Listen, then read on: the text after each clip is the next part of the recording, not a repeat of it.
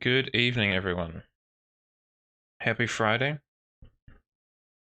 Obviously, a slightly more somber Friday than last Friday. My condolences, of course, to the Englishes in the chat, such as Shadowfox. Happy Friday. But, the Queen is dead. Long live the King. I'll be honest, I didn't expect it to kind of affect me in any way, but I have been slightly off kilter today with the passing of the Queen. I didn't expect that. I really didn't. In any event, we're going to jump into Horizon 5, and we're going to do the weekly quests and unlock our new electric Chinese friend, the Xpeng. Always nice to see something a bit different in Horizon 5, and I think there is an underrepresentation of the electric fraternity currently, so yeah. How are you, Shadow? How has the week been? You've got the day off, correct?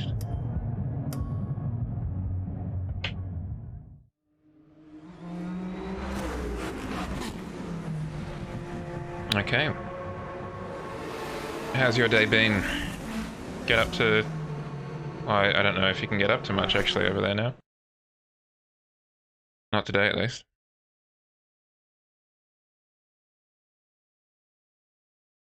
But you've been enjoying your time off, at least?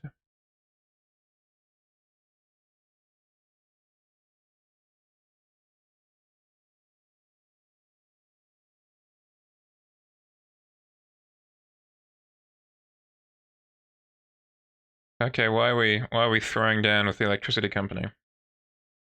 Thank you, Sergeant.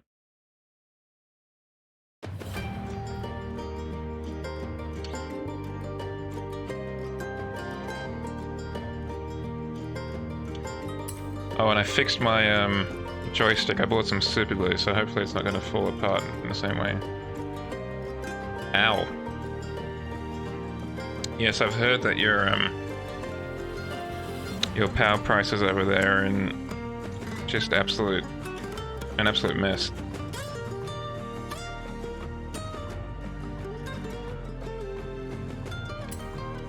So what was the outcome of this opening skirmish with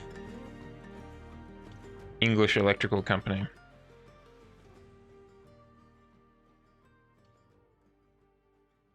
Oh, I've got to open up the speedo while this loads up.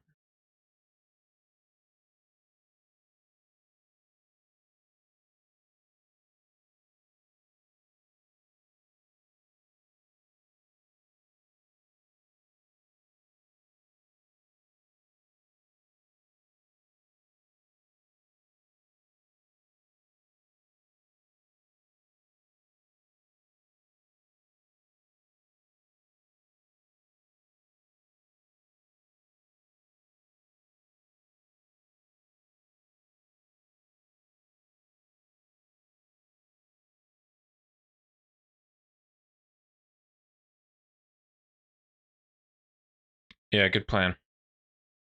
It's always a good idea to keep your options open in those kind of situations. Alright, so we've got that. Outputting data now. Let's open up the dashboard.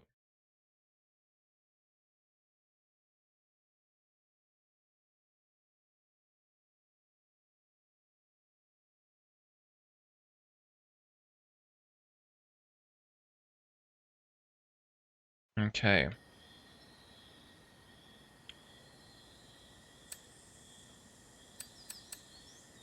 Oh, excellent. An excuse to break out the Lotus. That is nice. That's better. Sure, I'll take a sundress.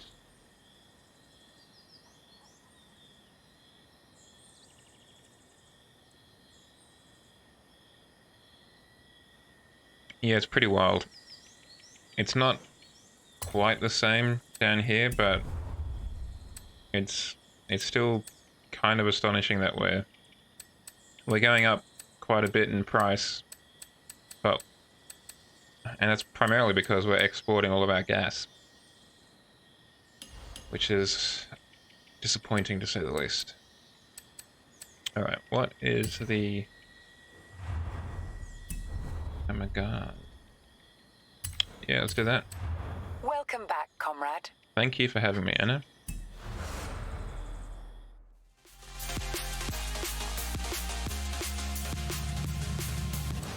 Yeah, solar on the roof with a battery or something. It'd be a good place to start if you wanted to save on the old power bill.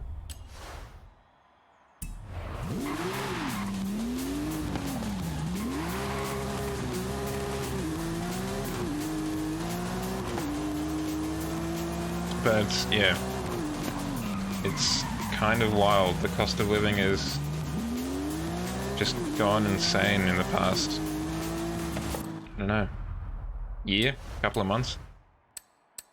And it doesn't seem to be stopping in any way. It seems to keep going up and up and up.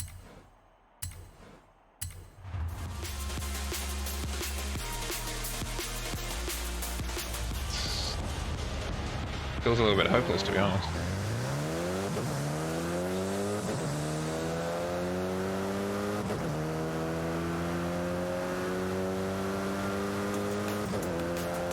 I'm in the conflicted position of owning my own place, but now the interest rates are going up at frankly astonishing rates in Australia, and it's becoming more expensive to have made that decision at the beginning of the year.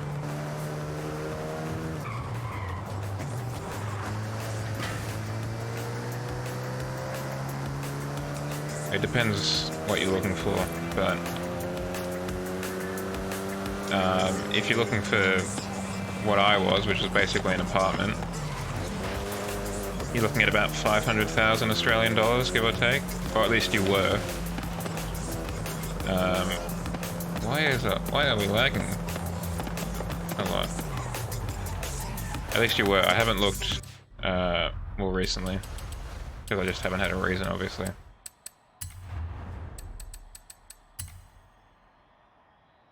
Okay, nothing's changed in here.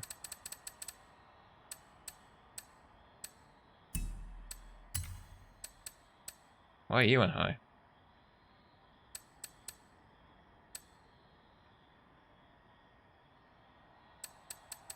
Why are you in high?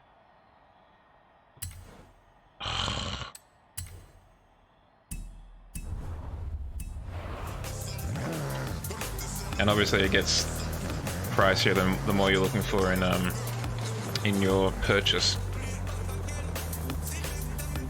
But it can get ridiculous, particularly if you're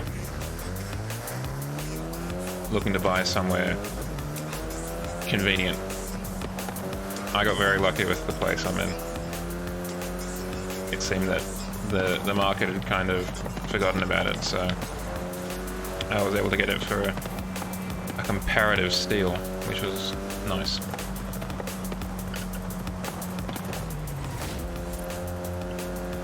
Oh yeah, I'm not going to complain too much at all. Yeah, okay, well we won't show that again. I have to rent one because I've upgraded the other one.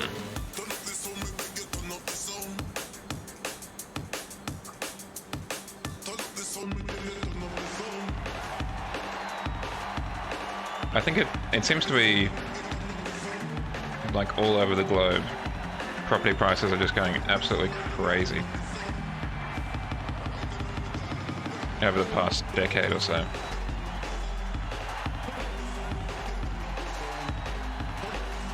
GFC took a little bit of steam out of it, but they're still going wild.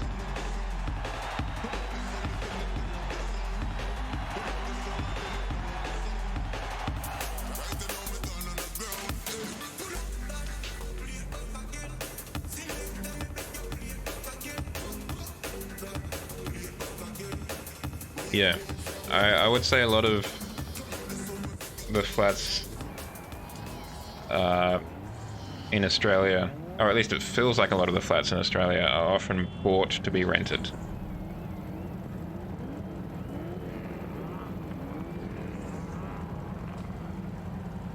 Because it's the people who... Predominantly the people who have the money to buy the places are the people who already have a house. So they're looking for an investment property to kind of capitalize on the rental demand.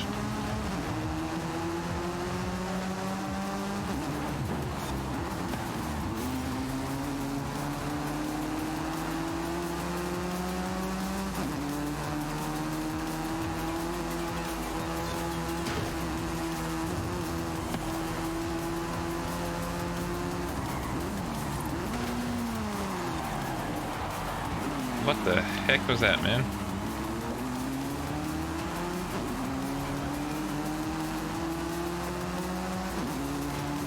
It sounds like, from what you were saying before about the solar panels, you live in a detached, or at least a semi-detached property yourself though, Shadow? Oh, of course you do, because you've got the garage for your Buick Riviera.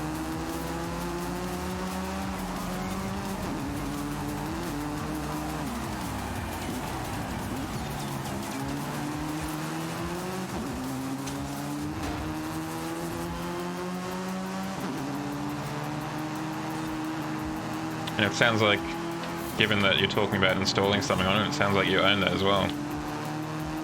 Congratulations, if that's the case.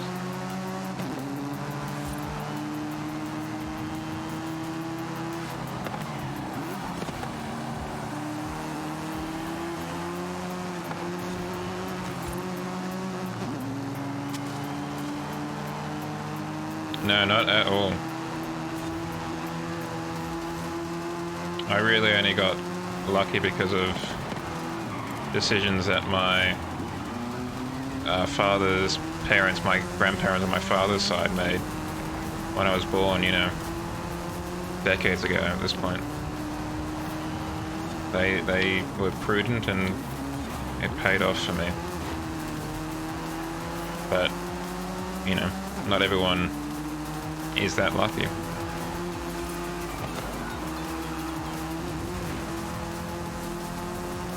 Yeah. There's so many factors that feel like they're almost entirely beyond your control.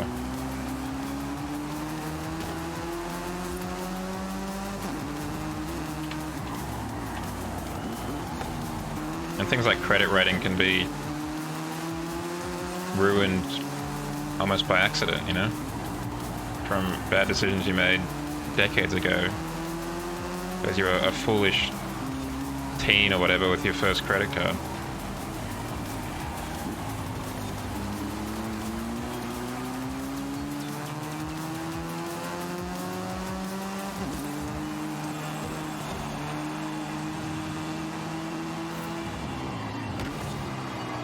Yeah. And it can be almost impossible to... It's one of those things where it's really easy to get it on your record, but almost next to impossible to get it off.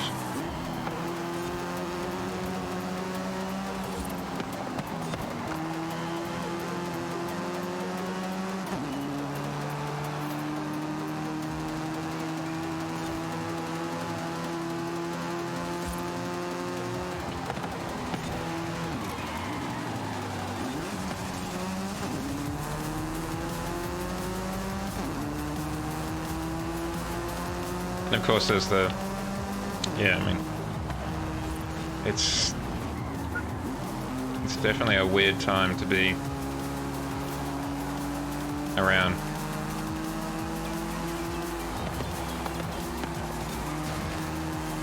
Yeah, I always try and pay, but I'm always... Wherever possible I try and do a direct debit where the company or what have you can just basically reach into the bank account and take it out. Because I'm always desperately afraid that I'll forget to do the payment myself.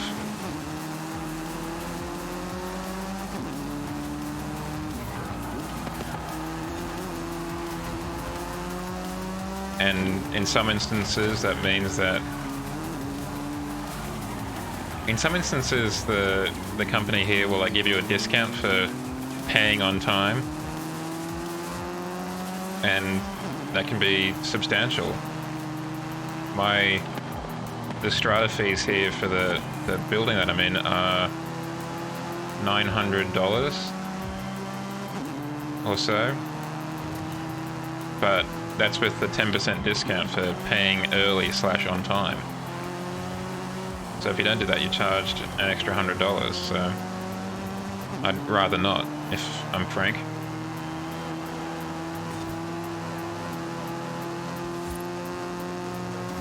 I'd rather put that extra $100 towards, oh bollocks, put that towards kind of figuring out a new computer housing that I'm hoping to do in the next month or so.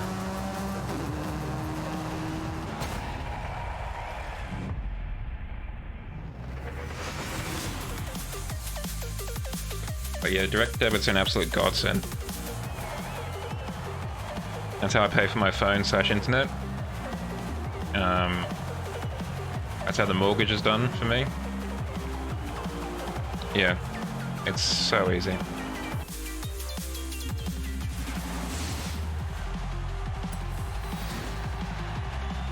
Yeah, I mean, even at church, my offering is done through direct debit because it's easier.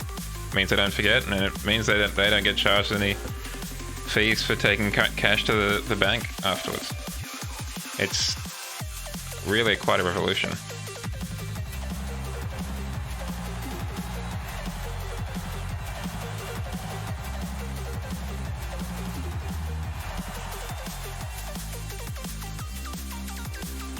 I don't know if the Americans have it though.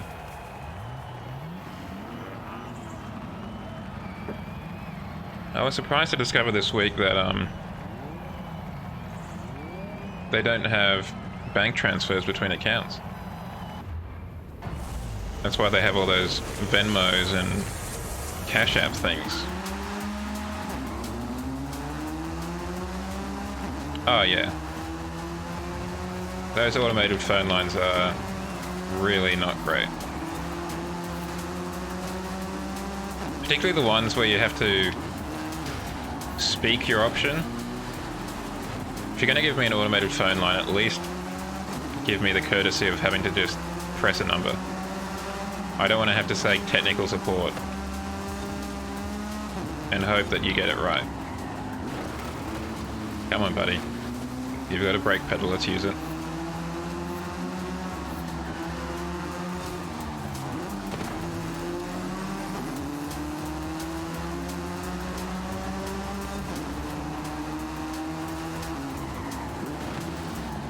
Katya, I expected better of you.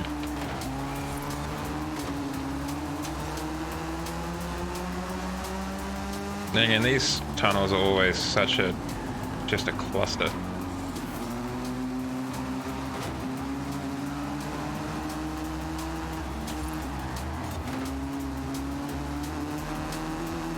Yeah, absolutely. I think what they should do for those, particularly for the online races, is they should kind of fill out those indents where you can get caught with, I don't know, anything basically.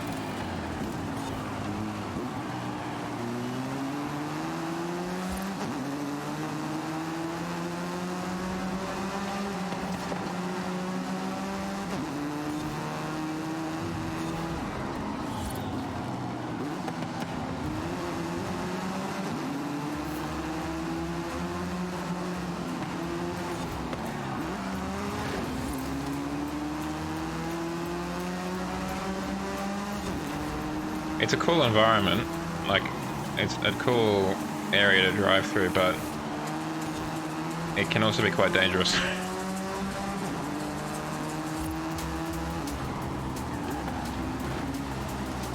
Particularly online where people are just psychos.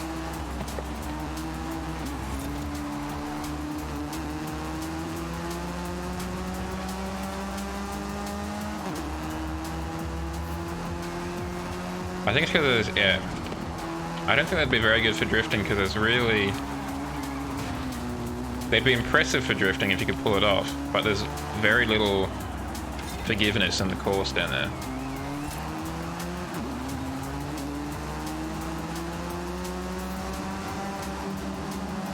You couldn't just kind of bounce off the wall and keep going.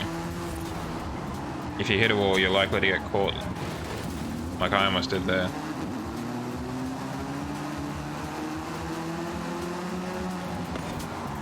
Yeah, I quite liked Edinburgh, but I don't really... yeah, I think I'm the same. I don't really vibe quite as well with this one.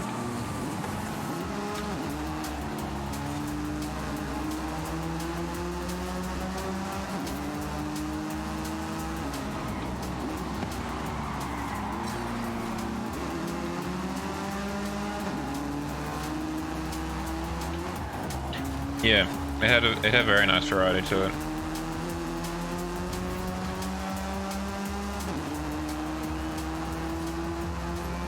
And for the most part, the kind of boundaries of the road in Edinburgh were fairly forgiving. There weren't... yeah, the tram was could be a bit nonsense.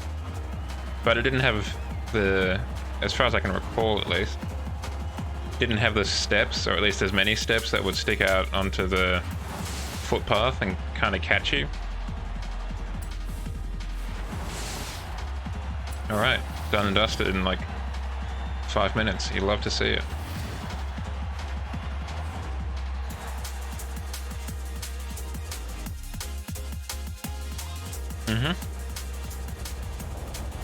Oh, that reminded me of those car meets that they used to have in the older Horizons, like Horizon 2, where you'd go in and you could... Ooh, excuse me, check out everyone's car. Alright, let's jump in the Exige.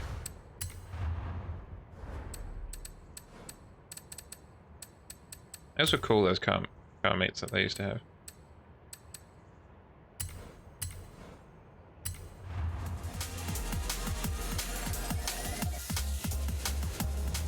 Jump in my somewhat Spitfire themed Exige. Yeah, let's drive it for a second. There we go. Let's find a road race.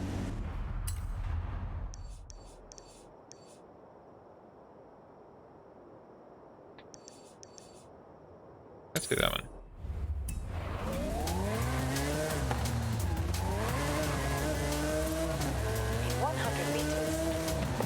I do quite like the idea of Lotus. They kind of make a light car that's really good at turning corners. In 400 meters, turn right. Did they ask for a road race or street race? Ah, yes. Thank you. That would have been awkward. I did that last week. In 400 meters, turn right. Except in reverse, I think. Turn right. In 100 meters, you will arrive at your destination. You have arrived at your destination. This one will do nicely. Yeah, it is a bit overwhelming, particularly in this area. Where there's just such a huge density of speed traps and speed zones and everything, as they try and make as much use of the one big town they've got.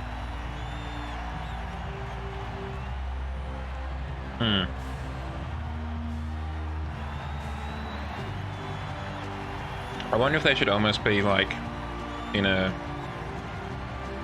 iPhone or like an app folder where they cluster them together and you select it and then it expands to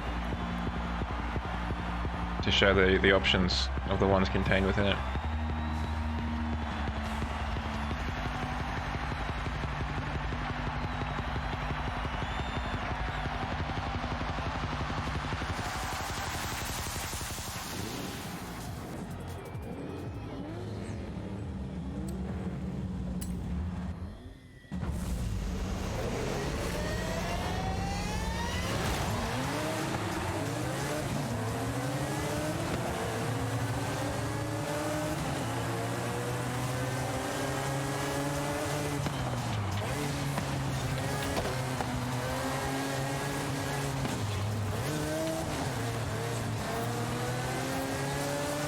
Yeah, I've been enjoying it so far in the the 2 races that I've done.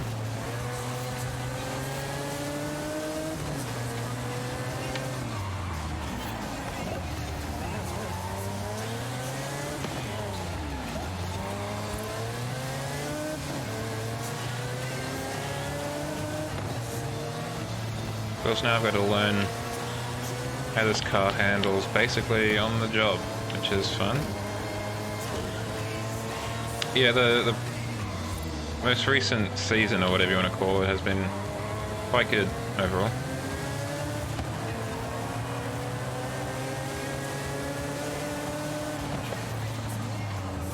Surprised.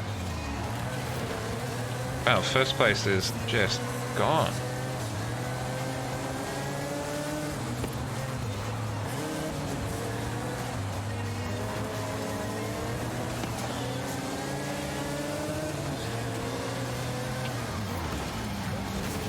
Ow.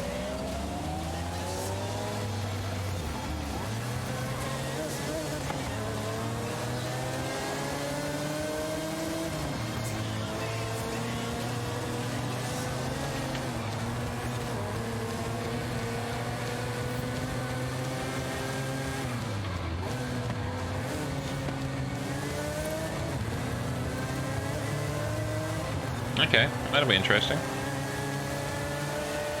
I wonder which one. Maybe a Polestar? That'd be nice.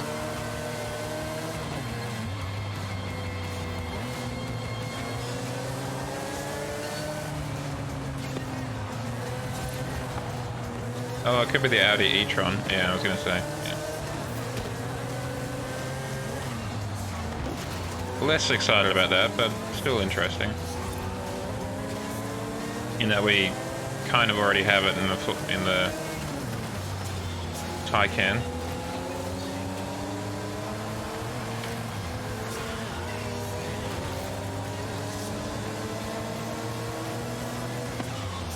All right.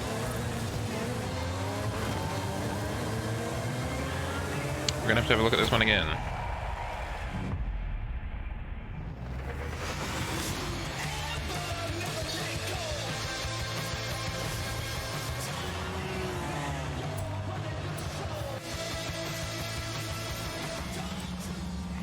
Okay, well, I mean, you know.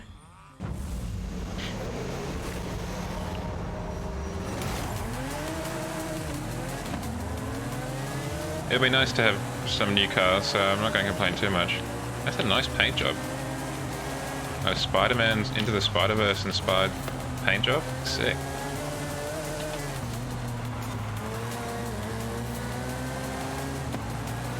Was that meant to be today, and it was postponed because of Liz's passing, or...?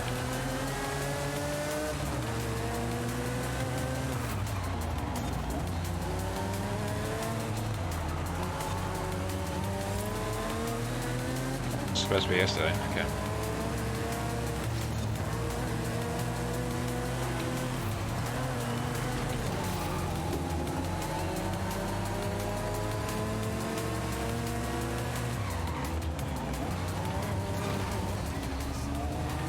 Okay, well this is not doing super well.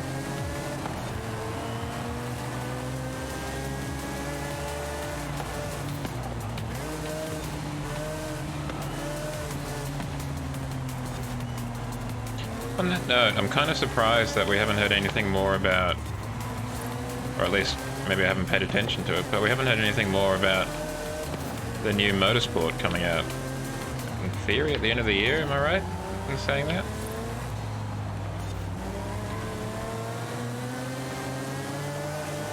All we've seen is a little bit of it at what was meant to be E3 this year. Oh, next year, okay. Alright, so they got more time than I thought.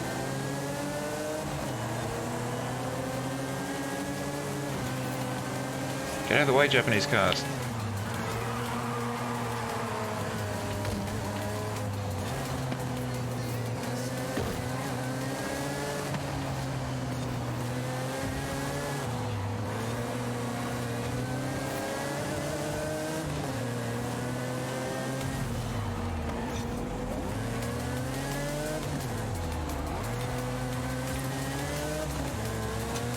it's 2 Supras in first place. That is disappointing.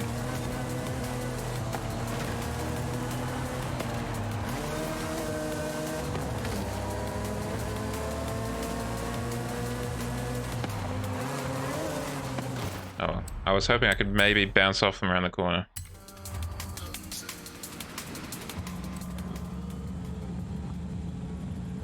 What do you mean by final horizon?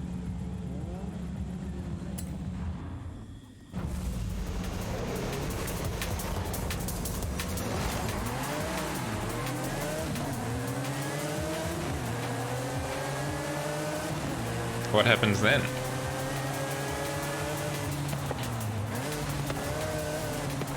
Only because I would have thought that Forza Horizon is better selling than Forza Motorsport.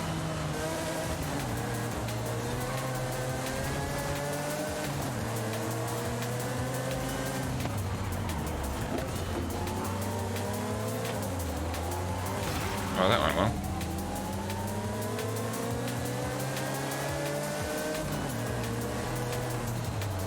I don't know, I feel a bit skeptical about that.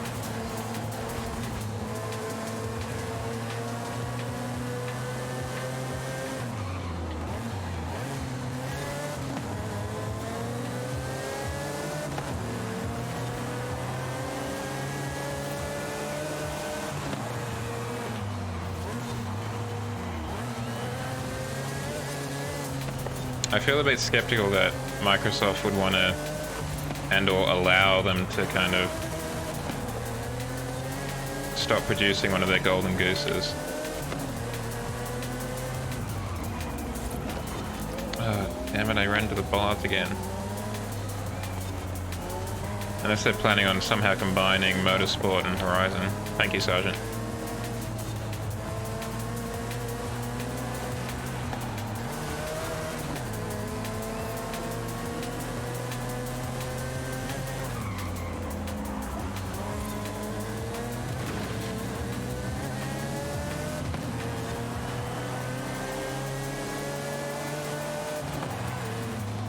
Yeah.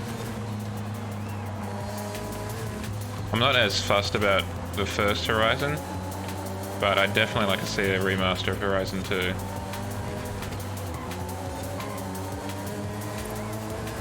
And frankly, Horizon 3 at this point. I'd love to see both of those with some seasons. Not that there'd be too much difference in Australia, but...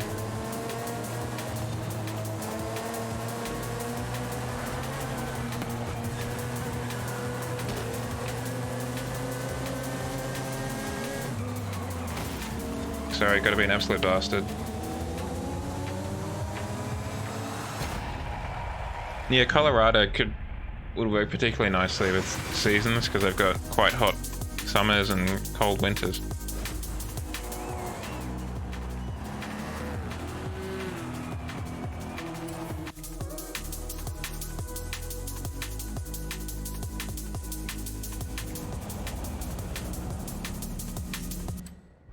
I do hope that the next one is in Japan, that'll be nice.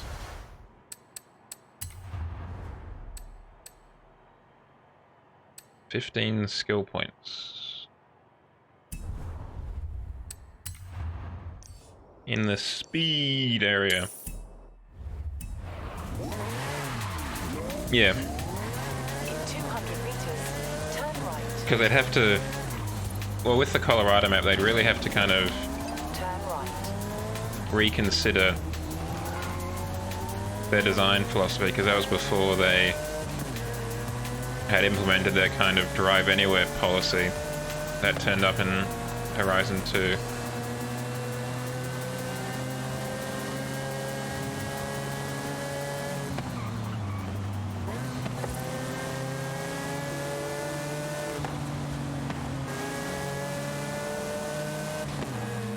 But it would be a good locale.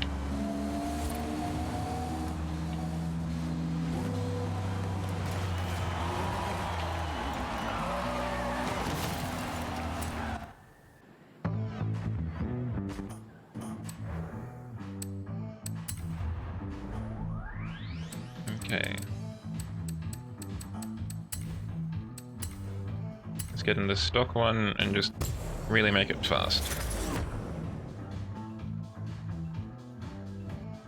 Yeah. I guess it's just a matter of the money, what they want to spend and all that kind of stuff.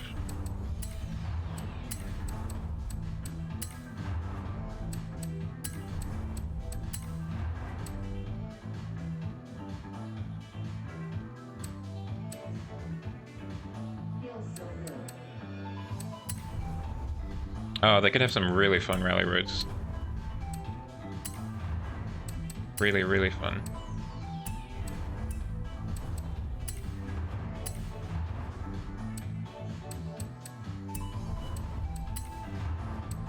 It said specifically ahead of V6 supercharged, so let's not touch that, just in case.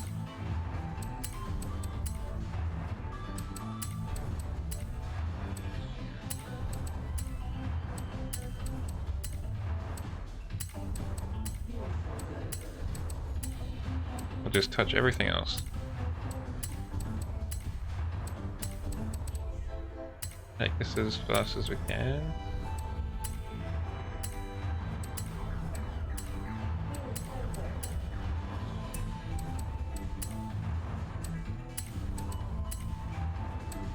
And we'll go get some speed points.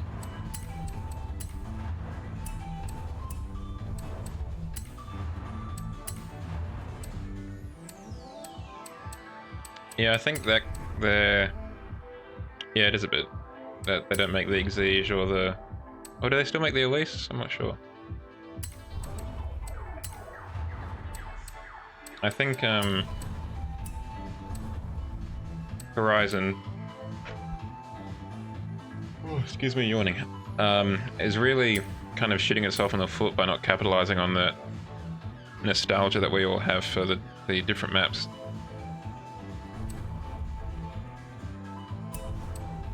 Alright, let's go racing.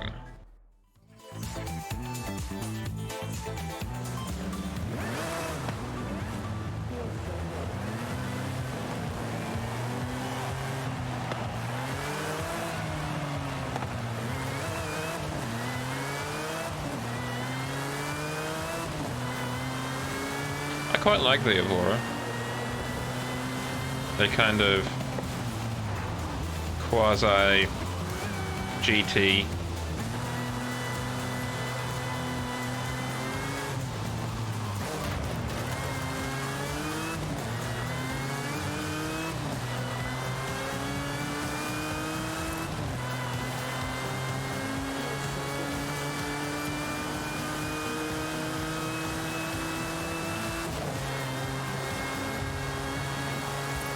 Yeah.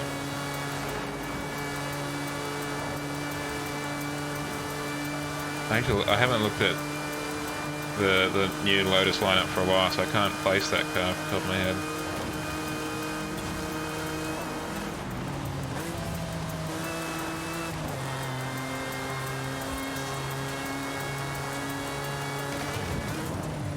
I remember thinking that. That's why I want to have a look at it, because I remember seeing it and I was going, that's a nice looking car.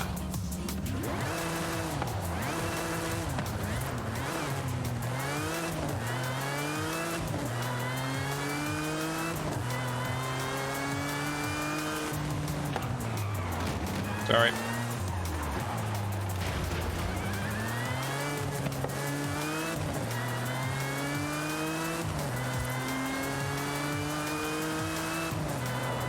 It'd be interesting where, assuming they didn't finish with Horizon 6 and they did Horizon 7, it'd be interesting if they took us to Germany. Because that's the one big, and to a lesser extent Korea as well, but those two are like the last big car manufacturing areas that they haven't touched yet. Yeah, get on the Autobahn and stuff like that.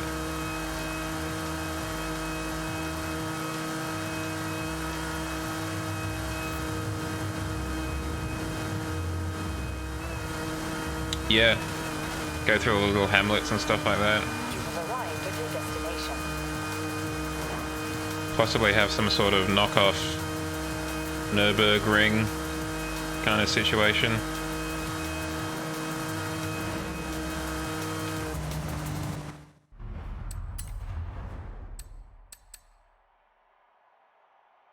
Let's find some speed traps. Just keep on trucking.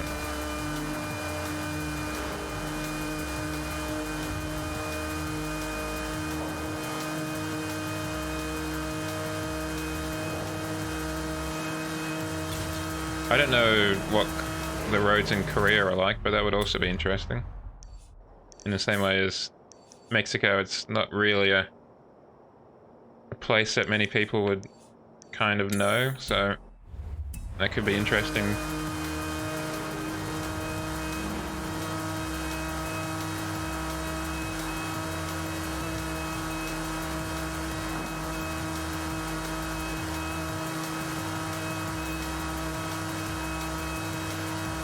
It would never happen, but Cuba would also be an interesting place to set it, because they have a very kind of interesting car culture over there, where they've had to maintain very old 50s.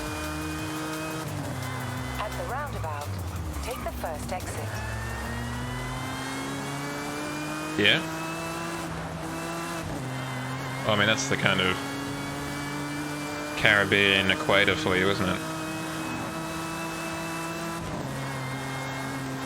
As Kodiko would say, blue-ass water.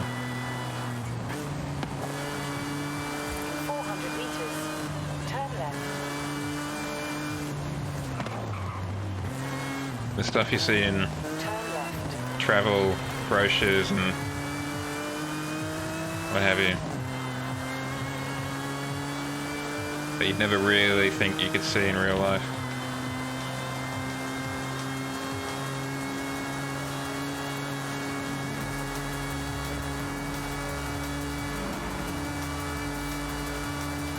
You have arrived at your destination.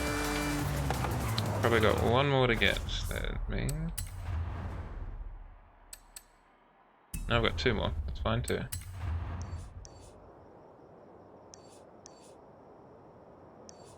We'll just keep on trucking.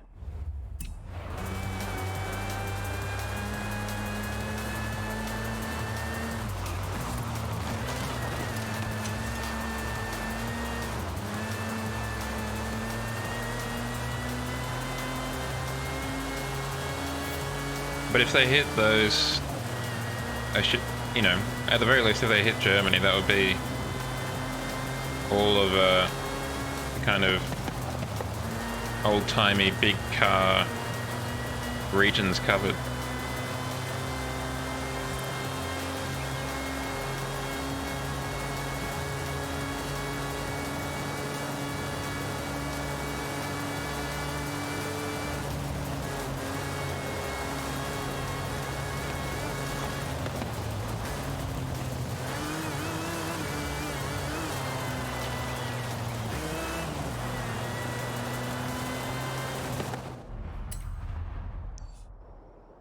There we go, straight through. I'm still kind of surprised they went to Australia. Definitely nice, like, don't get me wrong, but kind of like Mexico, it's a little bit of a weird choice in that I wouldn't have said we had much of a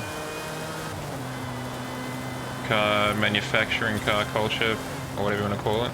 At least not much more than anywhere else. Alright, the deed is done.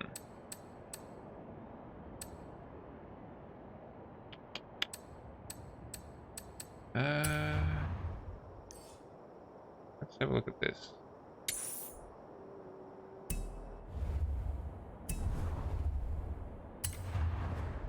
Oh, we got the series unlocked.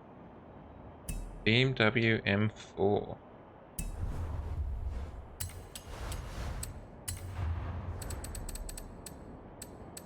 We might as well give it a whip. Yeah. Yeah, I really don't know what has possessed them to change their grille to be how it is here.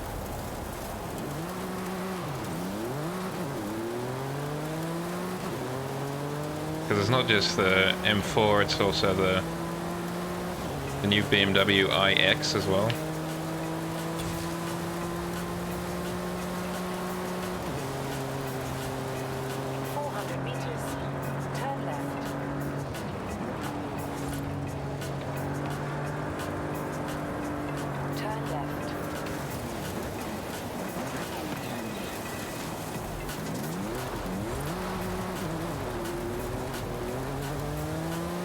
I was also thinking, yeah,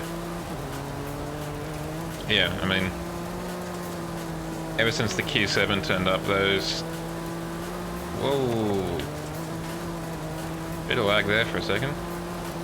Ever since the Q7 turned up, the SUV grills have been enormous.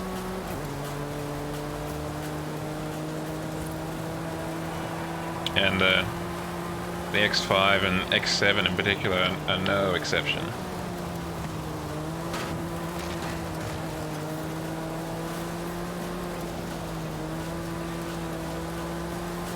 But I think the iX has a really quite egregiously massive grille as well. Oh, does the Q7 still have a V12 over there?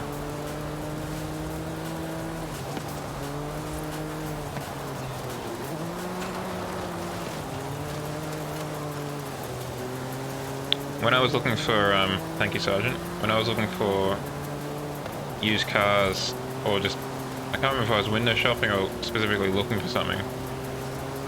Yeah. I stumbled upon an older Volkswagen Touareg with its V10 turbo diesel. Yeah, there's something kind of cool about those weird engines.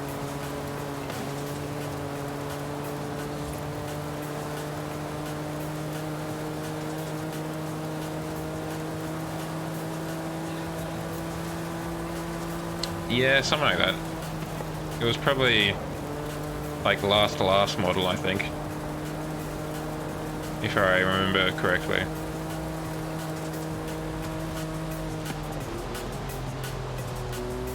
Because we don't get the RS7 over here. We only get the RSQ7 or whatever it's called. We only get up to the SQ7.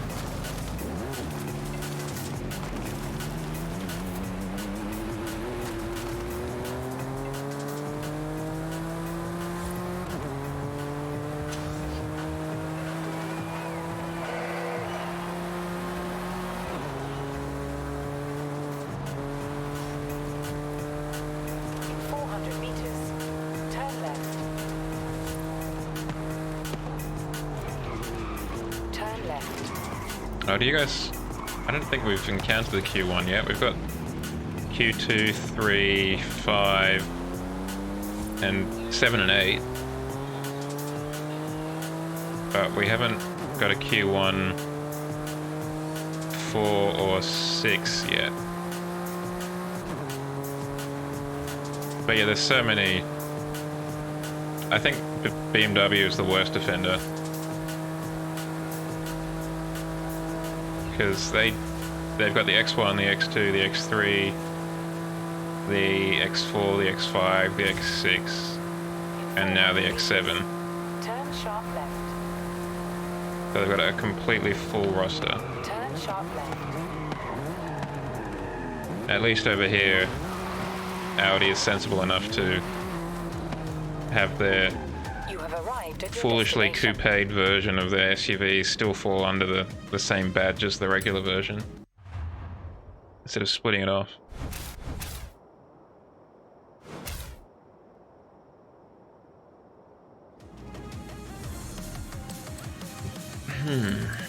Well, we're not going with that much, just said.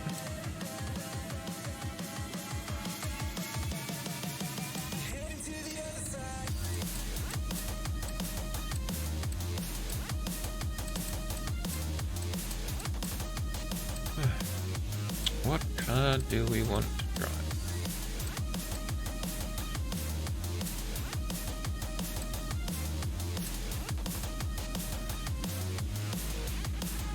Take out the F-Type. I haven't taken it out for a drive yet.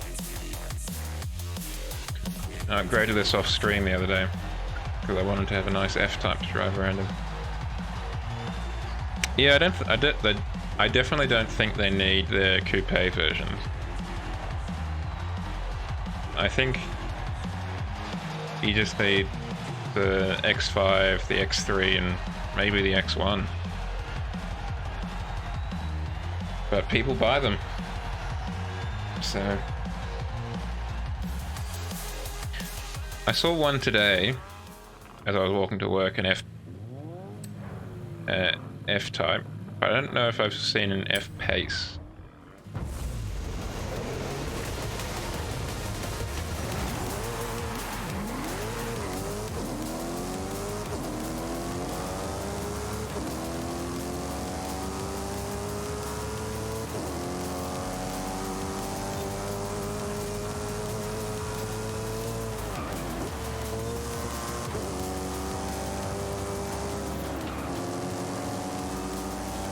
And I'd definitely be more tempted to buy an F-Pace than an X5 or whatever.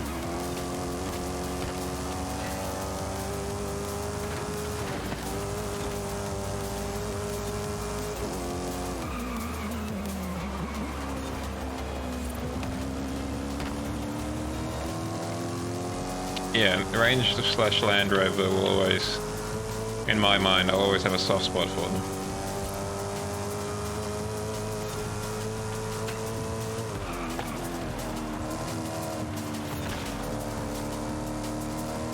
So the new Defender is really quite large compared to the old Defender.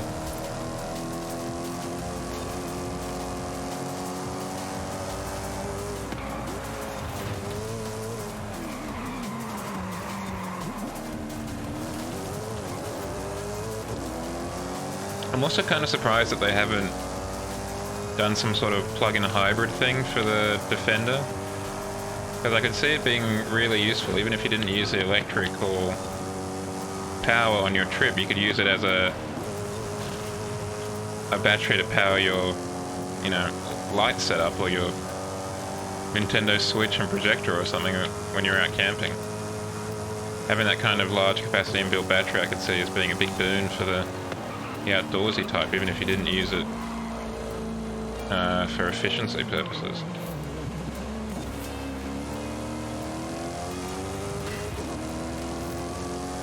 Ah, yeah, okay.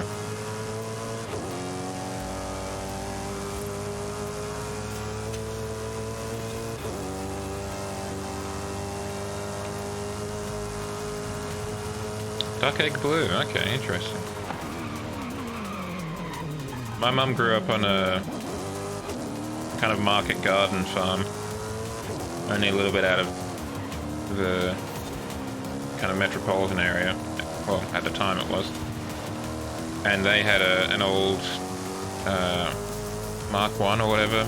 I can't remember the specific name for it, like first edition Land Rover that they kind of drove around the property. They've been farmers' tools for, you know, as long as ever.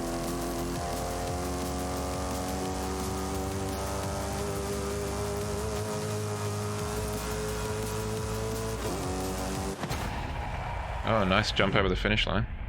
Very nice.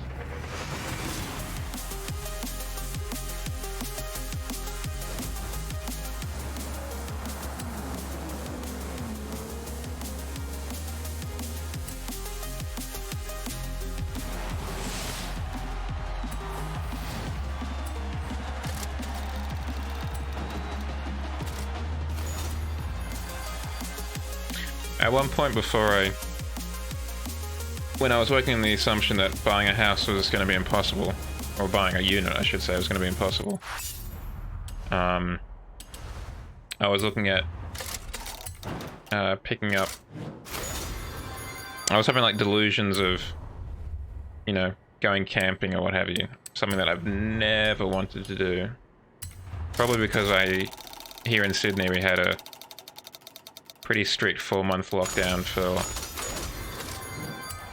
4 months last year, and after that maybe I was just wanting to get out and about. So I was looking at things like the Jeep Compasses and what have you, and a little bit at like old Freelander 2s and... Oh, nice.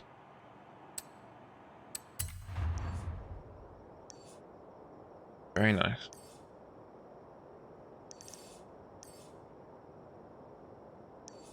Is there another one closer, or is that the closest one from this championship? We're gonna...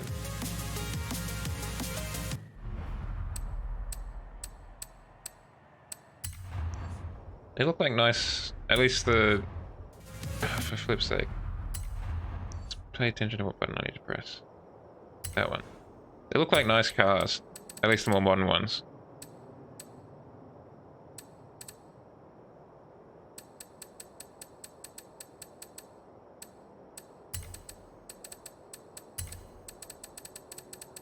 Where was the one I was looking for? Seasonal events.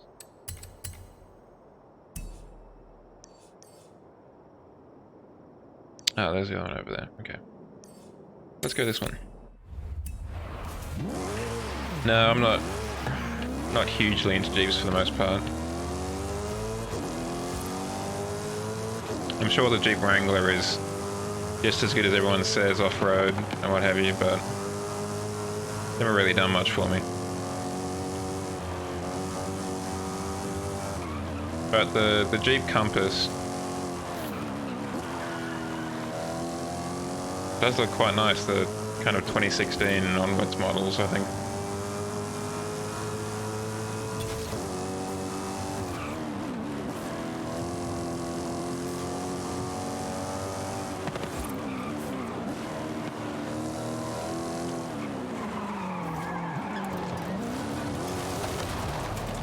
Now, what is the Trail Cat, sir? Is that what... Is that open wheel thing that they have in here? Yeah, okay, yeah, I thought it was.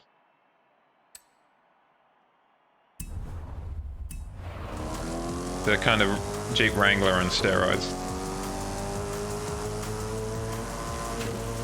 In 400 meters, you will arrive at your destination.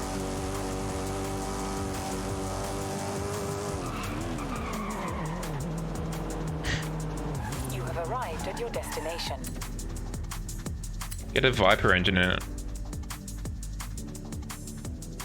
Get some real power.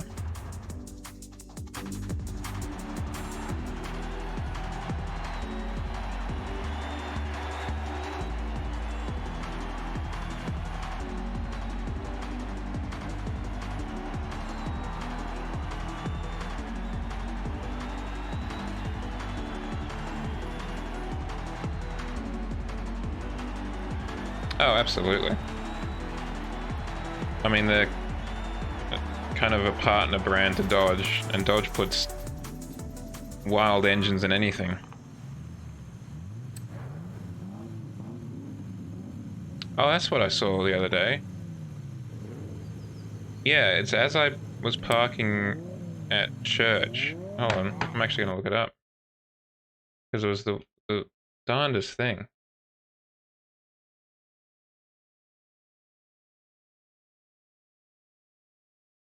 Yellow Chevrolet pickup concept car.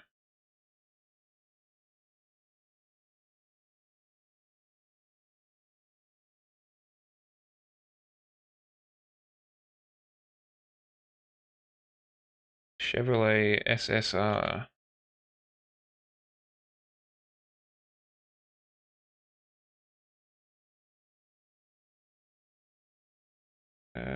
Over here. Over here. I saw one of these bad boys. I'm almost certain of it. Oh, let's just make sure I've got the browser turned on. Let's repoint the browser. Here. One of these bad boys. I have never seen one in real life, but I saw it with the hardtop up and everything. It was wild. I never expected to see one, least of all in Australia.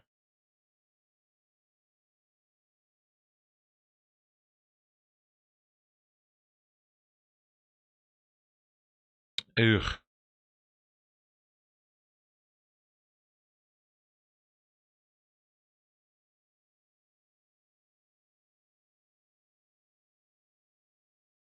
That's a rough interior.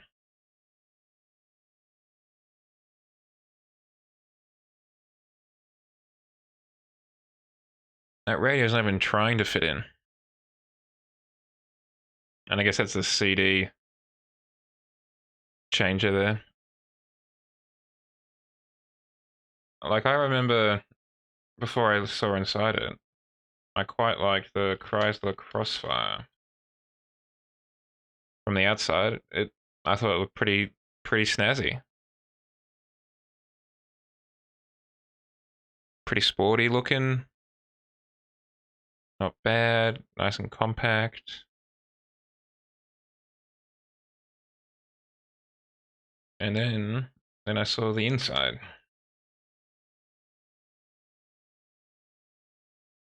And it's kind of like, oof. This isn't even the one that I saw. I saw a much worse version. But still, it's still oof. It was that one I saw? No, I don't think so. Anyway, still big oof for me.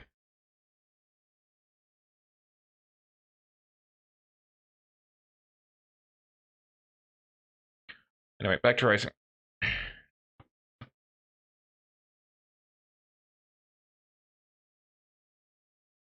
Now, hold on a second.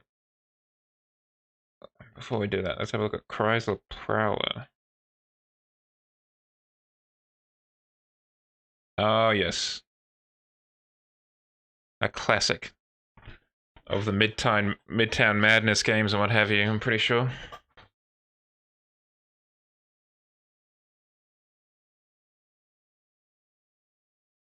Yeah, this era did produce some pretty nice cars. This kind of retro throwback era. Though again, the interior does leave a little bit to be desired.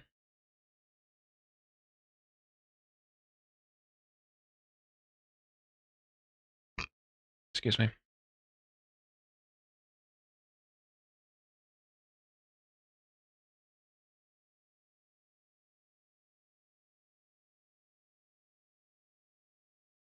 Yeah.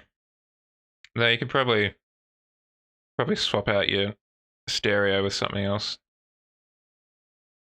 And at least it's got air conditioning.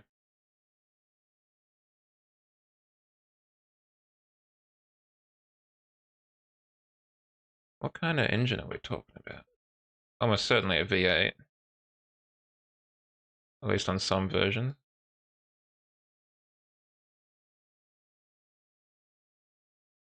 Oh, a V6. Now that is interesting.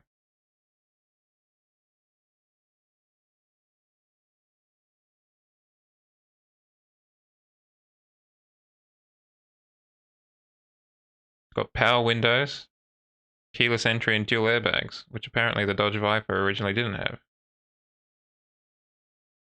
Air conditioning, AM and FM stereo with cassette player. High fidelity sound system. Audio controls on the steering wheel. Color keyed instrument panel to match the exterior panel of the car.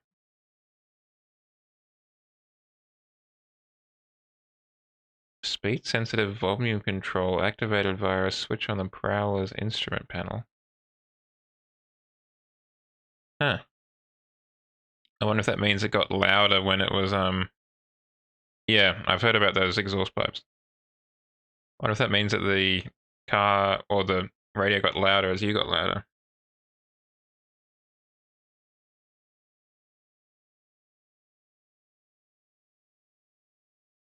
Egg.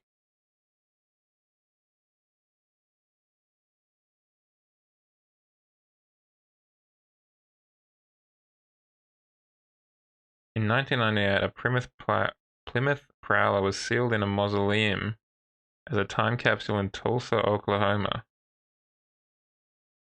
While similar in concept to the buried 1957 Plymouth Belvedere that formerly resided near the courthouse, the buried Prowler was sealed in Centennial Park in an above-ground vault and sealed within a plastic box instead of plastic sheets that covered the Belvedere.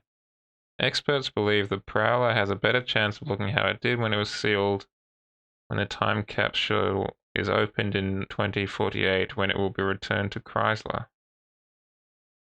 What in tarnation?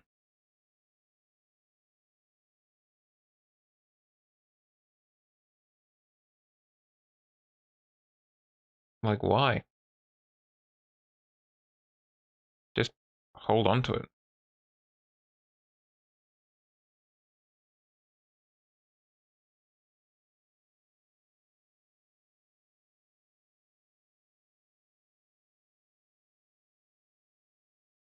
I guess that's just the same car, basically.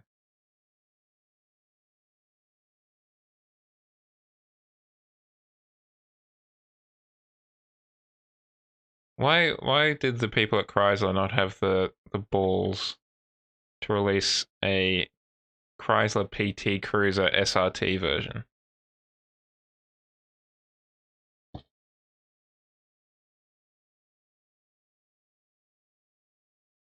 Slam a frankly enormous engine in that and just absolutely send it.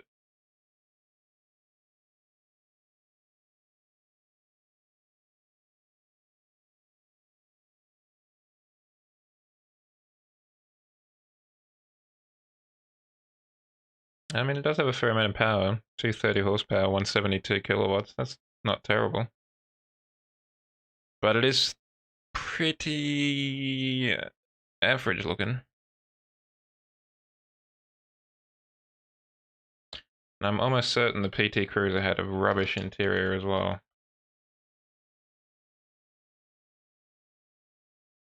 Yep, maybe this is what I was thinking of when I was thinking of the Crossfire.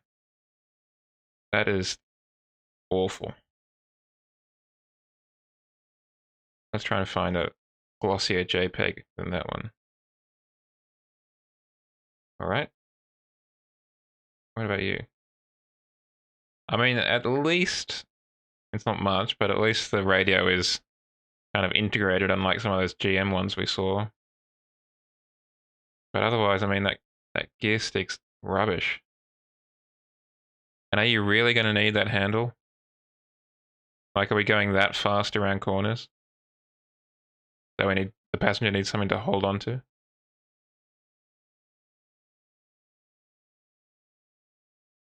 Also, the fact that it's kind of exterior colored is not a selling point for me. In fact, that's probably to its detriment.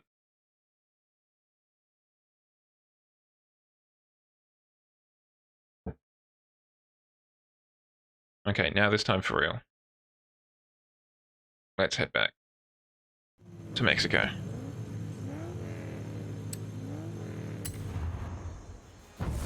If they do Colorado again, they should give us the PT Cruiser.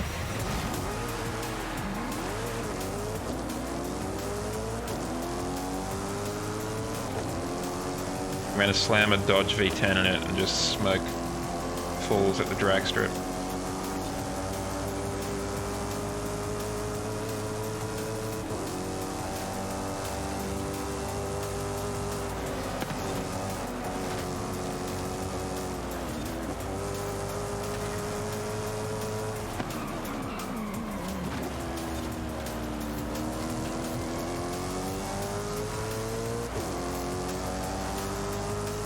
That is cool.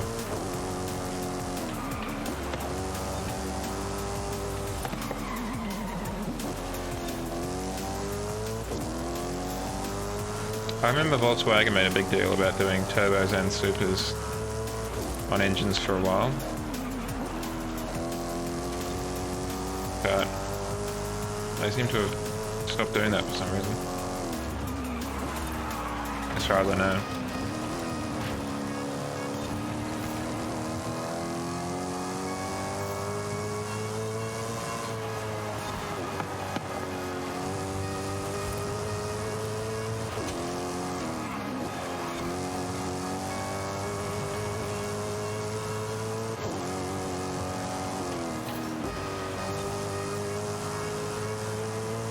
One thing I would really like to see in Horizon, and just kind of Forza in general, is the ability to downgrade your engine. In that I would like to get a Ford GT and then get rid of the supercharger and just have it naturally aspirated. I think that'd be nice. Yeah.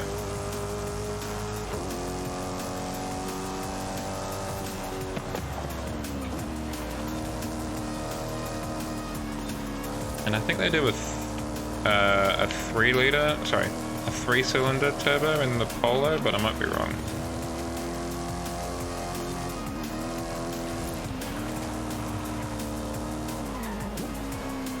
Because I quite like how the Ford GT looks, but I'm not a huge fan of how obnoxiously loud the supercharger is on it.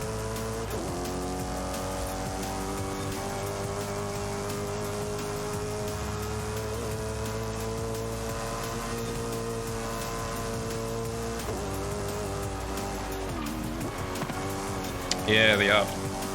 We had that for a little bit, but it went on its merry way, unfortunately.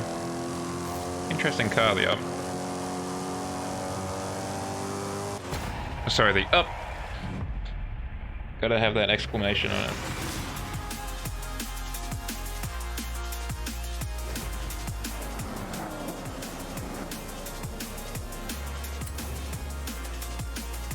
Yeah. I do like that kind of key car vibe.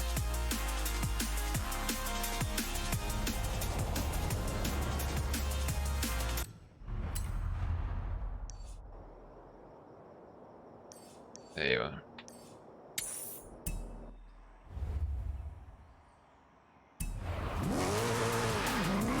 That is actually one thing I'd be excited to play around with in the Japanese one. Get cars like the Honda S900 and stuff like that. That'll be fun.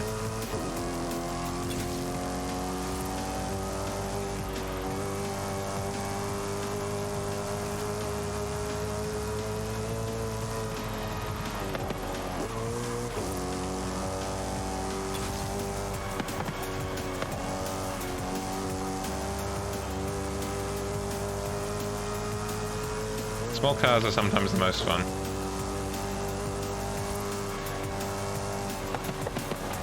By a long way.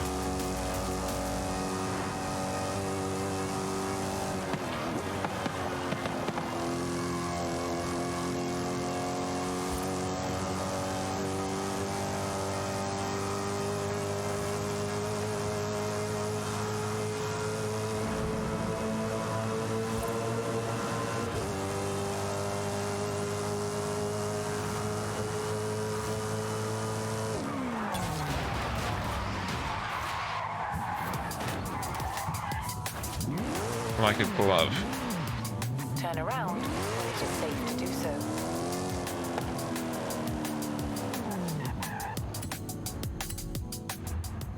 I think it's the fact that they're just so much like go-karts. That you can just kind of throw them around, throw them in a corner. They've got inherently smaller wheelbases than other cars, so they're just significantly more nimble.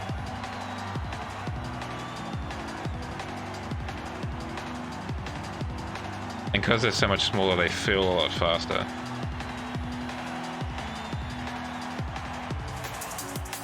And they're cheaper too, so they've got less kind of noise insulation and stuff. An original Mini Cooper or the 2000s reboot?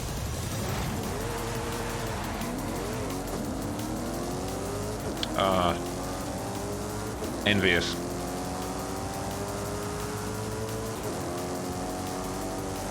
For a while here, there was admittedly it wasn't original, it was from the 90s, but it was still before the reboot version of the Mini Cooper for sale on Facebook Marketplace.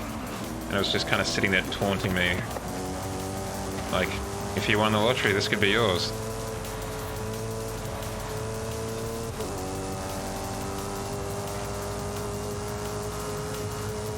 they're definitely one of the cars I'd love to have a look at if I won some money.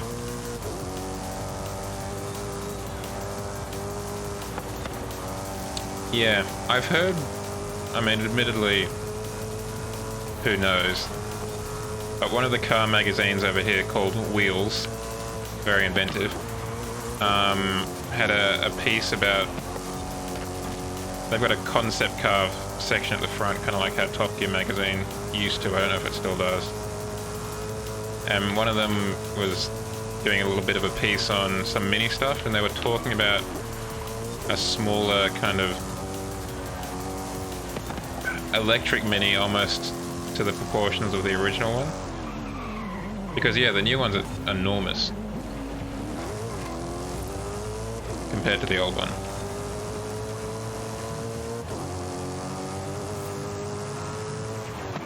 And I think that's partly because they are... Oh, wang that a bit. Is it now? I'll have to have a look at it, because I don't think I've actually touched it, I've just kind of ignored it.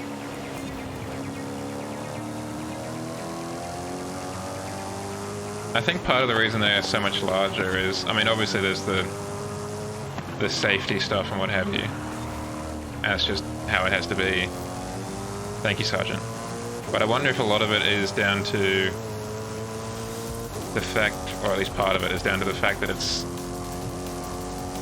much more of a luxury car brand now than, as far as I know, it ever was.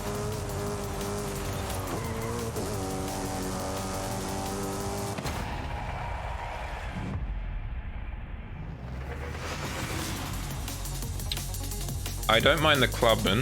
I think the Clubman looks quite nice. Okay, we're gonna quickly jump back to the browser again.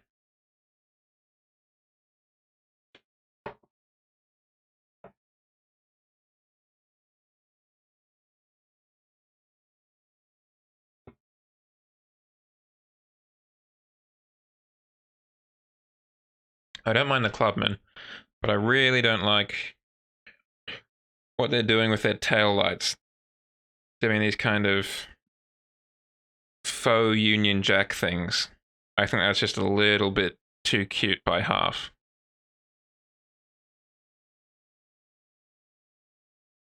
And I also don't like, again, harping on what seems to be a running theme tonight, I don't like their interiors. I think this whole situation is just dumb. Just put a screen there. Don't round it off. Just looks silly.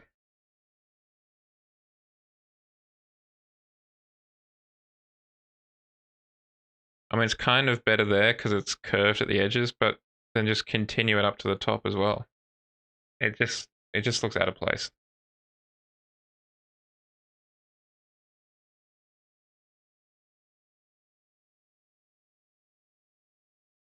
But other than that, they look fine inside. I mean, they're definitely less bad than the PT Cruiser was, but I mean, that's not a huge achievement.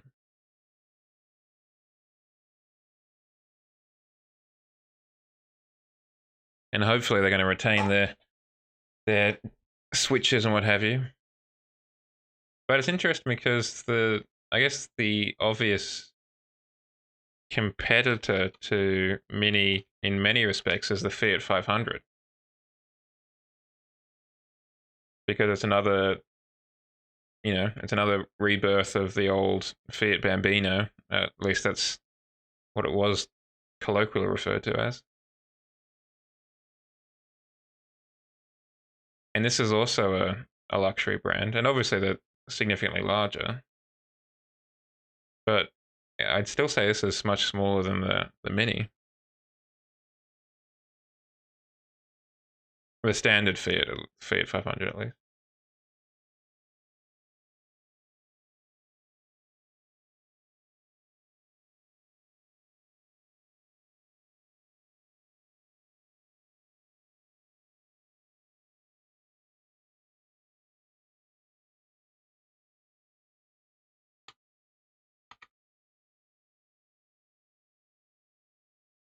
Yeah, I mean they're not enormously different in size.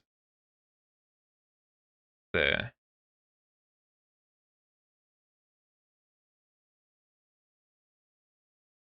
I feel like that is closer than the mini to its grandfather, whatever.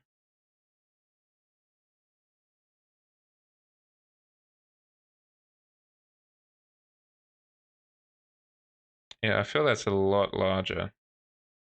Maybe not. Maybe I'm just making things up, but it does feel a lot larger.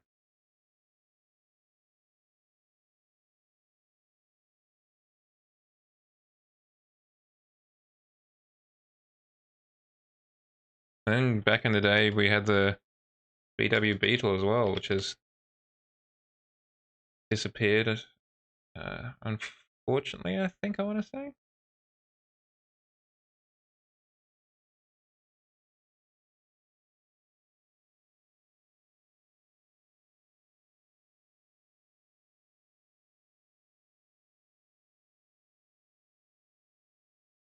I personally think Volkswagen would be foolish not to have a relaunch of the Volkswagen Beetle as its first all-electric car, but I think that ship sailed already.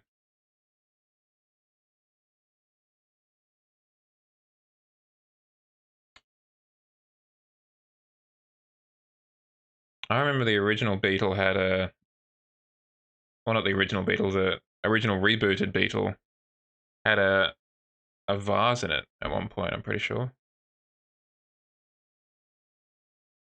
I don't know. I mean, they're similar to the minis and the 500s in that they're basically a recreation of the yeah. There you go. Got a vase for a flower in the original generation of the reboot. They're you know another kind of throwback to what was. It's interesting that they kind of it sold for a long time and then they've stopped it more recently. I just find that interesting. And what was the other one that I quite like? The Honda E? That's the one. I quite like the look of this. Like a lot. A lot, a lot.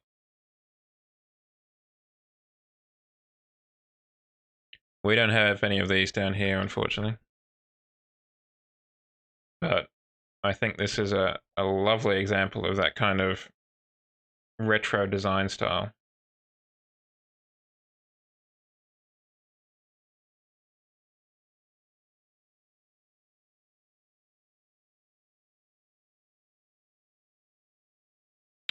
I just think it's neat. I'm not entirely sold on the huge screen dash and the electric wing mirrors, like the TV screen wing mirrors here and here. But otherwise, I think it's really quite nice.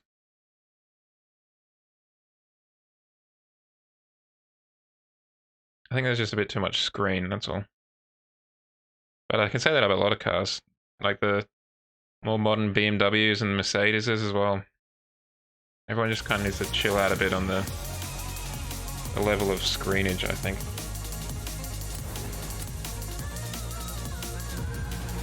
Obviously, it's not a hot take to say that there's a bit much of when it comes to, you're operating your air conditioning or what have you through the screen. That's a bit rough. Yeah. But I'm not a huge fan of those ones where you've got the speedo and that central screen kind of all in one strip.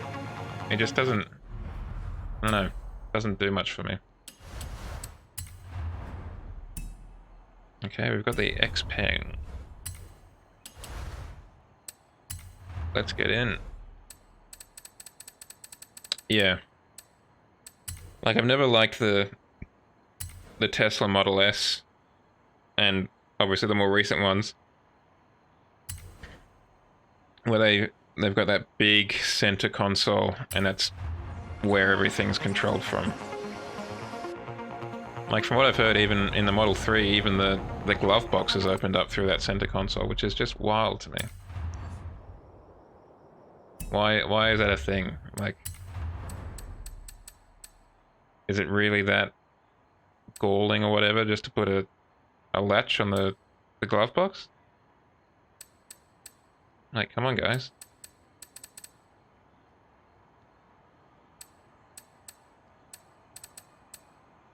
To an extent, but I feel that for a Rolls-Royce, it might be a little too kind of tech for tech's sake kind of thing. Like, I could see Rolls holding on to the glove box latch just because, you know, it's classier that way. Let's find my crib.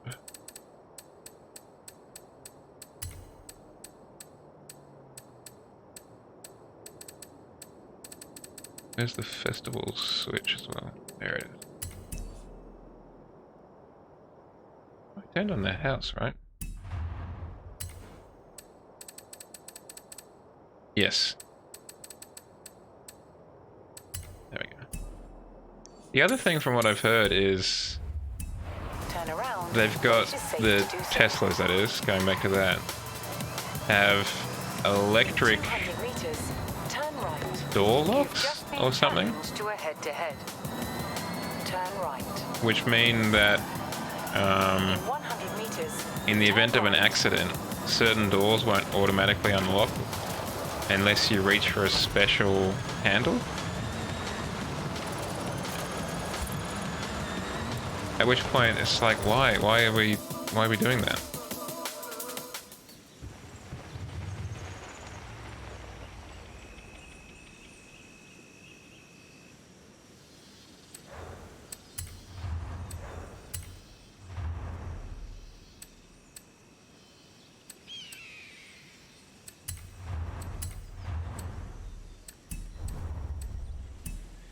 Like, I think there's obvious benefits to electrifying the car, but I think that you can quite easily go too far.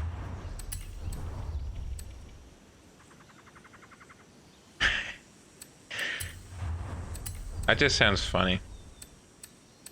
And sounds like something that somehow your kid is going to accidentally set off.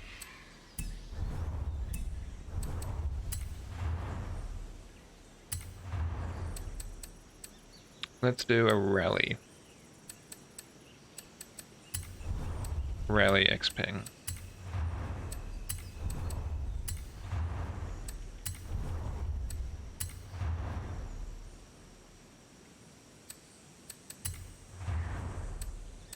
I've also read anecdotally, at least, that the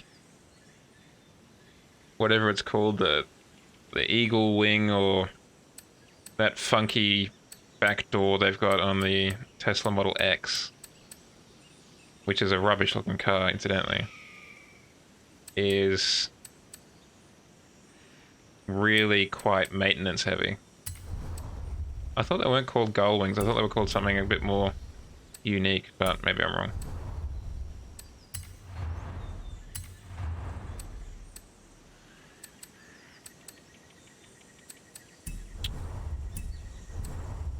And we can't change the transmission, can we? That is a shame.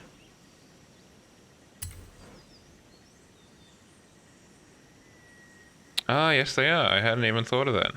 But you are entirely correct.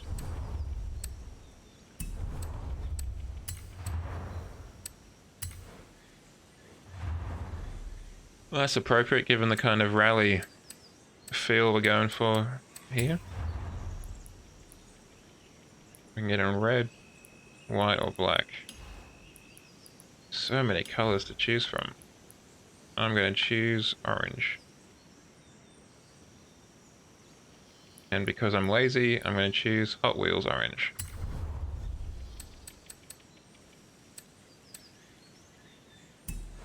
Nope. Let's just Paint or black? I'll go for our semi-customary green calipers.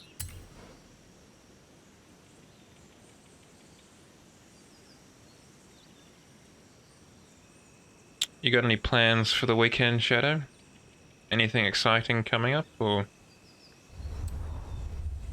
has that been changed by yesterday afternoon's events?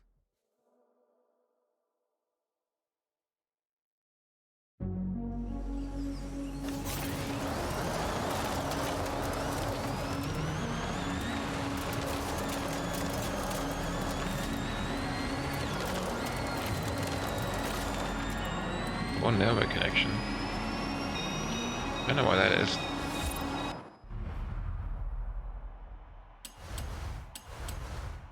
I should probably wash my car too, to be honest. It's asking for it. If you look at it, it's definitely asking for it. It doesn't help that it's a white car.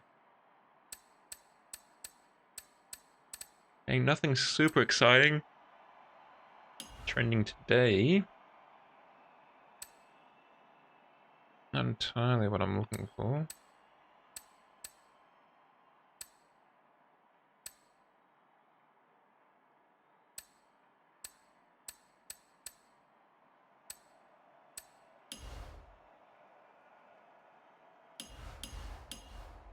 Let's go back to the editor's choice. We've seen that. Why can't you guys choose something new?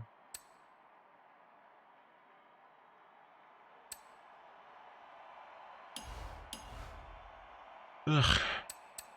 Let's have a look at that. See what that's like. Yeah. Sure, we'll go for the Dodge.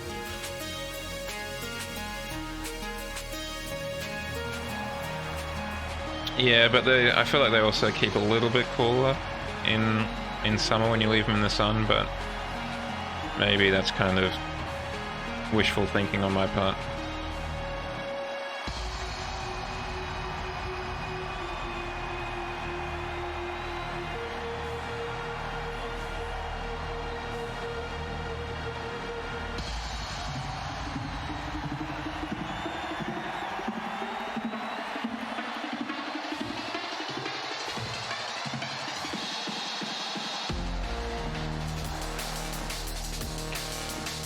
Right, let's see what this is. I hope I haven't made a huge mistake. Those are some fat tires on that car. Some real big boy rubber.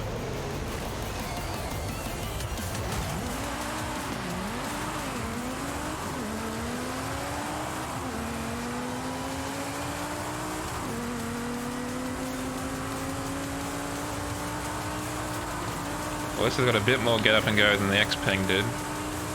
There's no denying that.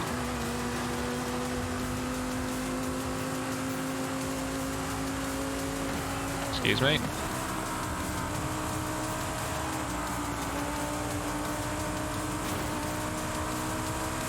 Yeah, that makes a lot of sense. That definitely would explain the tires at least.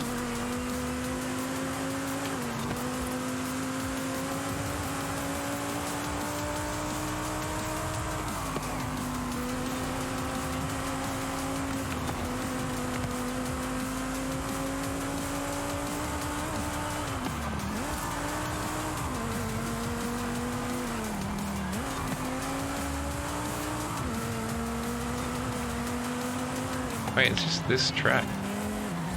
So it's just a standard track in Forza. Well, in that case, I guess we'll have a look at some online if there's nothing exciting happening in the event labs that I can easily find. Excuse me.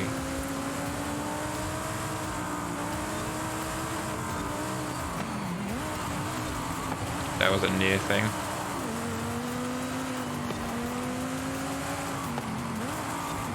Two of my ancestors up here taking the lead.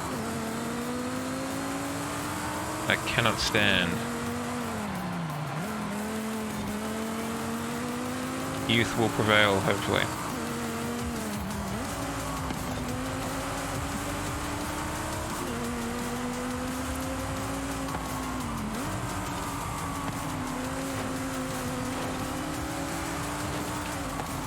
Not even the right color, you should be red.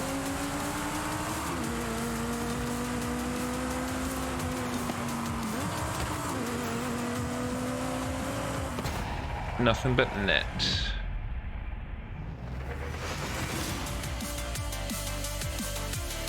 Now, do I want to subject myself to racing online? A big question. Can I give that a old meh?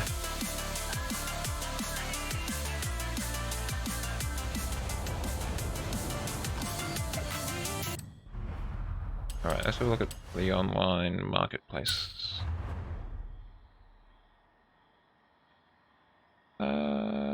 Yeah.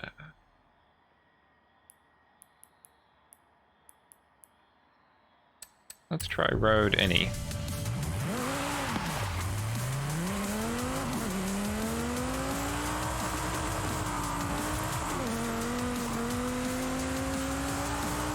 I'm definitely not getting oversteer.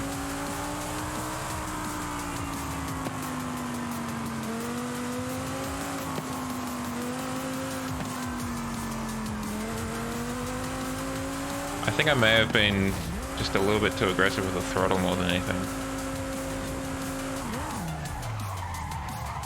Sure, A800. Let's do some damage.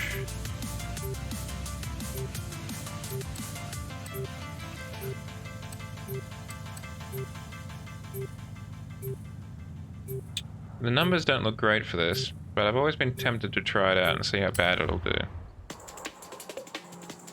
Because I think it's quite a handsome car.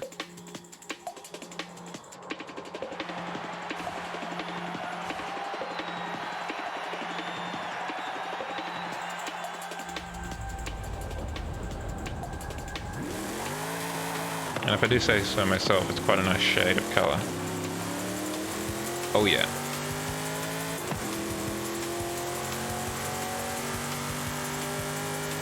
That's if I'd be lucky enough to find one down under anyway.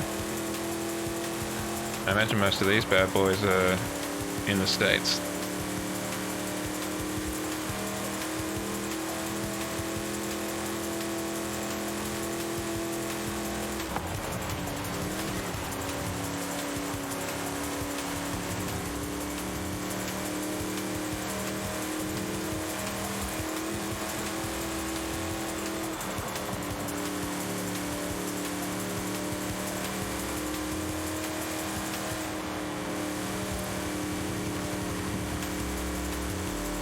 I was playing around with some automation kind of in the off times this week, since you were talking about it previously. I'm definitely out of practice. I'm having trouble kind of remembering how the different, sliders affect things and what have you. And also what to ignore in automation in terms of taking it over to PNG.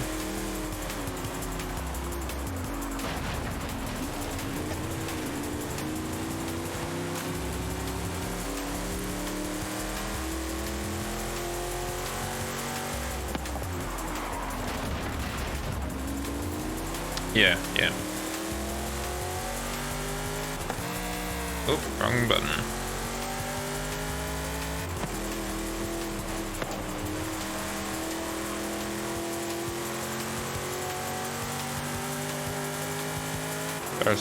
It's a great fun to be able to just kind of make your own car pretty much entirely from scratch, outside of choosing a chassis. It's a pretty choice.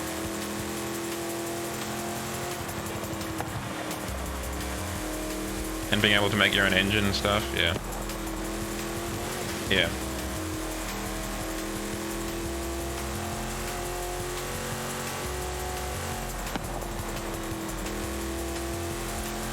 Last night, I think it was, I made a 300 kilowatt. I don't know what that would be in bhp. Probably 400 or so. Twin turbo flat 4. engine. That was quite nice. I can't remember what the displacement was. Because I've got a I've downloaded a custom chassis that's, I think it's like 1965, that it's set in the game, but it's kind of like a Mini, but one of the body types is a Renault Clio V6 kind of thing, where the engine's in the back and it's got those flared hips and what have you. Got a couple of Xpengs. I'll be honest, I'm not expecting to win this. I don't know if the Shelby Daytona's quite got the racing pedigree.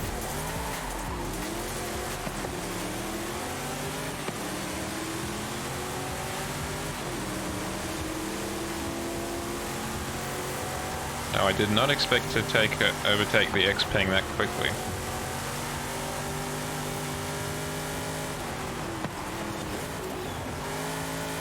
There we go.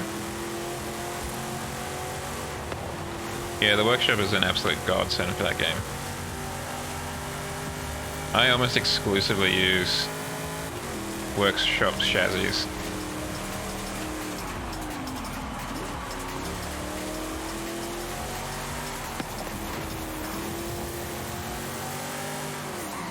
Okay, we're doing better than I thought just by not crashing too much. That is a nice touch.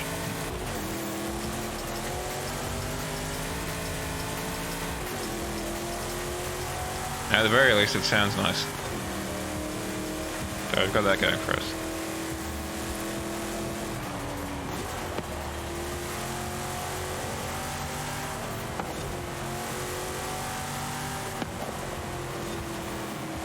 But the trouble I was having with that Renault Clio V6 style engine, chassis, was with the rear mounted, what the heck is that guy doing? With the rear mounted engine, it meant that I was having a lot of trouble kind of balancing it. When I took it over to PNG, it was kind of perpetually almost doing a wheelie. Just because the combination of something like 62% of the weight at the back and the acceleration, so naturally the front lifts up a bit, just meant that the front tires were basically not making contact. I honestly can't remember if it was transverse or longitudinal. I want to say transverse, but I can't recall precisely.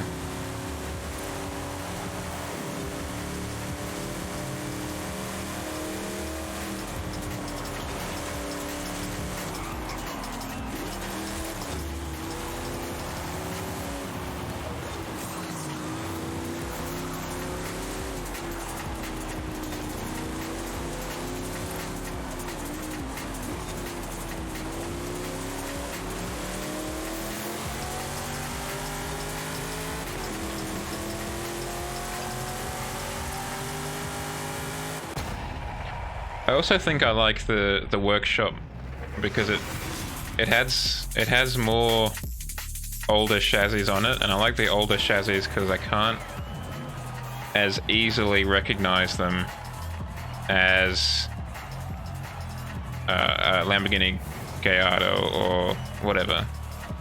They're a bit more ambiguous to me, so I can kind of project a lot more of my own ideas and whatever on it.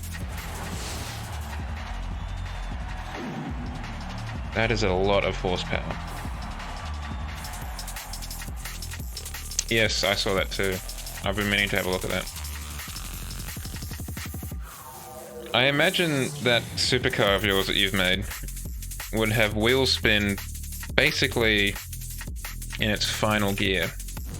That amount of power going to the rear wheels.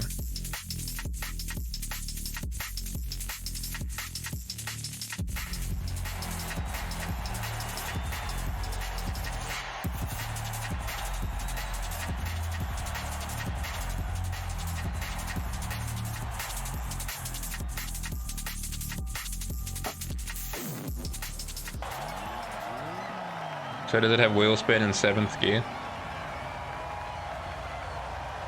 You must have to absolutely feather the throttle on that bad boy.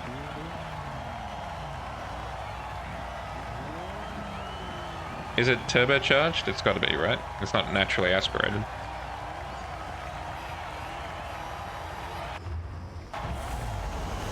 Yeah. Thought as much. That would be an astonishing amount of power if you're naturally aspirated. You have to be running nitro or something.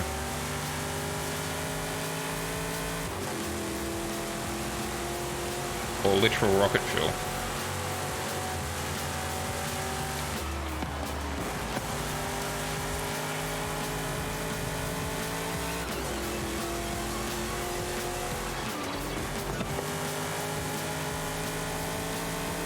Speaking of which, your Mercedes, does that take 98 or 95 unleaded? Just curious as to how refined the petrol has to be for your car.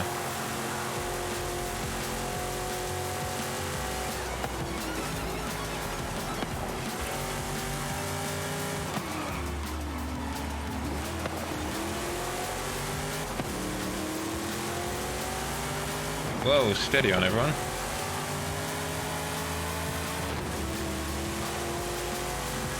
Yeah.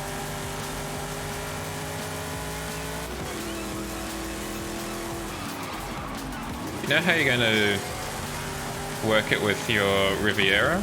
Because I imagine that would take leaded fuel in its, for lack of a better term, native time period. How does the additive and stuff work if you have to add that in? Or is that something that you don't know yet yourself?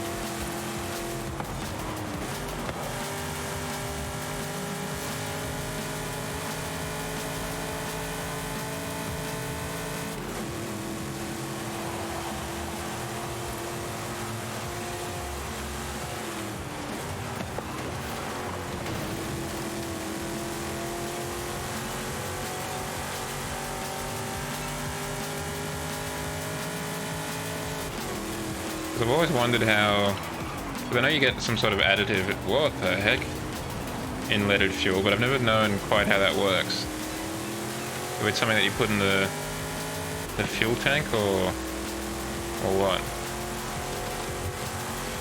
Yeah, I mean, that would be ideal, right?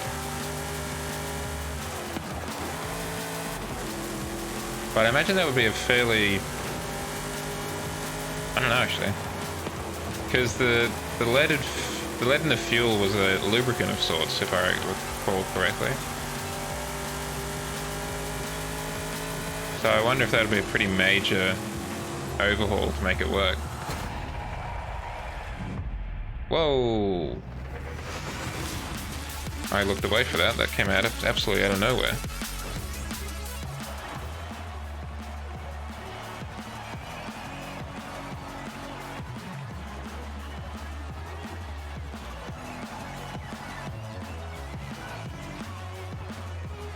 The Daytona is doing better than I thought it would.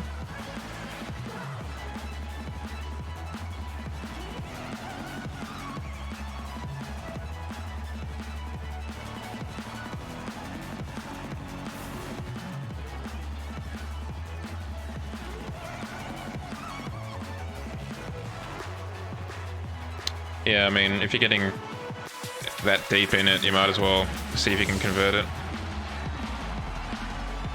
Yeah, well, in that case, might as well.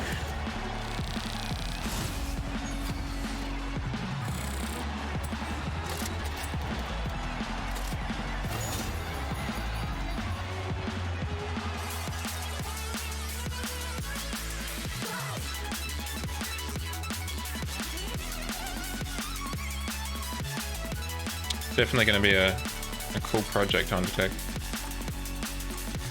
Big project, but cool.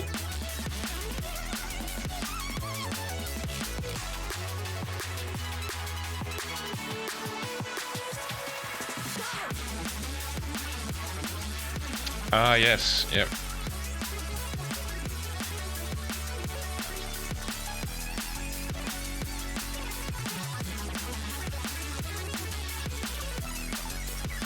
Yeah, that's one reason why I could never do a kit car kind of stuff. I just don't have the technical skills. Like, I've never welded anything.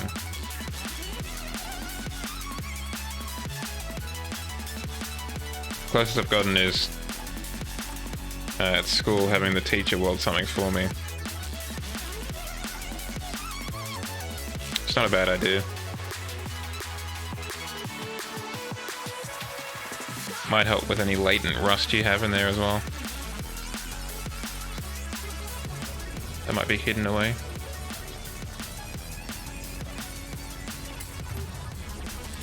Alright, is there anything else that's taking our fancy in here?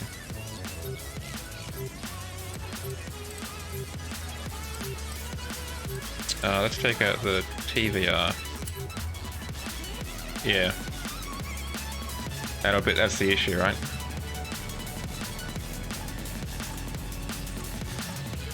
But maybe it's better to find out about it before you get too far into it. I don't know.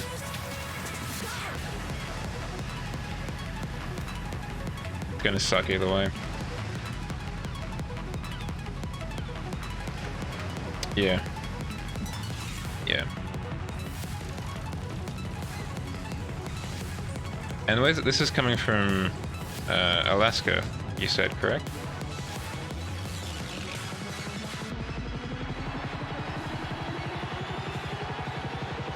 Yeah. And of course, you guys in the Northern Hemisphere like to salt the road as well, so that can't be doing much good for the chassis either. Having that flicked up underneath it. Yeah, it'll be, it could be interesting.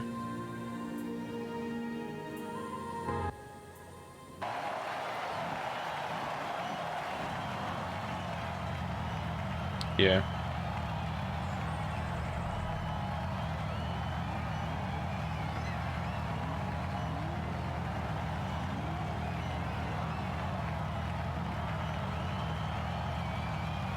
The A45, the Mercedes-Benz A45, has a really amazing engine. That four-cylinder engine is astonishing. The amount they can get out of that small engine they've got in there.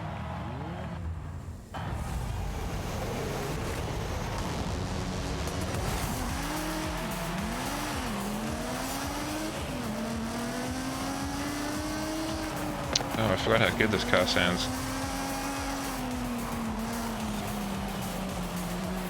Oh, bit of understeer though.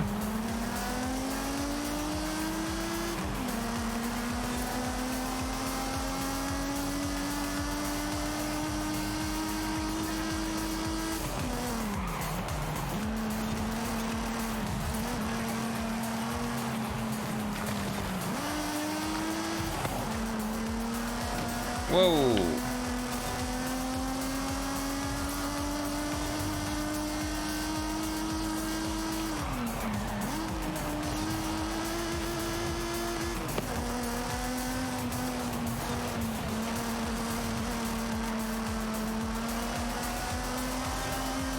Yeah, I mean, TVR really plays by its own rules, doesn't it? But it is a curious choice. Like, if you'd asked me to tell you which engine was in this, I would have definitely said a V8. Just by looking at it, but no, it's a straight 6.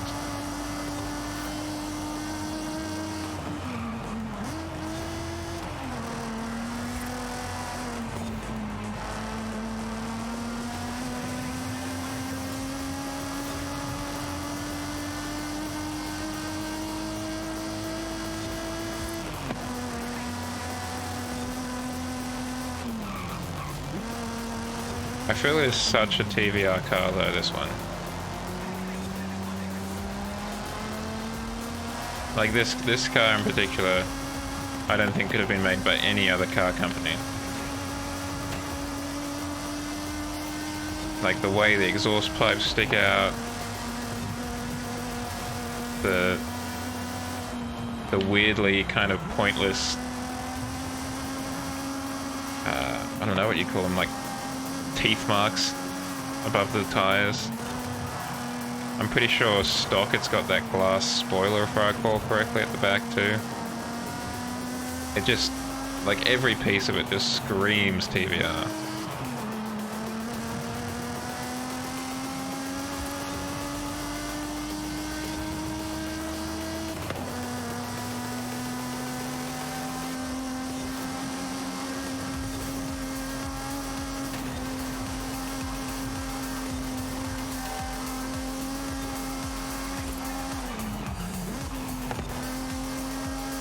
Oop, bit of lag there. The first time I encountered a TVR, I didn't actually know it, I don't think. It was in the movie Looney Tunes Back in Action. The main character has a spy for a father, and his dad drives a TVR something. Yes. The pearlescent paint is just gorgeous on this car. What is a TVR in Looney Tunes Back in Action?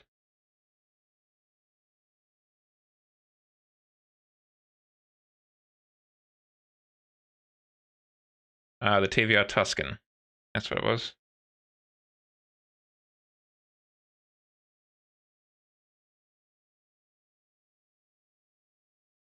Looking very, very kind of James Bond there.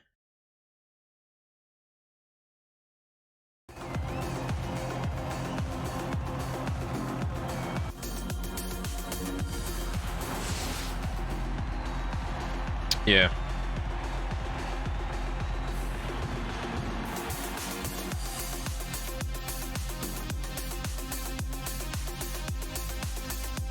It's such a weird car maker. I don't know if I'd ever want to own one of their cars, because from what I've heard, they a little bit hard to live with. But they're one of those ones where it's just nice to know that they exist.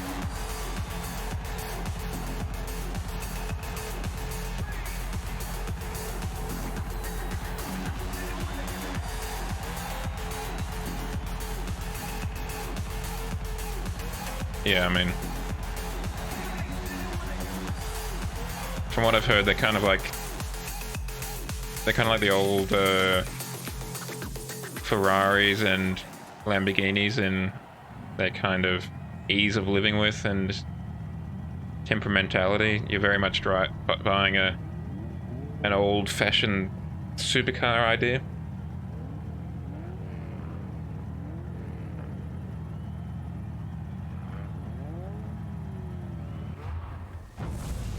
I wish they had more Morgans in this game now that I think about it. Oh yeah, it's got the dials around the dash, don't it? The kind of knobs, I should have said, around the dash.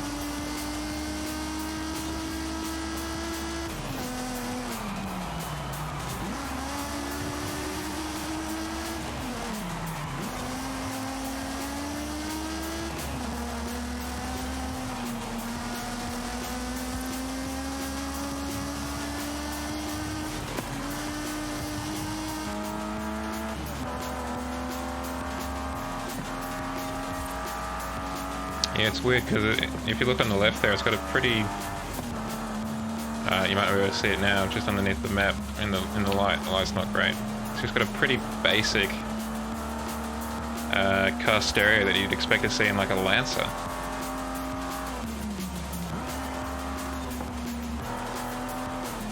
Or even this Corolla ahead of us.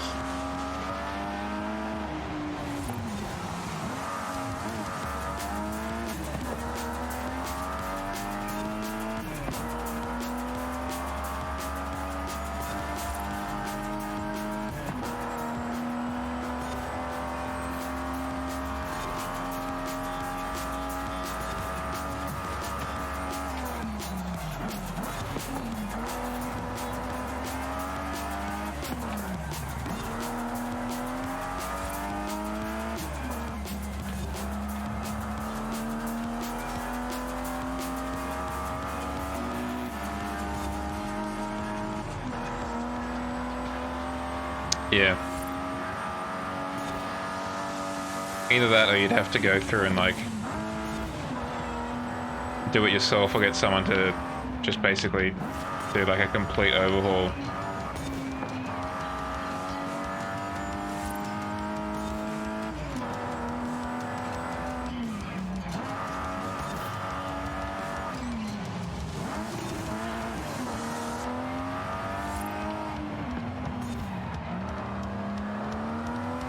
They're a very old-fashioned...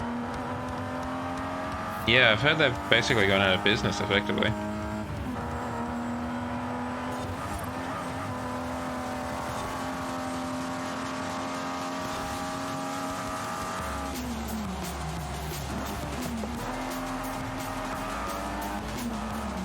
mean, I guess there's only so much you can put up with when it comes to the temperamentality and stuff.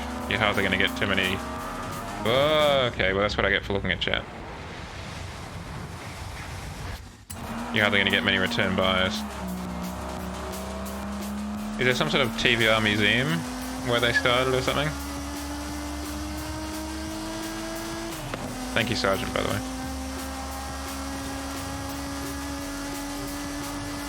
Alright, let's see if we can get across the line in time.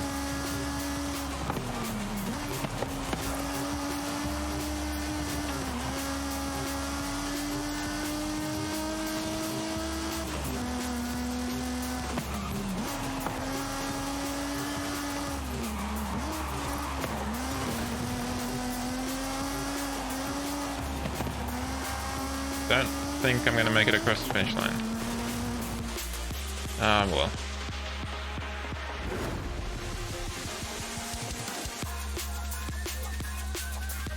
Just me sitting there on the road all alone.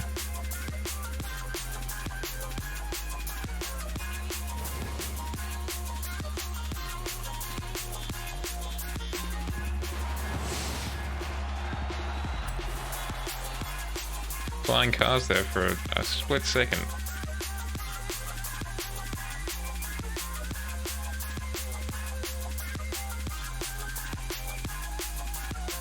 Wow.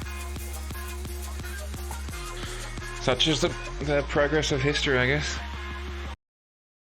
Just want to see if I can break out the old Wikipedia article about them.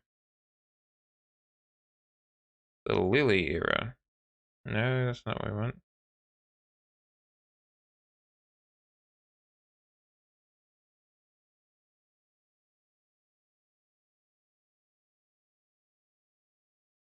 Well, supposedly they've got a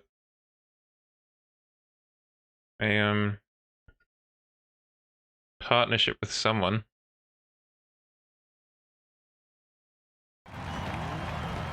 Wait, does that mean... Yeah, well, that's not surprising. I wonder if they... What with the whole Ukraine situation, if that's put a spanner in the works of that takeover.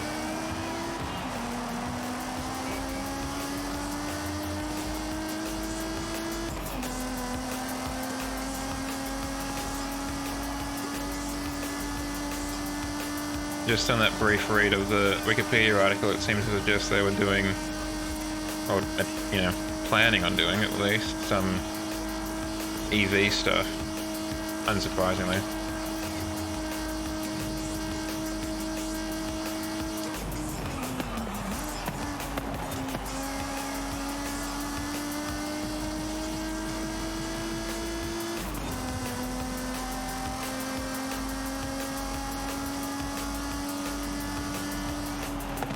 So I have a feeling this is a car brand that's not really going to make the transition very well from combustion to electronic.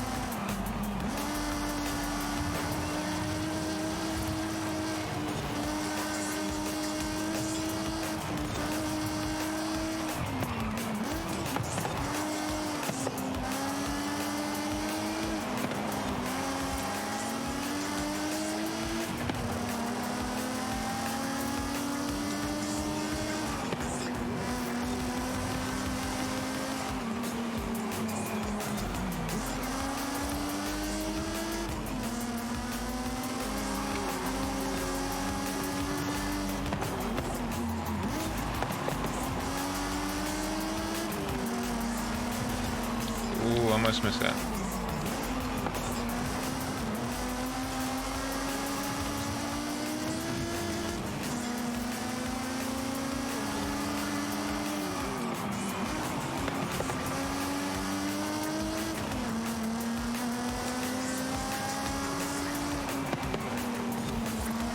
Oh well, we'll see. It was a shame to see a car brand die. Like Holden down here or Saab, you know, years ago now.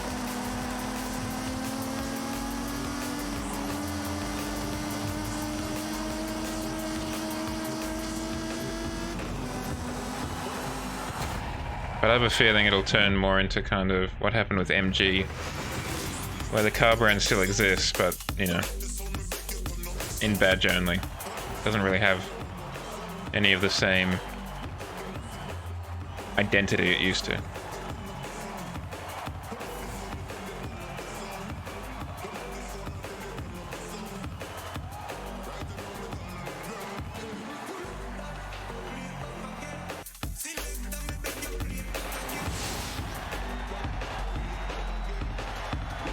Yeah, I saw a Saab wagon, I think, on the road just this month. Yeah. Now I don't know how I'll be able to tell people that I'm an architect or work in architecture without announcing it. So, rip.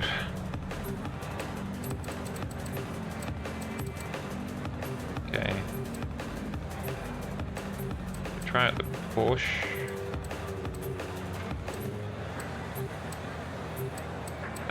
What the hell? Let's break out a little bit of Need for Speed Underground. Yeah, but I imagine that probably costs a lot more as a result.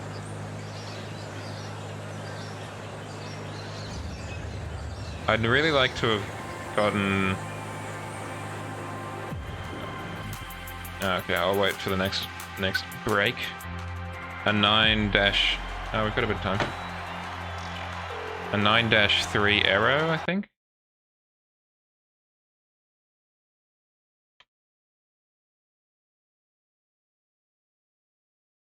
No, that's not quite right. Whatever the wagon was called. 9-3 wagon.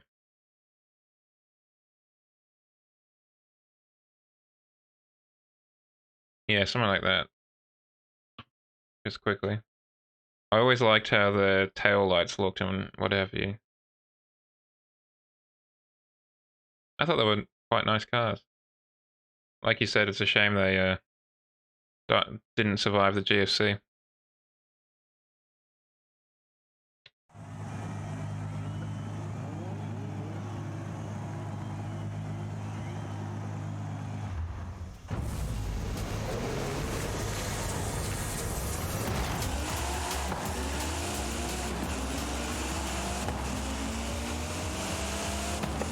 Yeah.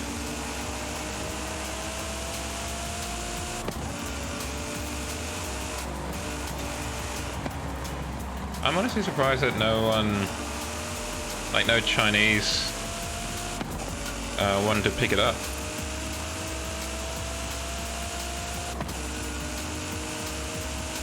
I would have thought someone like the people at Xpeng or whatever would have liked to have that bit of cultural cachet, like the people who bought the Volvo nameplate.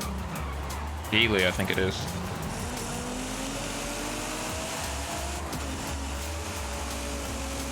Or the people who bought MG.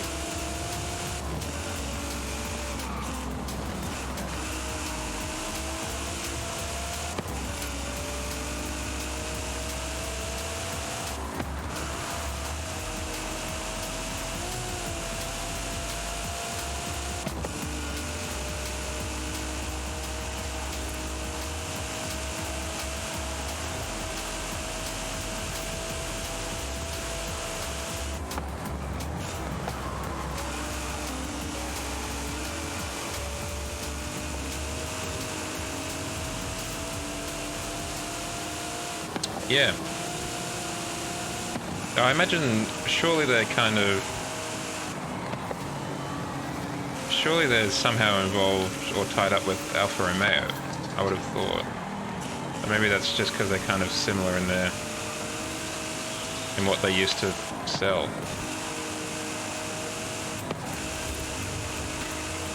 And the whole Stellaris giant that now exists.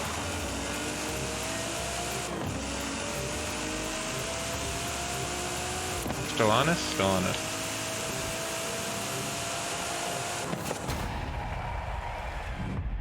So, Porsche just turns up casually.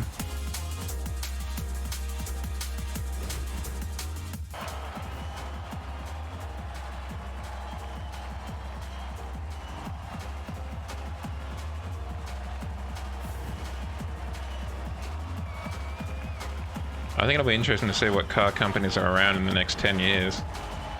But I think there's probably going to be significant thinning of the herd. At least in terms of diversity of models.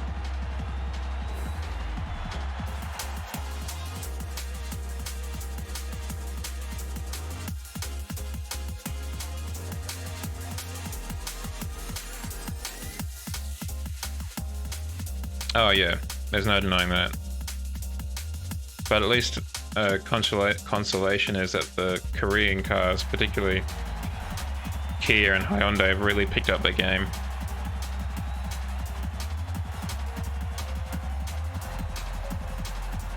Like, I'd very seriously consider a Genesis G70 over the BMW 3 Series or even an Audi A4. Do you guys not have the Stinger anymore? Because as far as I know, we still have it down here. My condolences.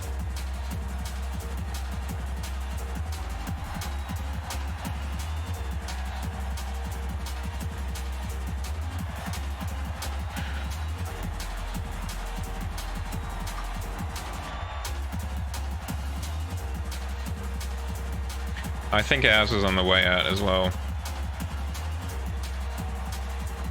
In the back of the magazine, the Wheels magazine, the most recent one I have, they've got like the what cars are for sale or what have you, and there's a lot of, I think there's at least one final edition version of the R35. That's probably just a convenient excuse.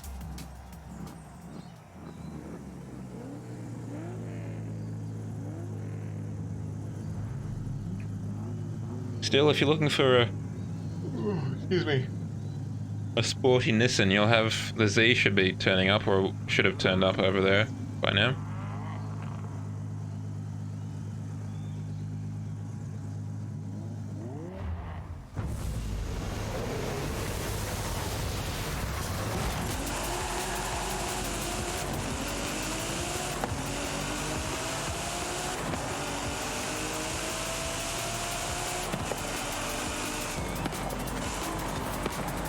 I haven't seen the Integra. I'll have to have a look at that when we're loading in the next race.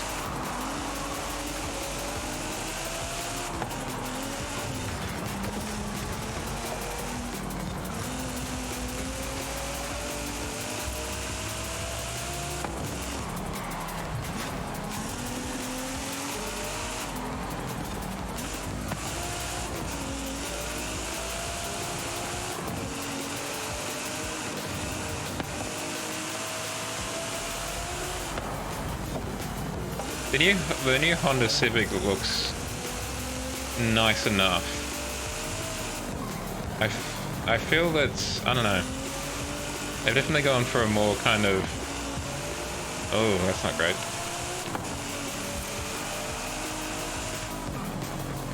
I feel like the new Honda Civic has gone for a more like a 1 Series approach to things, where they've got a very defined bonnet that looks kind of sedan adjacent.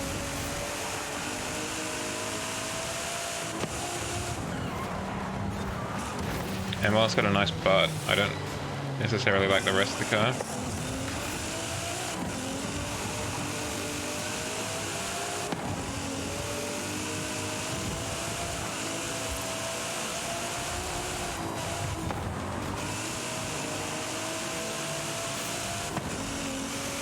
They've toned it down in the latest one. There's definitely a bit more rounding. Also not cheap over here. They're like really strangely expensive. They're like $47,000 for the base model, which is approximately the same cost as a BMW 1 Series or a bottom... the bollards. Or a bottom of the range. Yeah. Bottom of the range A-Class, sorry. I think it was like 09.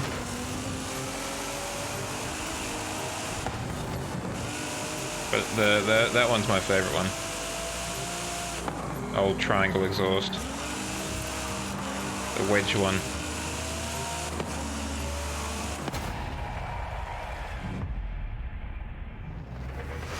Yeah.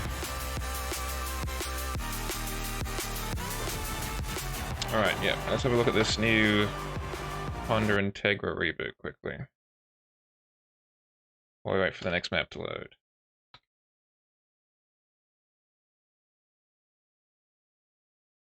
Let's just shrink that down a bit so I can see if the game loads behind it.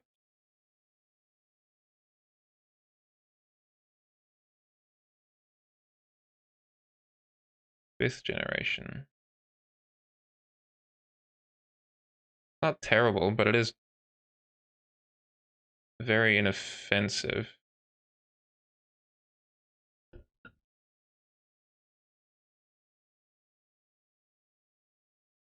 Or would you be getting the American Acura?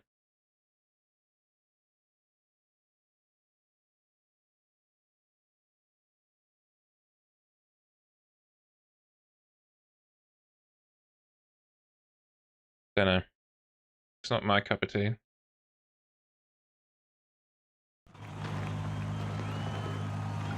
No, I didn't think so. I was wondering if it would maybe you'd maybe get the Acura rebadged as the Honda. No, we don't get Acura here. We've recently, in the last decade, got Infiniti. And we've got Lexus as well, but we don't have Acura.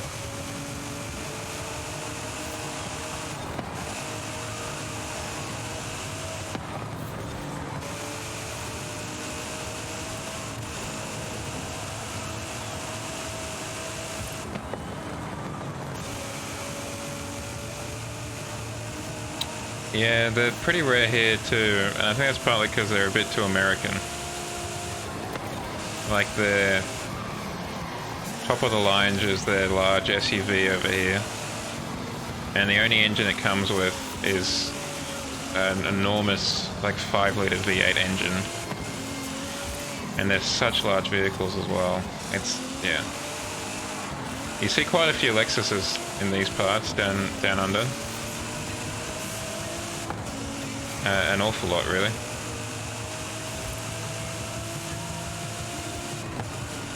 I don't mind the newer Lexuses in particular, with the kind of consistent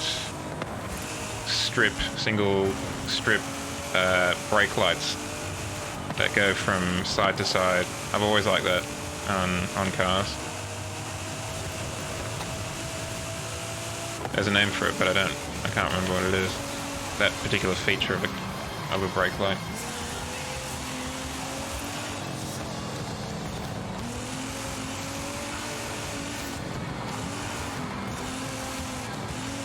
And the coupe that Lexus does, not the RCF, the one above that, I don't know its name. That also is quite good looking too.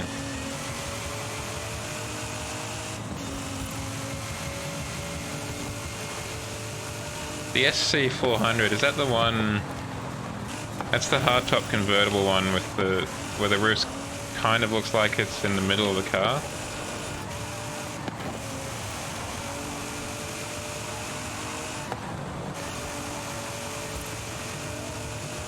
Yeah.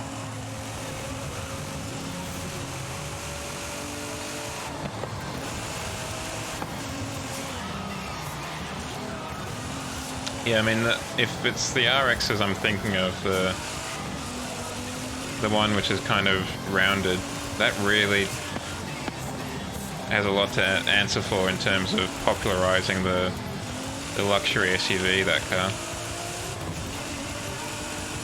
That really, at least in Australia, really propelled the luxury SUV into the mainstream.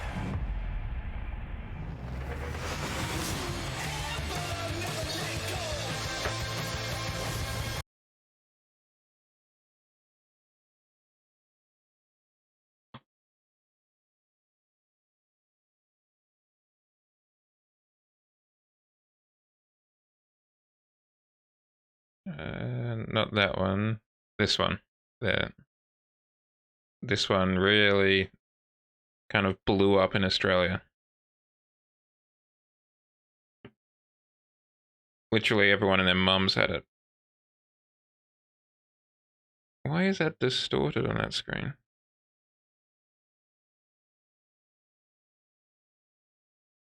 I wonder if I've accidentally positioned it incorrectly. Yeah, I have to.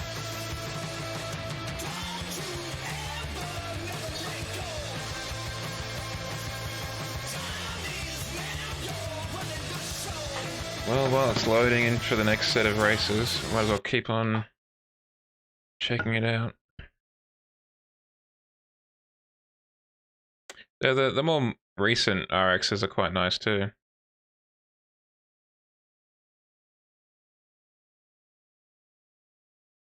And I don't dislike their more modern design language from 2015 onwards.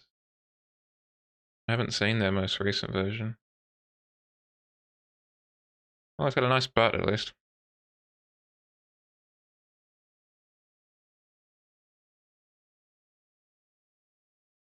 And it looks like it's maintaining a semblance of actual dials.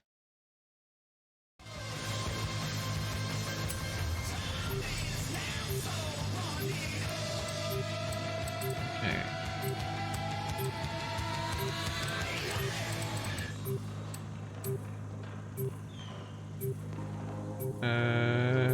Running out of time.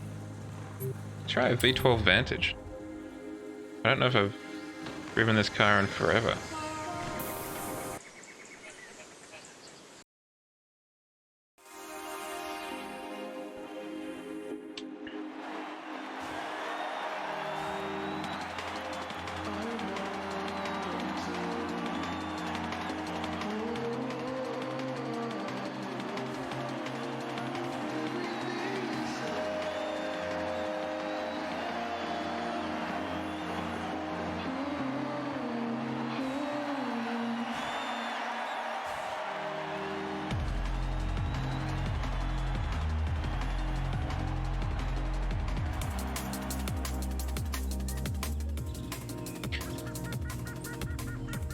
Yeah, but there was something characterful about that Megane with the stuck out bit.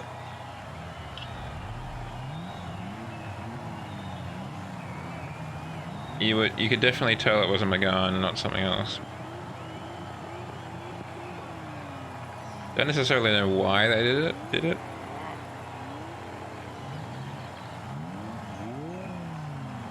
But you could definitely tell what it was.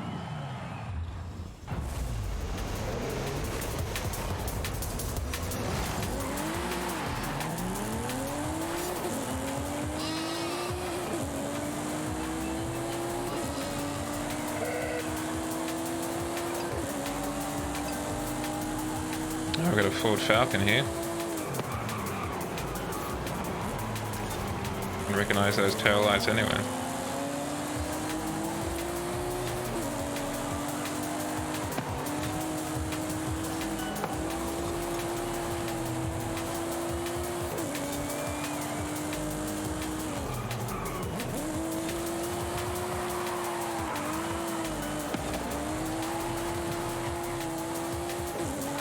He's having a common performance ute problem of having trouble applying the power to the to the rear wheels.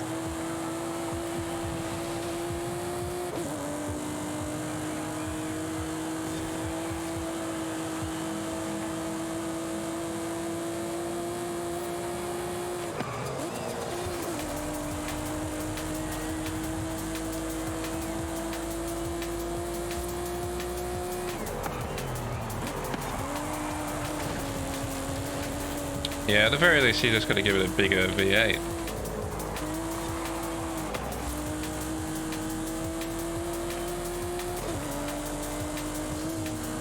Though I could understand them V12 swapping it if they, admittedly, you'd have to basically open it in automation or do it IRL. If they put the V12 in the bed at the back, I could get behind that.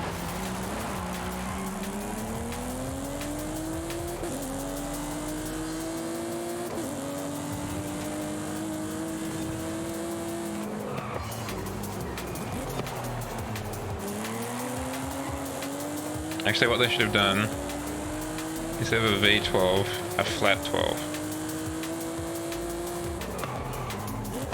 Get 2 Porsche flat 6s, or 3 Impreza engines, weld them together, put them in your tray.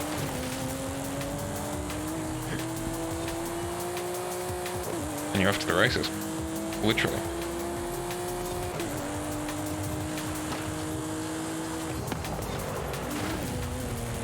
A flat a flat 16 quad turbo.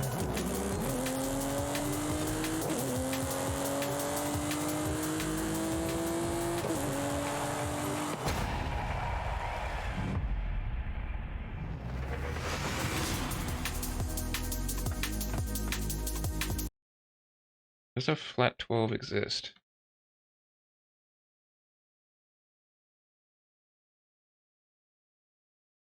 There you go. Ferrari made one. Ferrari made a flat 12.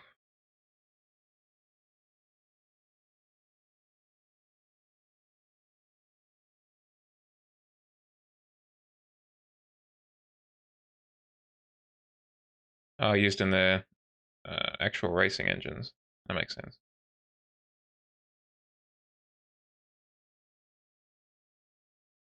So all we got to do is steal one of these engines and put it in the back of our Ford Pursuit. Oh, it was also in the Testarossa.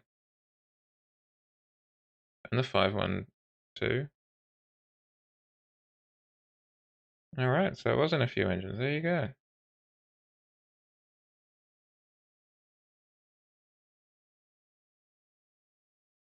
Didn't expect that.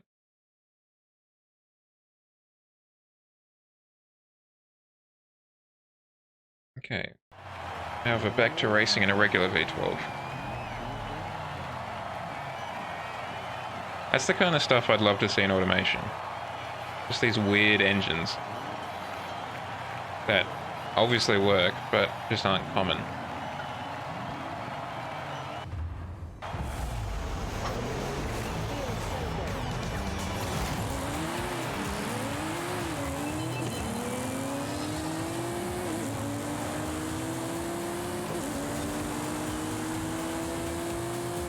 Someone's having some connection issues. What the?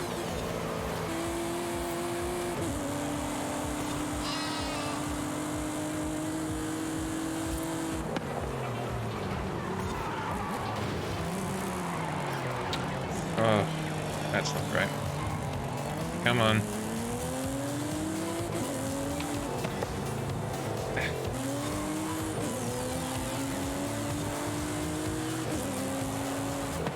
Yeah, I've had this idea for a while, just like in stories in my head. I think it would be really interesting if you put like a radial engine, like an old-fashioned Sopwith Camel radial engine kind of thing, and you lay it down flat so it spins around like a mixer, and you use that as your engine for a car.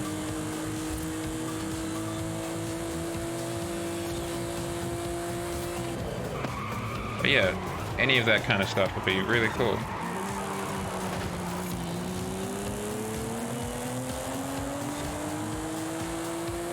All the more common weird stuff like rotary engines and stuff like that.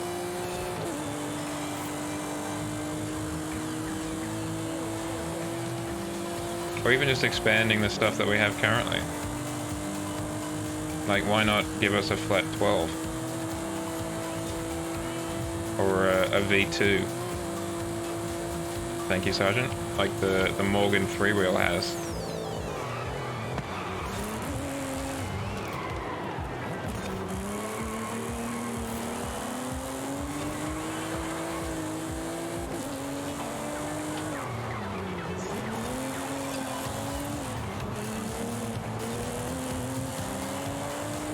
Yeah, it does. I don't think I've heard it in real life, but it sounds really meaty in game, at least.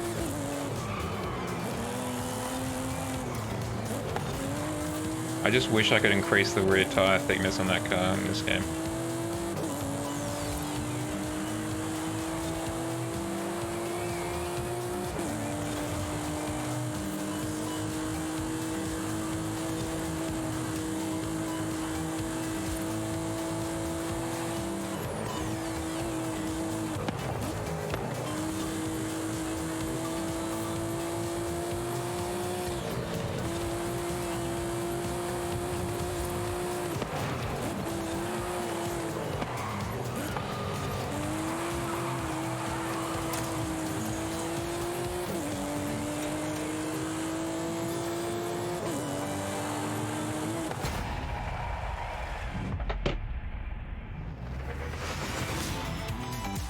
Yeah, it does sound like one of those kind of older bikes, that's for sure. Speaking of which, Morgan.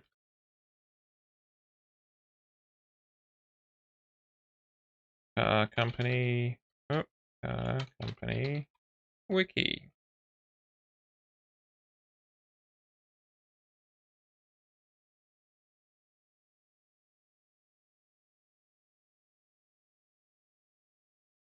Morgan +4. Revealed in 2020, so this is probably the most recent one.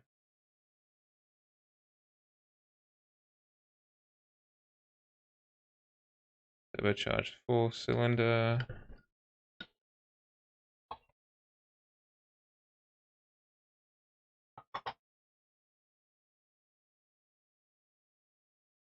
Pretty light.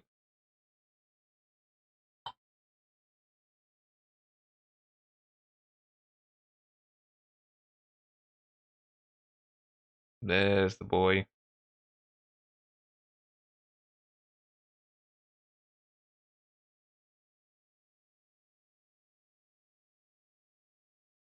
Again, it's kind of like TVR. It's just Morgan's just a little bit weird. It's just that it's a bit easier to live with than TVR.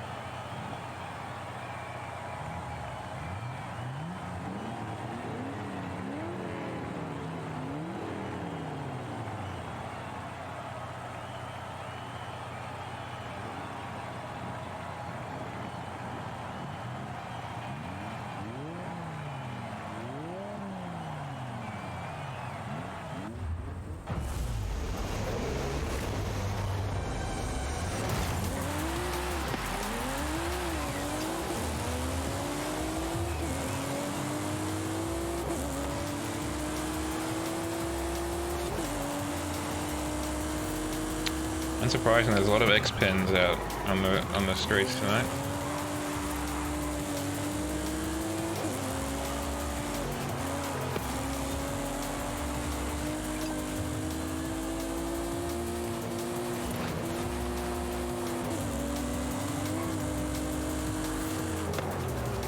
Oh yeah, if I was going to get a Morgan, it would have to be in probably British racing grain.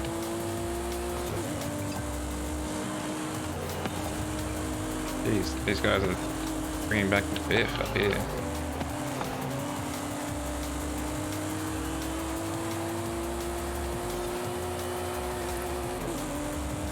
It's a pretty nice color scheme that guy's got on his E-Type.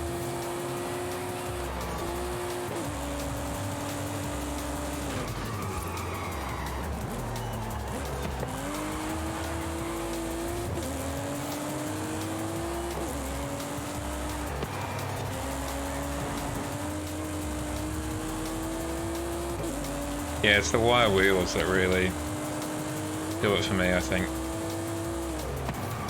Whoa, Pyro, what the hell are you doing, mate? Just trying to get your life insurance policy or something, just throwing yourself in the wall like that.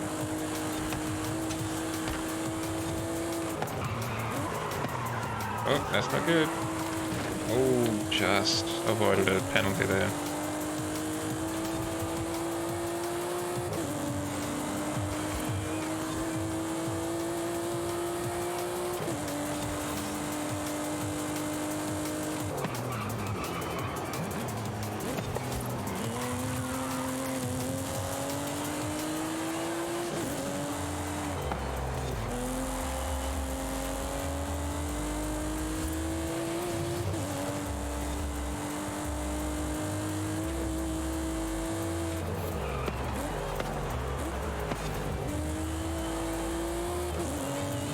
Oh, winner winner chicken dinner.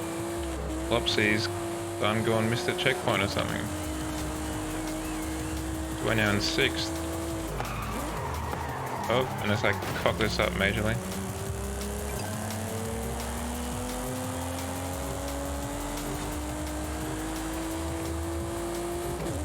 Luckily that didn't happen. Back to Morgan quickly.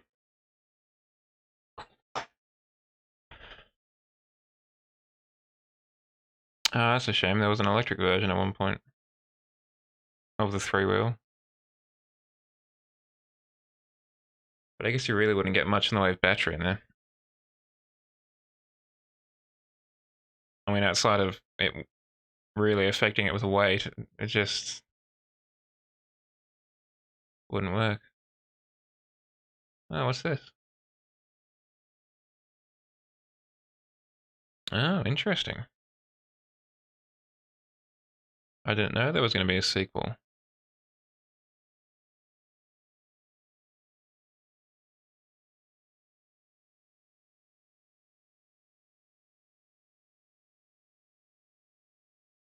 Huh.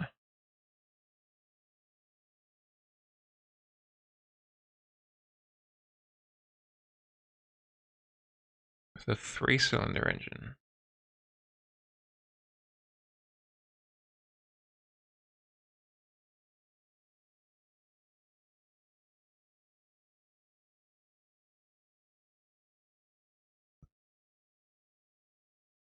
Oh, it doesn't say what the output was. That's a shame.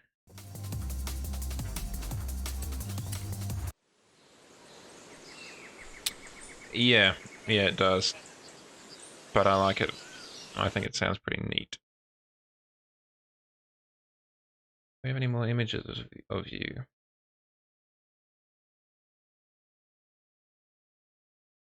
Oh, this is the original one. Wow, they did a pretty good job of recreating it.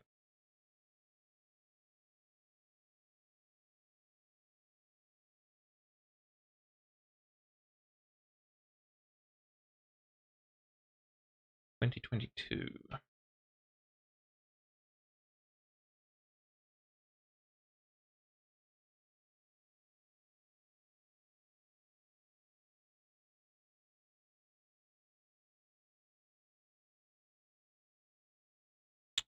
Gosh darn it.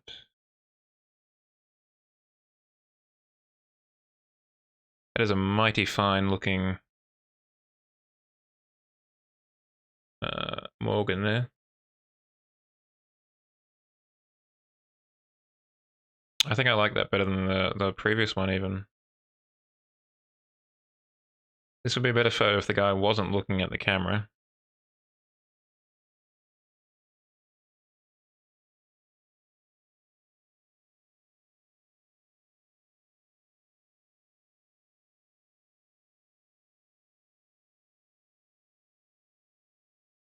Yeah, I mean that looks great.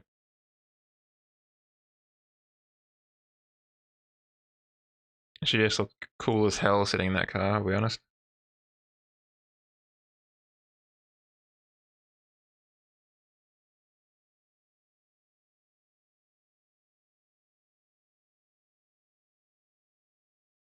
It'd be terrifying, but I'd love to have a whip around in one of those. I'd be sick.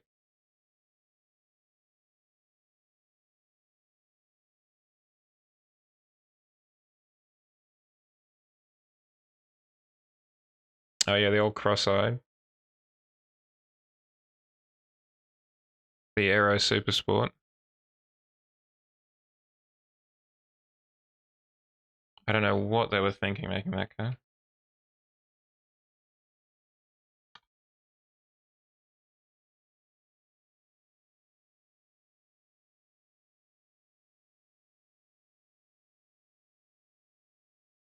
Wiki.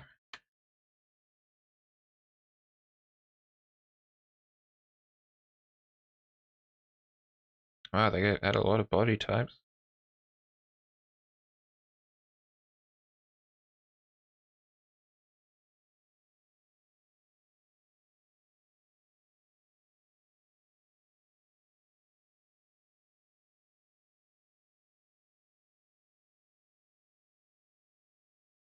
Yeah, just you wouldn't necessarily even need to change them that much.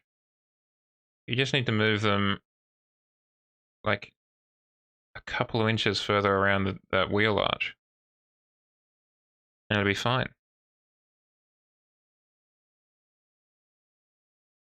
Like that's all it would need to do.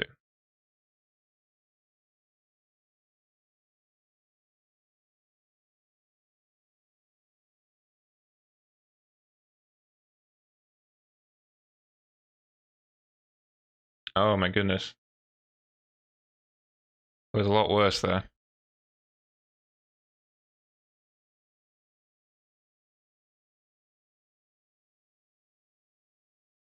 So astoundingly, this is actually the less cross-eyed version,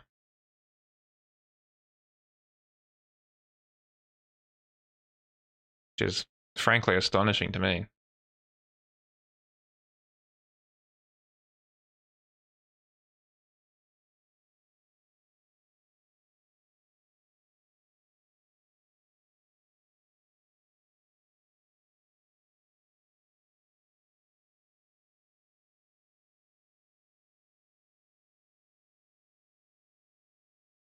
Morgan Roadster.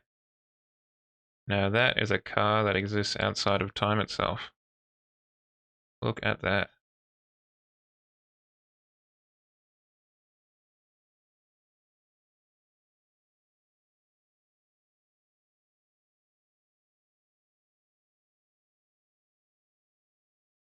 My goodness.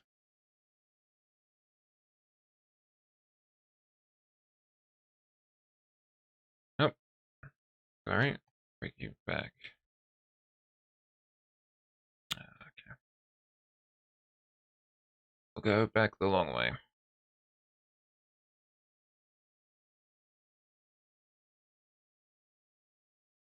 If you didn't tell someone, you would have, yeah, expected this car to come out in the 30s or the 40s. That's crazy.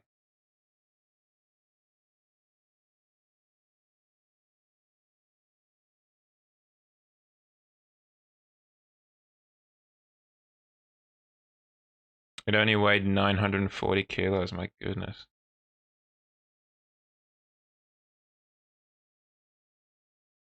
Yeah, that's not bad.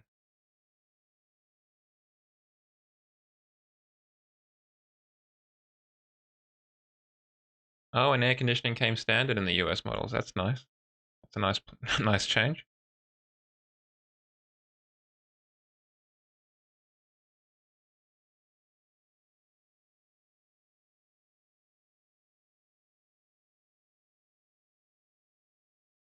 Yeah,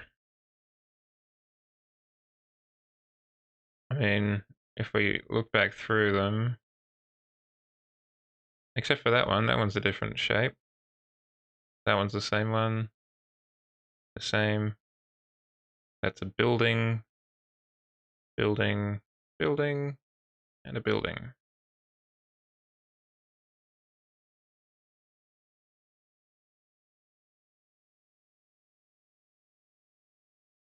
And more buildings. +6 is their current car. Oh, look at this. This one's even got airbags.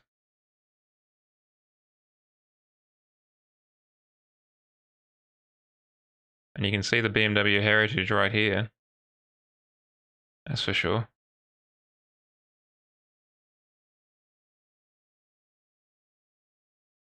Oh, and there's the air conditioner. Very la-di-da.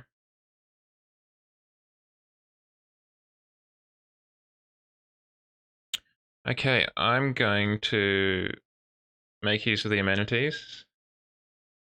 And then we're going to have a look at some Battlefield 1. Just to kind of change things up a bit. So I'm just going to get a drink and go to the toilet. And then we'll have a look at Battlefield 1.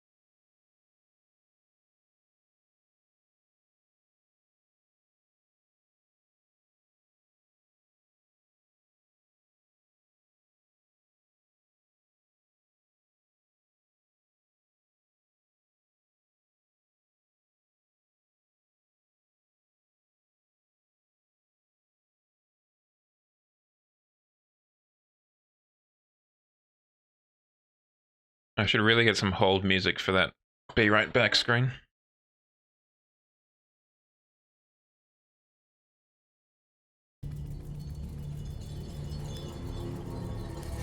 Alright, let's find a map and shoot some people.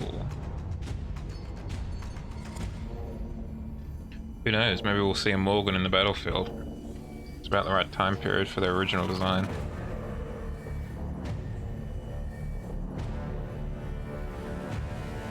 You lied. You said there was space.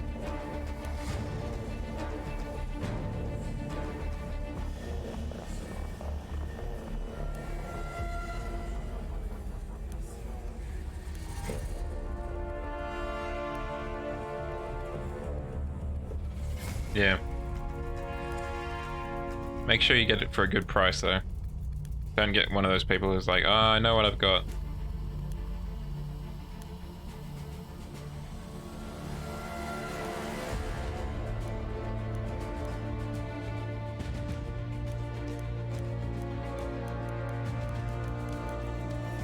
That's something I haven't actually asked of you, Shadow. What is the color of your Riviera?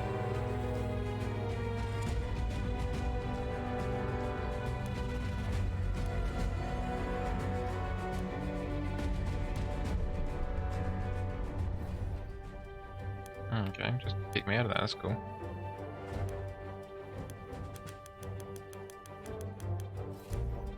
Are you gonna keep it that color, or are you gonna do, adjust it to something more your taste, if that isn't your taste?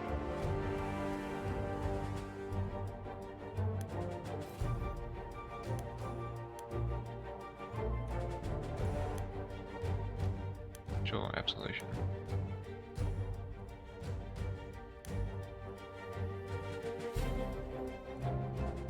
Okay. Just like gloss black or matte black, semi-gloss, pearlescent. Get that TVR steez going on.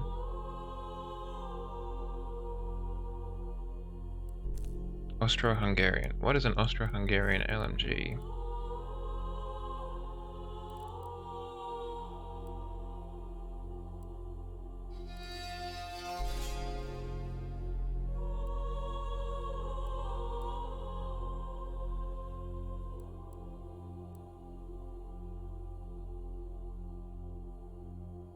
The MG 1917 low weight. Don't mind if I do. Gloss, yeah.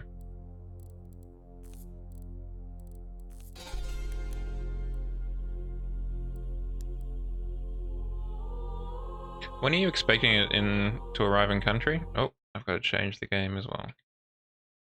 Very professional streamer here.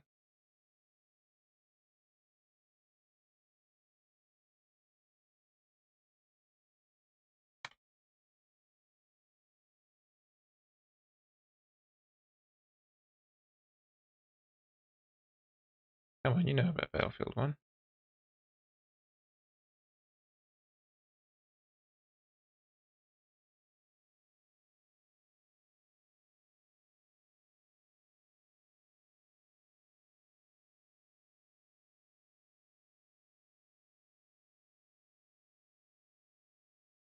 Yeah, I'll just give up on that. Alright.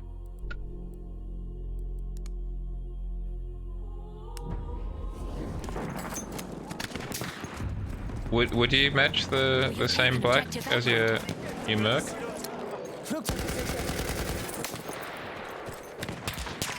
Okay, December, that's not far away actually.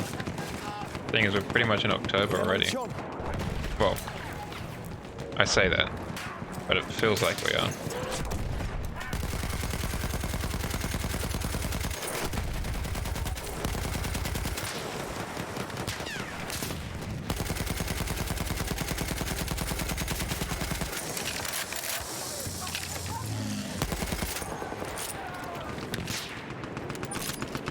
It would make for a nice Instagram photo, there's no denying that.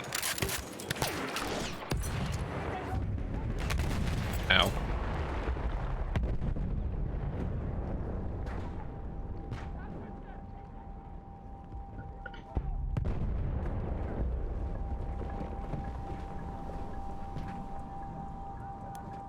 We are losing objective Duff. Yeah, I hadn't thought about that, but you're right. It's got that nice, nice symmetry from that perspective too.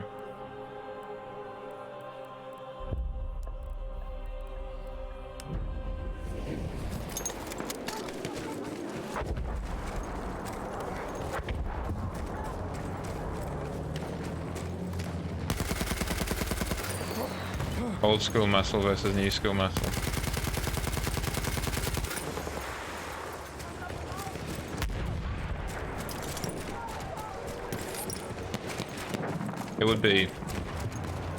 It would be a very cool kind of comparison.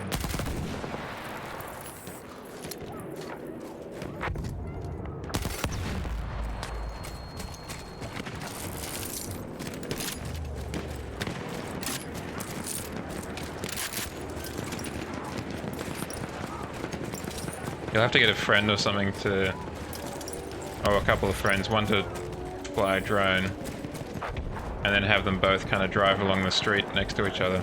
That could be quite nice too.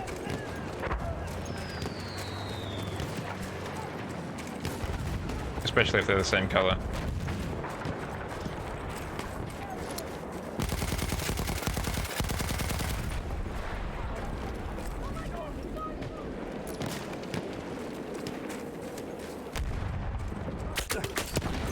Ow. Well, we found the guy in there, that's for sure.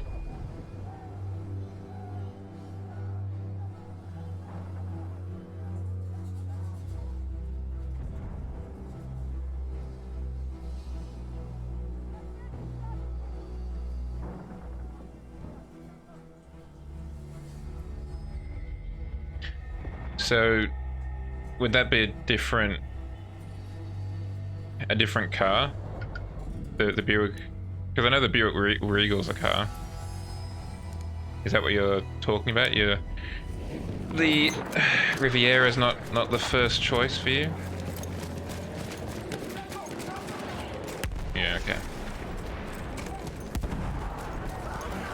So what drew you to the Riviera? Was it simply that that was just available, or?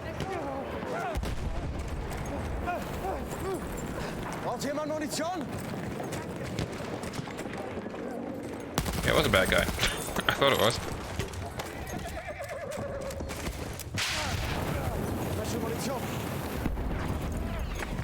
Ow. Yeah, I mean, there's something incredibly American about a big... Oh, thanks, sir. About a big engine and a big overhang at the back.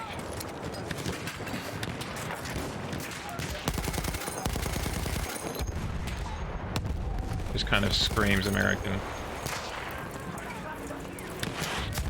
Ow.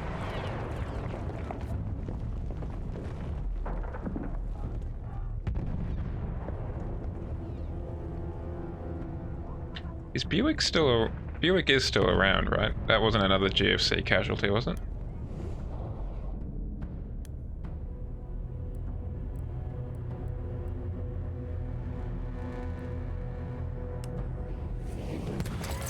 Munition für dich.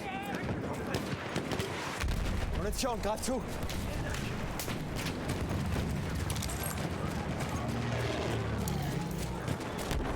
I think out of all of the... Well, now what did he do here, guys?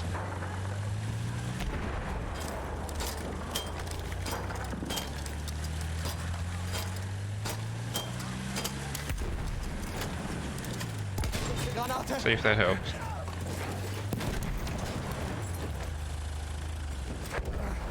Munition, hier. Hier, Munition für dich. Well... I don't know what I can do, man.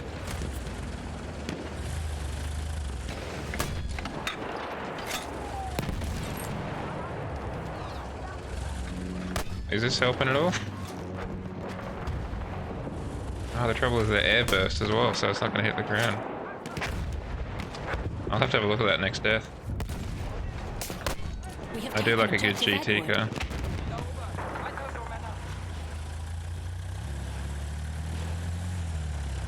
Have one more just for good measure. Hier ist Munition. Hier, frische Munition. Granate ist raus, aufpassen. I know that Buick had a Commodore rebadge for a while they were still around.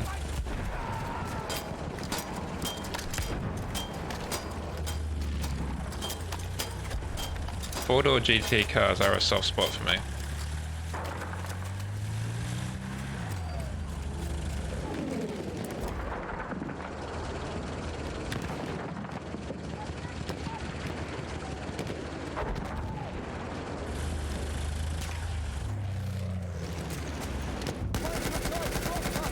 We have taken objective Apples.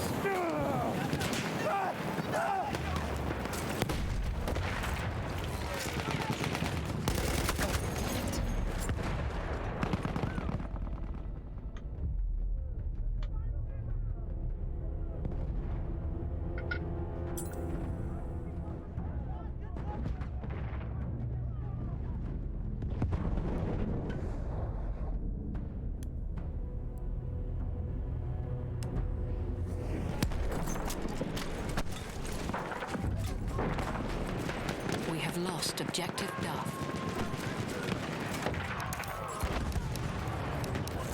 Vorsicht, Jungs, ich werfe eine Granate. Oh, they've got their own mortars. I think out of all of the American car brands, I've got a soft spot for the Lost objective Apples. Cadillacs, to be honest.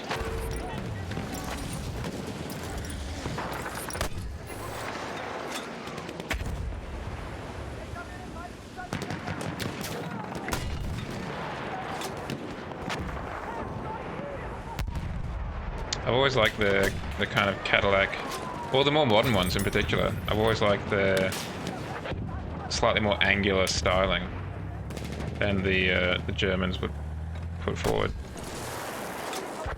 And maybe it's because I'm a little bit of a hipster. We have taken objective Duff. And I mean, yeah, obviously the older Cadillacs are such a... I saw him too late. Such an icon of Americana.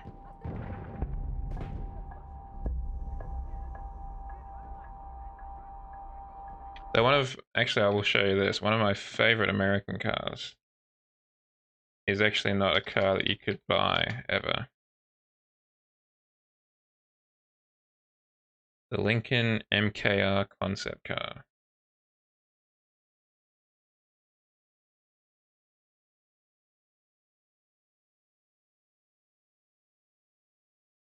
There's just something about that grille that just makes me weak at the knees. Yeah, the Cadillac 16 was also another cool car.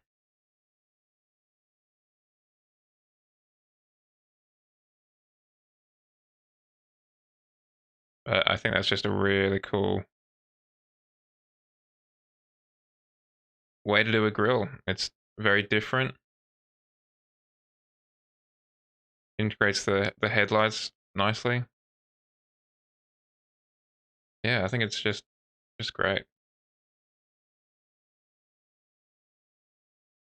The back less so. Anyway, back to it. But yeah, that's probably one of my favorite American design cars I've seen. Oh, you got it off. Well done.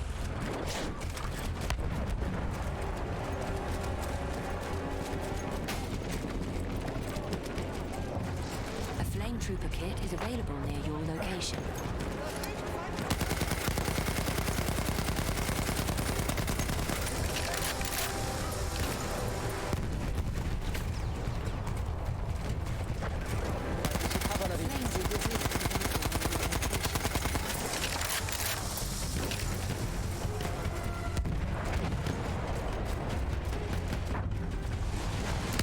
We have taken objective apples.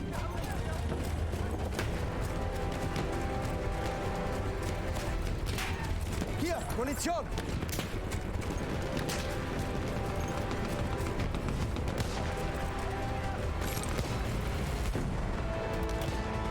I feel like that modern styling with callbacks is very much in vogue these days.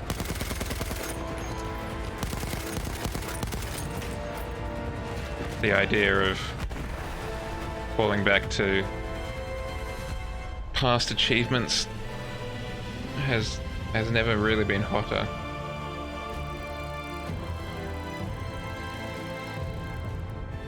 Probably because there's never really more past achievements than there are right now. Yeah, the Ford GT.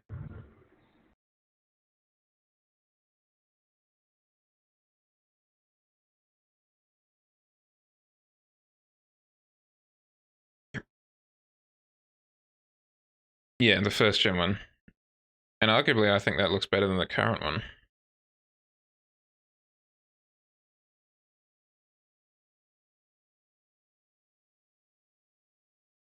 Okay, the new Cadillacs don't look quite as crash hot as I thought they did.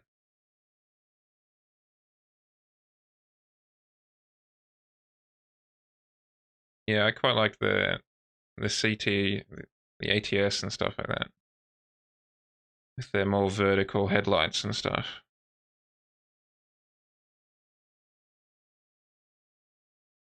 I don't mind the nose exhausts.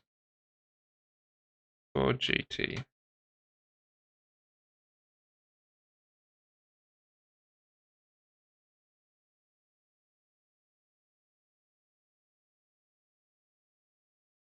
Maybe not in the best location, but I do like, because I think the McLarens have the exhausts up there, or at least above where they'd normally be, and I like that. I like that kind of point of difference.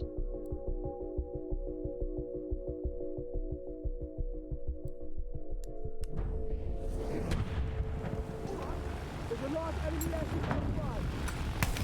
Airship sighted.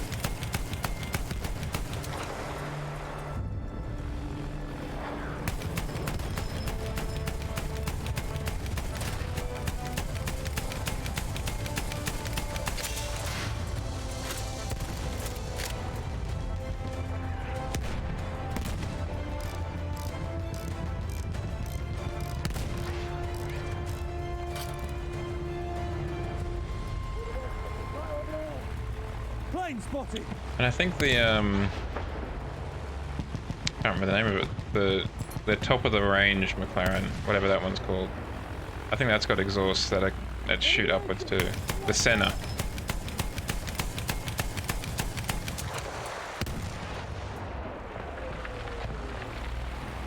Yeah, the GT90 with its quad triangle exhaust. Absolutely.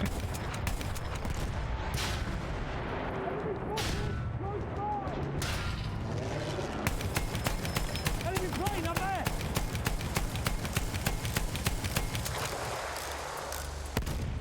Kind of crazy that they didn't put it into production, because as far as I know, the concept GT90 worked properly, and they put it in a lot of oh bollocks! Thank you, professional streamer.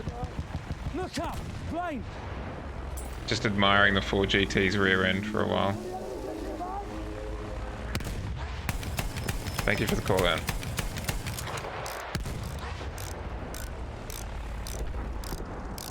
Alright, let's actually go down and do some battlefielding.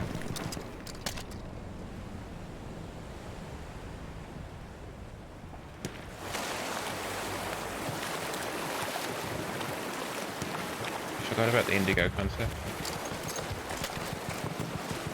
But they seem to really push the GT90. Like it was in the V8 Supercars 2. Like it was in a lot of kind of video games at the time. Plane, you see it?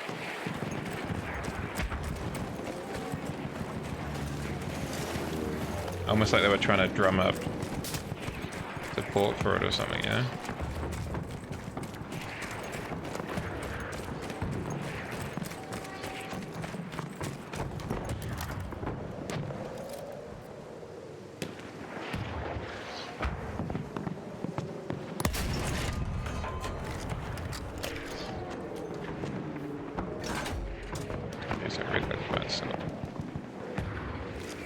Let's go on foot.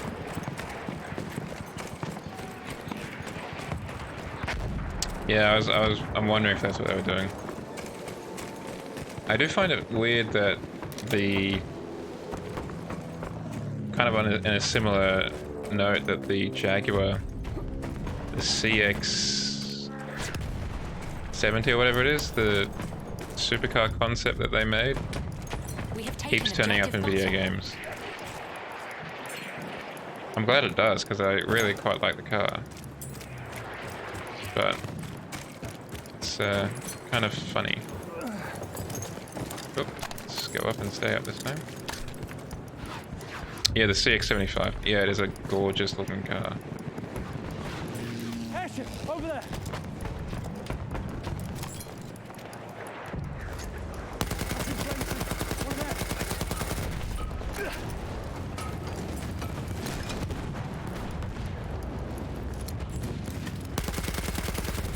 You fool, the flame troopers jumped into the water.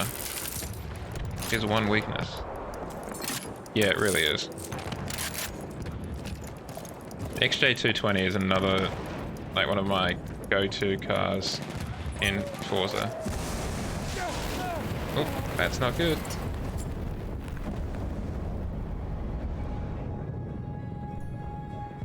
Particularly in Forza Horizon 5, there was something really nice about driving the XJ220 around its kind of ancestral homeland.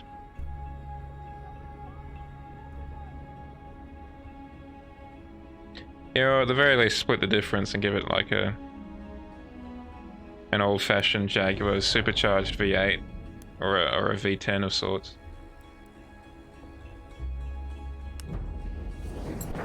You could maybe get away with giving it a V6 nowadays, because today's V6s aren't yesterday's V6s, just in terms of output. But not back then.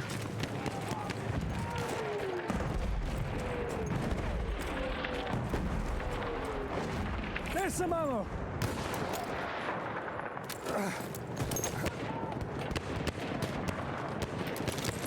Take that ammunition.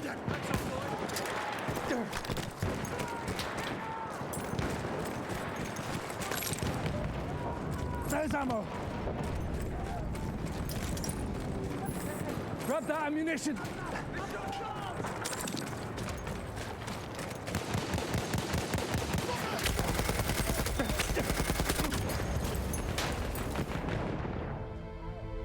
I think if it had a supercharged V8 or something, the XJ would have been looked at back at a lot more fondly.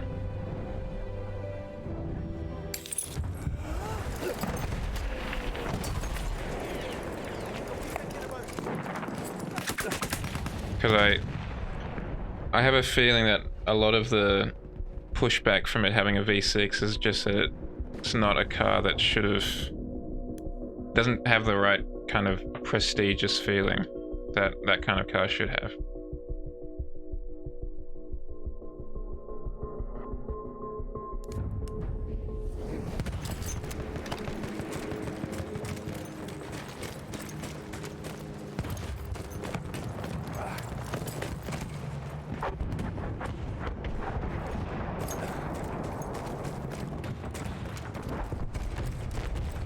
There was an XJS that drove past me today, I think, which was quite nice.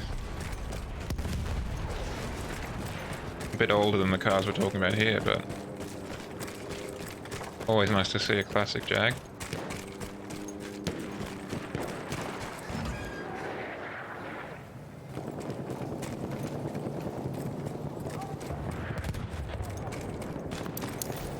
Yeah.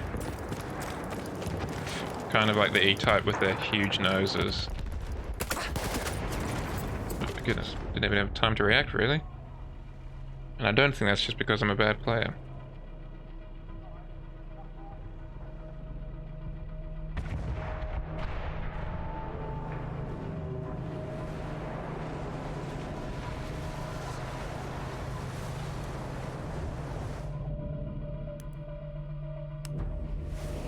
Halfway there, we have the upper hand. Take the ammo.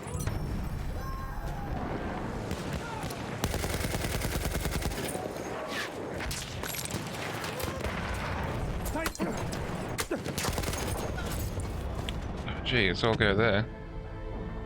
It's getting it from all sides.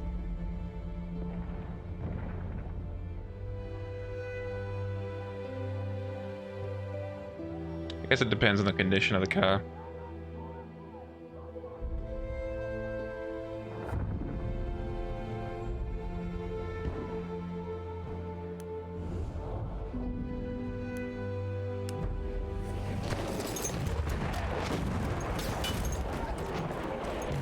But I mean, in this economy, I'm not sure how keen I am to deal with the petrol prices that come with that. Yeah, that straight six sounds a bit more doable.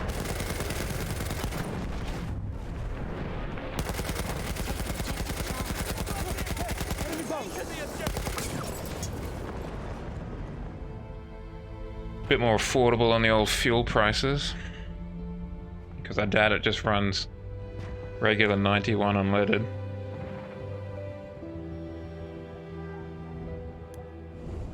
Probably wants the good stuff.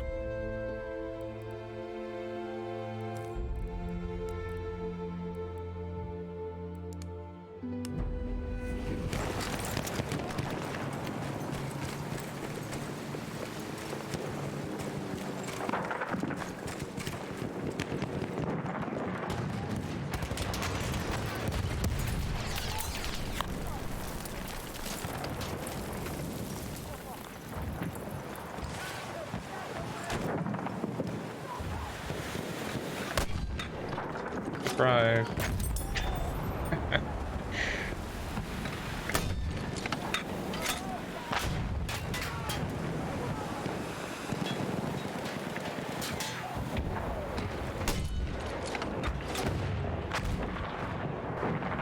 Thank you, Sergeant. Oh, they're inside. We have lost objective Edward. Fine.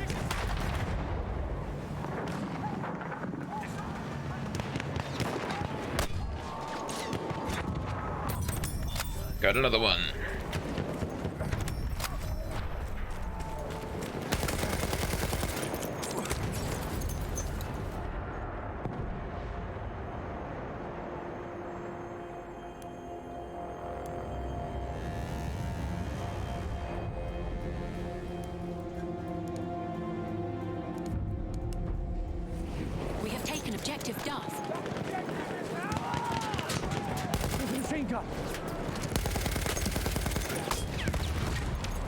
Gracious me.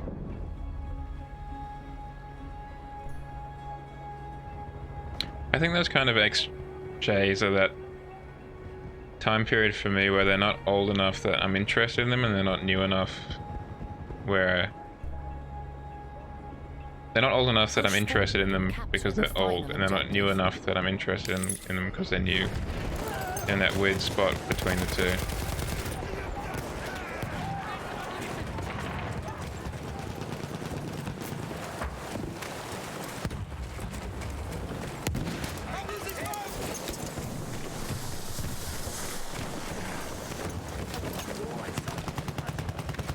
I think they kind of reached the point for me where they're just kind of old, bad, for lack of a better term.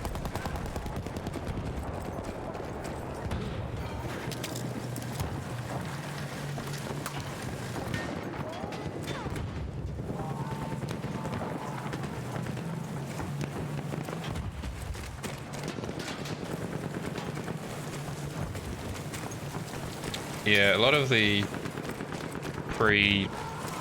I guess you'd call it reboot of Jaguar under Tata and whatever are pretty rubbish, to be honest.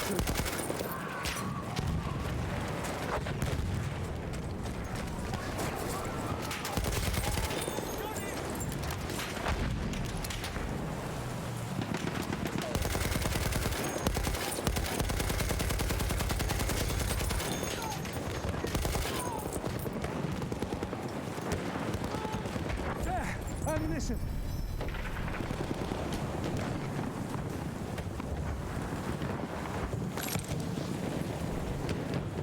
Once they did the reboot stuff, like the XF is a really quite a nice looking car. I can get behind an XF any day of the week.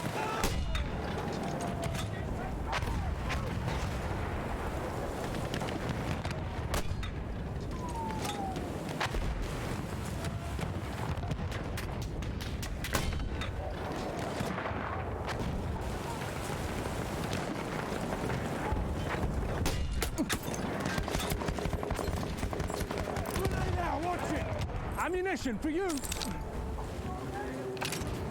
Particularly the older, like first generation XFs, which had a lot more kind of pomp and ceremony when they turned on with like the...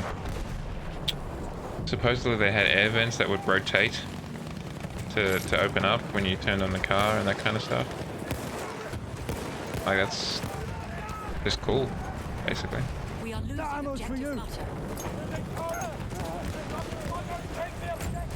Some ammo. Take it.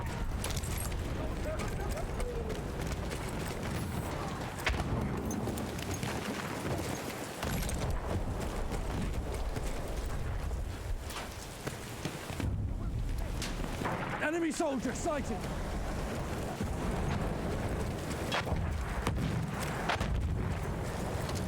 Spotted a destroyer. There's ammo. The ammo's got your name on it. We I don't know. control all objectives. Eliminate the enemy to secure victory. Enemy plane.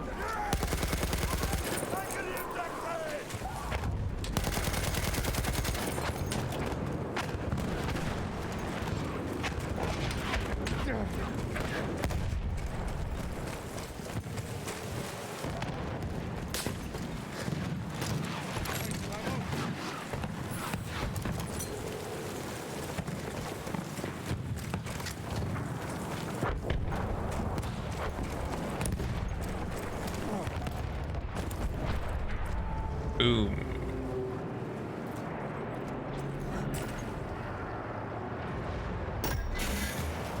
We are losing objective Charlie. Here they come! Objective under attack!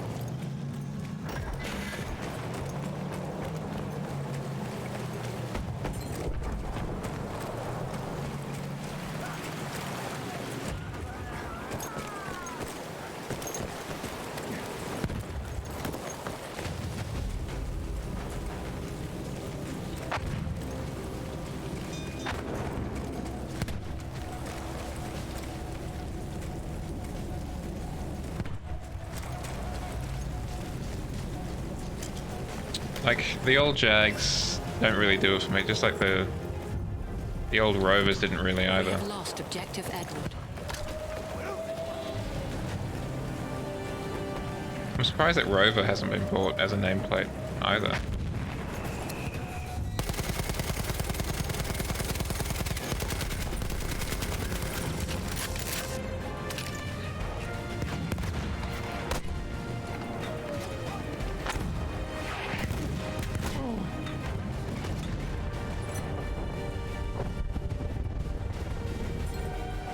Alright, let's check out the Rover SD1. This time we'll remember to turn off the browser source. Oh yeah, yeah. Classic. A classic car.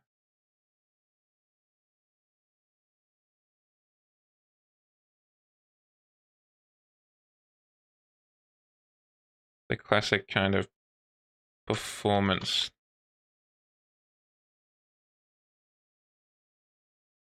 Oh yeah. The Bond villain car.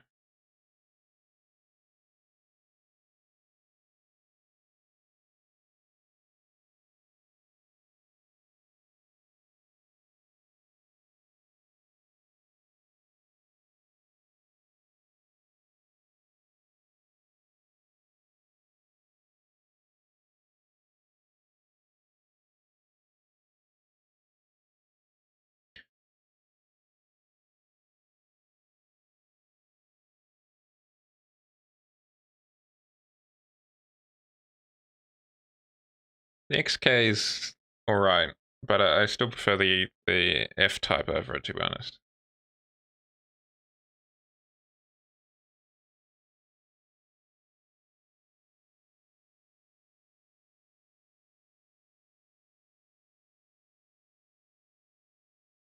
Though it does definitely have a certain kind of Aston Martin vibe to it, which is never a bad thing to have.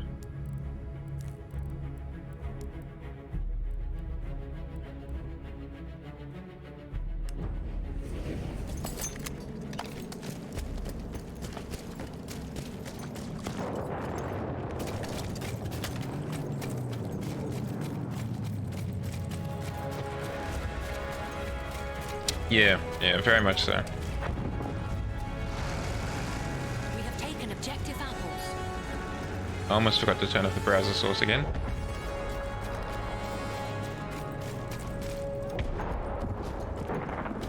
It's got a kind of, yeah, typical GT look.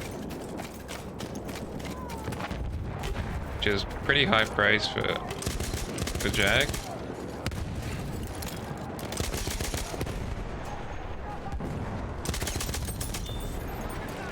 We have taken objective Charlie.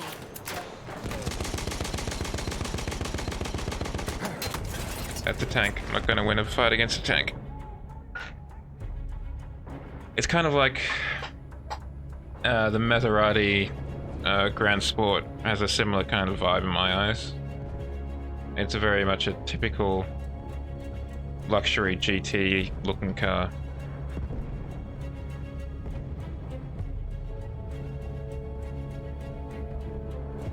Just not as much of a discount vibe as the Oh, excuse me. Yeah. Yeah. It's quite old now, though. It's like a decade old at this point. Falsche Munition. Hat jemand Munition bestellt?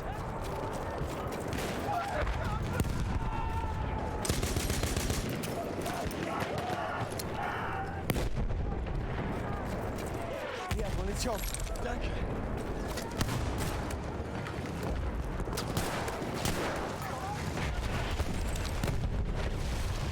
I remember not liking, like, my first experience of being behind the air quotes wheel of the Gran Turismo was in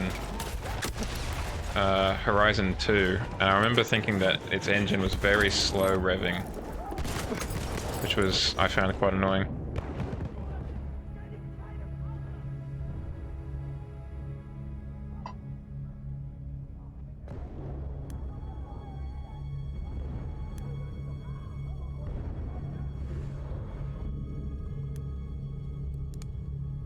But it's definitely a cool car, there's no denying that.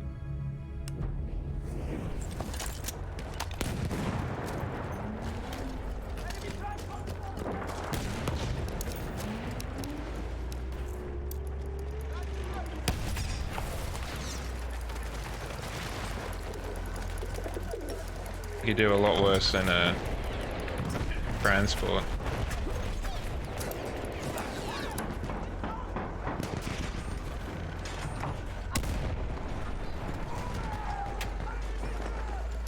We are losing objective apples. Gosh darn it. Yeah, I found the... It wasn't necessarily that it was slow, but I found the revs in Horizon 2 climbed very slowly. He just didn't want to rev very much. It wasn't like some of its compatriot cars, which I felt chased the red line a lot more aggressively.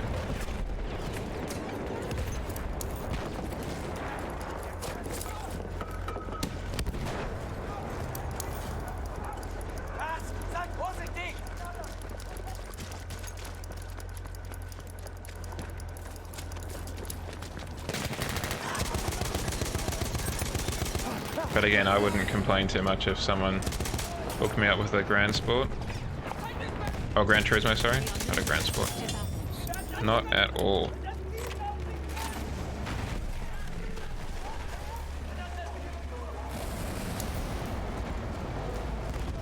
But that's a bad Lass thing. mich mitfahren, ja? That was my cover. How dare.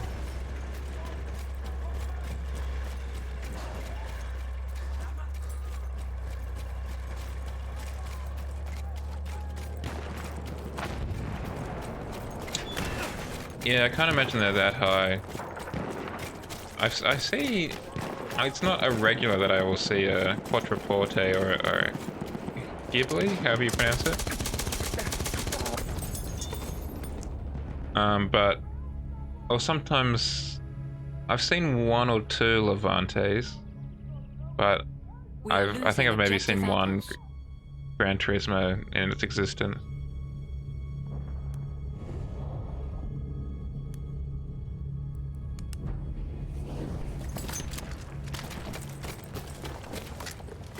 I just don't think they're considered as popular or practical as their other cars.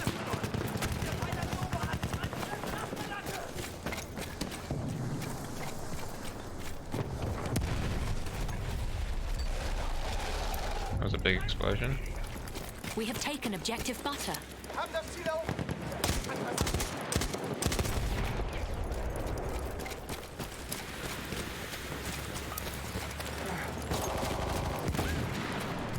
Jetzt eine Granate.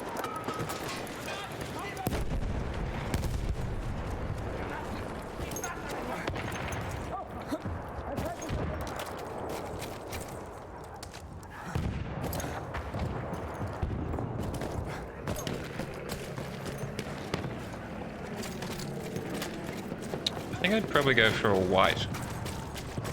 Maybe with some like blue trim, like Maserati blue trim highlights or something. I don't, for whatever reason it doesn't scream black to me.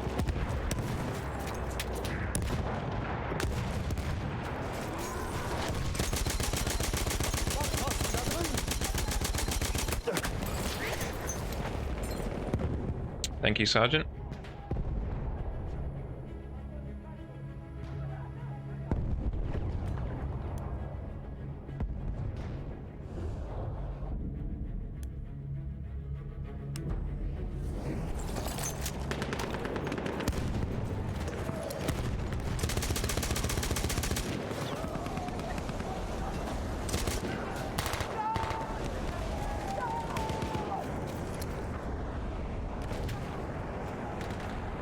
Yeah, it is a bit. I've heard We are losing objective pretty great butter. things about the MC20 though. Panzer!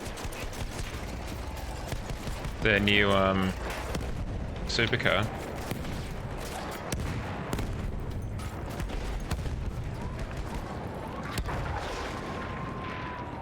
They're definitely out there trying their best not to be forgotten.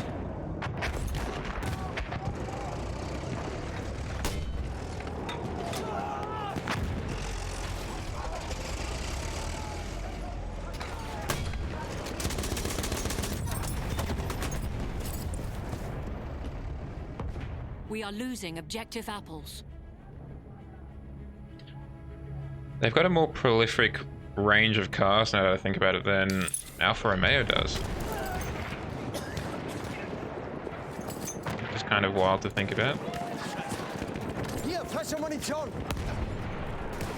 Yeah, I think it looks really quite nice, to be honest.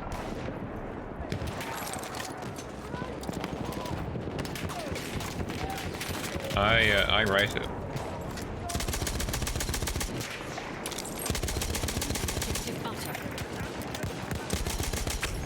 Ow. Apparently there's an electric version coming out at some point, which is interesting. Because I think that's their first foray into anything electric. Yeah, I'd like that. I really would.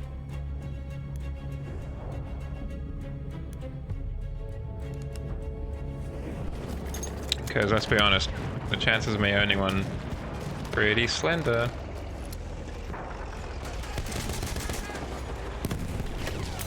Mehr Munition. Hier, ich So, hab ein bisschen Munition. I'd be more than satisfied with just owning one in-game.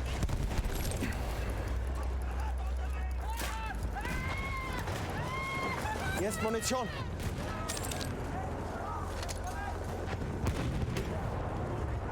I mean, I imagine it would. It's a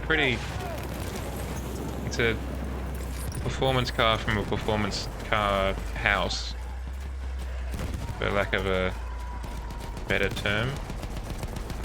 Hier, Munition.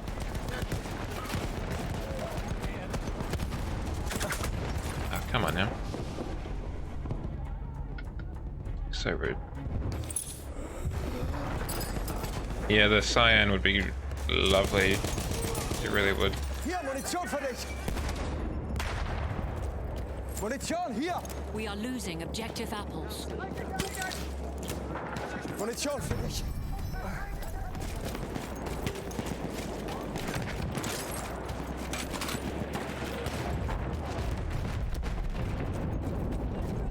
It isn't. I would love to know how they go about getting the cars they get. Because it's like a weird assortment, doesn't? Yeah, that would be sick. One of my favorite cars in Horizon 1 was the Lamborghini Miura concept car. I love to drive concept cars in those kind of games. In Speed Supercars 2 that I bring up almost every time you're in the chat now that I think about it. I really like to drive the GT90 as well.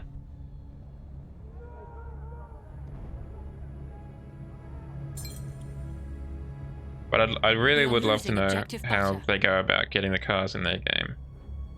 Do they go to Lamborghini and say, what cars can you give us? Do they go to Lamborghini saying we want these cars? I don't know, I think that would be a fascinating kind of look behind the scenes.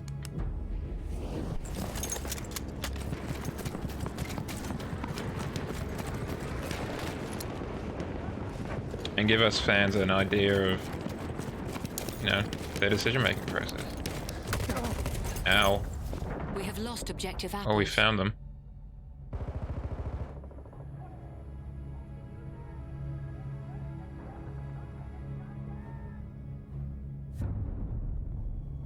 We have taken objective Charlie. Yeah, I imagine so, but I'd be interested to know, like, obviously the lawyers will be getting instruction from someone. I'd be interested to know what the instruction is and how they come to that. Braucht jemand Munition?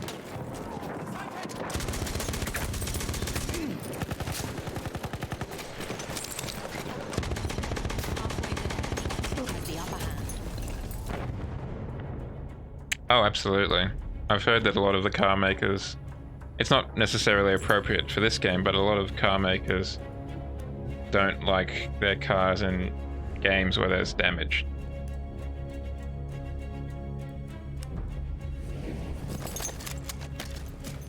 From what I've heard, they like to have their cars nice and pristine. They can always see them in their best light, I guess. Which makes a certain amount of sense.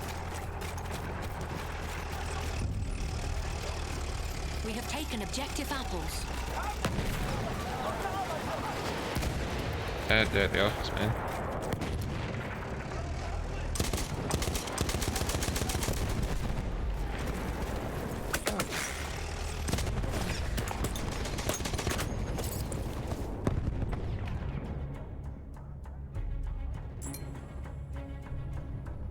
Yeah, that too. But there wasn't there a wide body kit for one of the Ferraris in one of them? Horizon 4 maybe?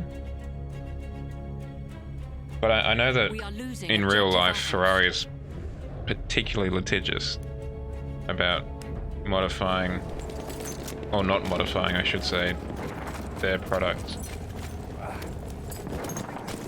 Like you basically enter into a contract when you purchase it.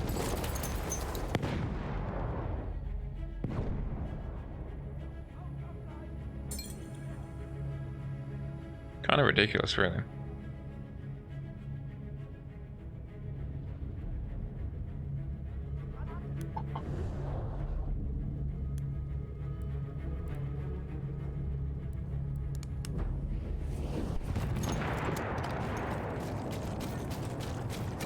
Yeah, I mean, it's kind of that idea of the death of the author, right? It's no longer their car, it's now the owner's car.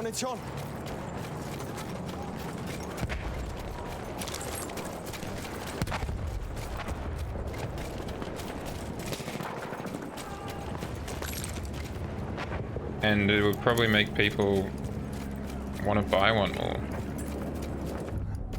Though I imagine the crossover between people who play Horizon and who buy Ferraris is limited.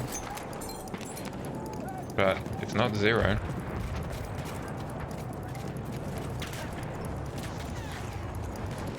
Hier, frische Munition!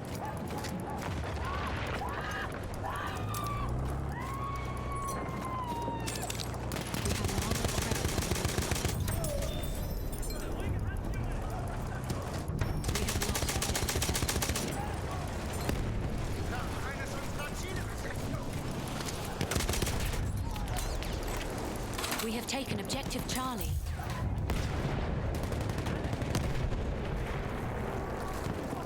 Yeah, right? That'd be so choice. Our armored train has arrived.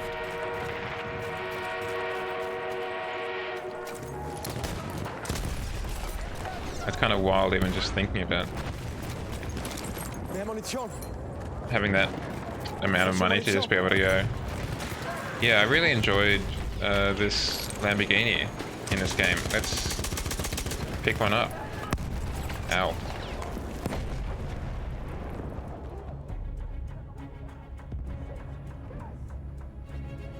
Yeah. Yeah. We have lost objective Charlie. I don't know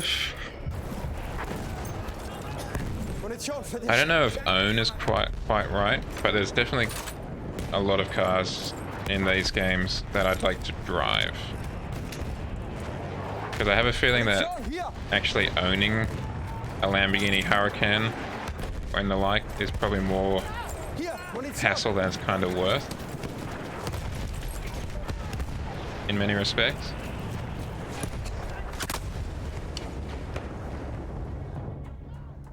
But even things as simple as some of the Honda Civic Type R's would be lovely to own. But I do not have the kind of currency. Yeah, something like that, or just like, you know, something like hiring a Aston Martin for your weekend away to the countryside would be lovely. But I don't necessarily want to have to deal with the maintenance and what have you of an Aston Martin every other day.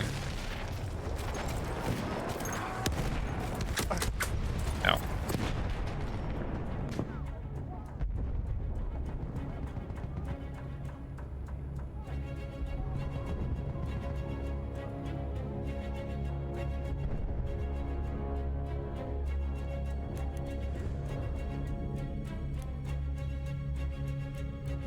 I think there's also a little bit of trepidation for me around the kind of A flame trooper kit is available near your location. almost not wanting to meet my hero. Hat jemand Munition bestellt? And either worrying that the car or myself kind of wouldn't live up to my expectations.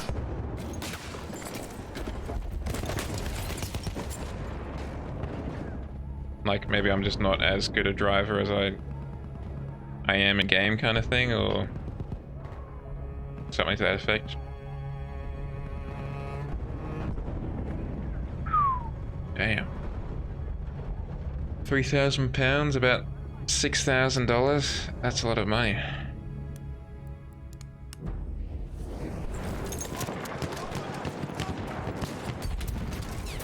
Hier, ich hab ein bisschen Munition. I'll get the old mortgage paid off first, I think.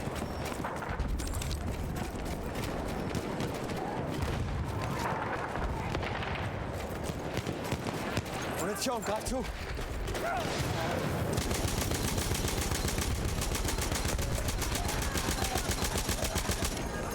Oh, lovely. Lovely, lovely.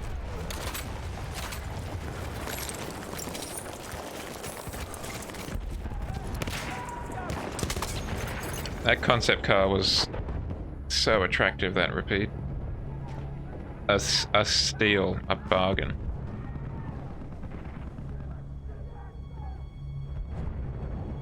When I win the lottery and go on a vacation to England, I'll pick one up for a weekend around the around the British countryside.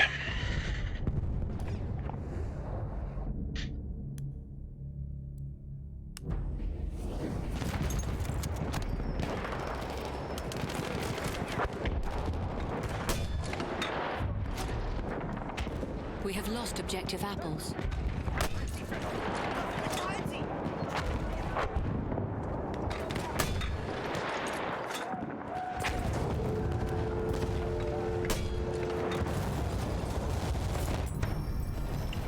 The budget model. Are you looking for a 720S?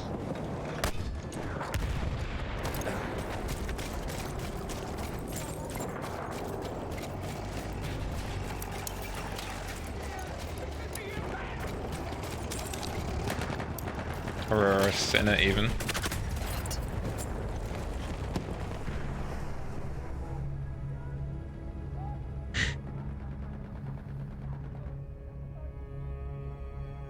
I'd be interested in just having a look at the McLaren GT. Just because I'd like to know what they've done to make it a GT as opposed to just a supercar, apart from naming it differently. Munition für dich. Hier ist Munition.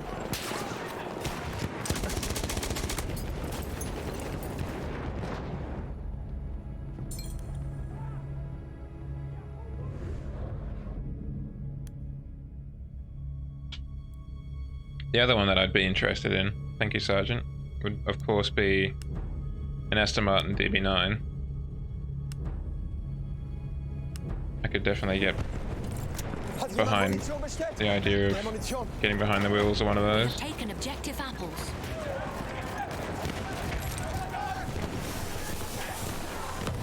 Munition, hier.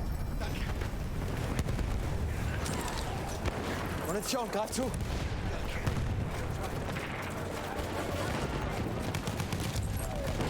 Hier, ich hab ein bisschen Munition übrig. Ow. How in tarnation did he get me with that?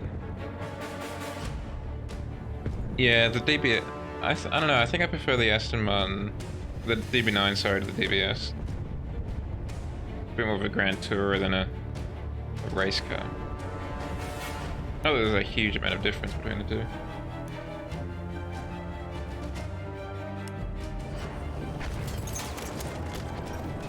Now the real question is, do they have a Gran Turismo?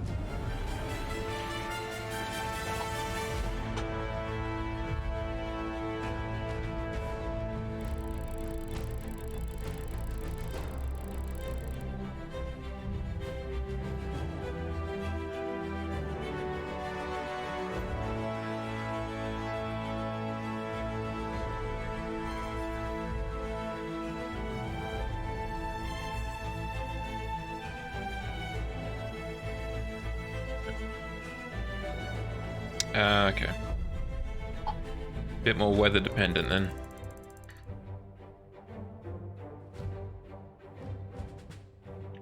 Not the map we voted for, but I'm happy to have it. The other one that's quite nice is the new Bentley Continentals. Those are quite nice. I could get behind one of those.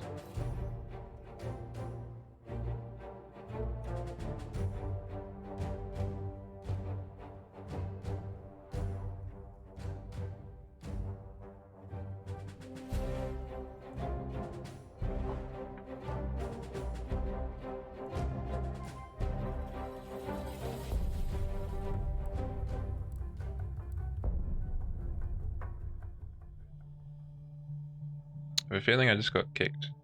No? I don't know what's happening then. Excellent.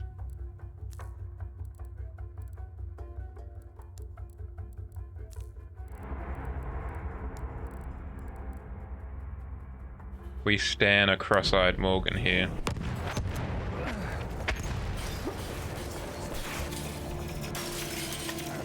Okay, going to the barbed wire wasn't the smartest decision I've ever had.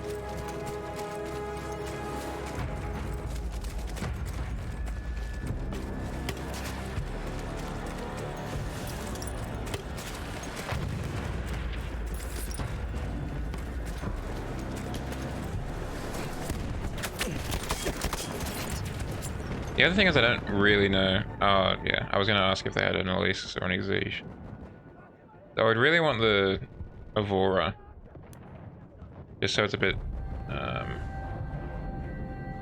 luxurious.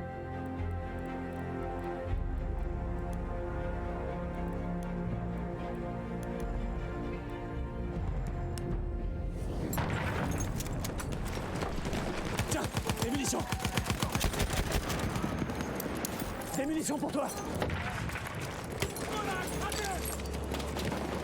That's pretty reasonable, actually. I would have thought it would be more expensive just because it's more of a race car. So people would be more tempted to throw it into the corners and come unstuck.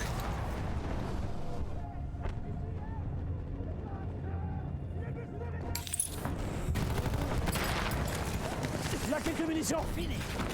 We are losing objective Duff.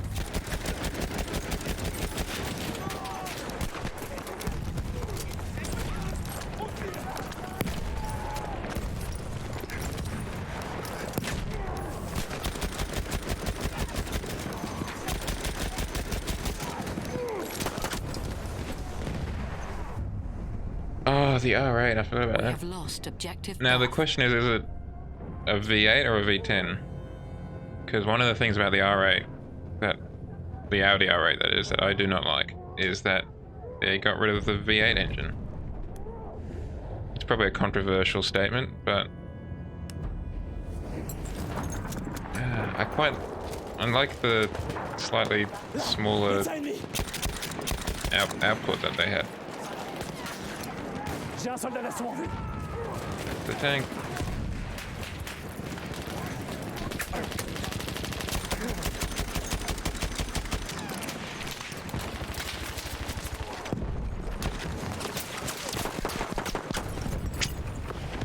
Okay, Sarah.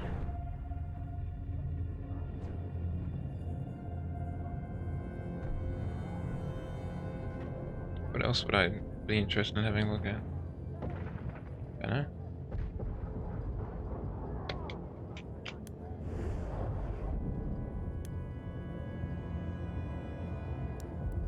Oh, do they have any TVRs in there? We have taken objective Freddy.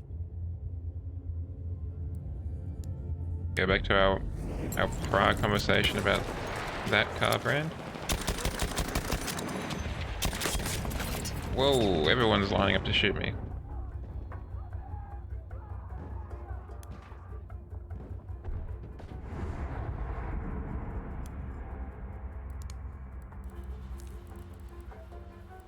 Let's change to this one.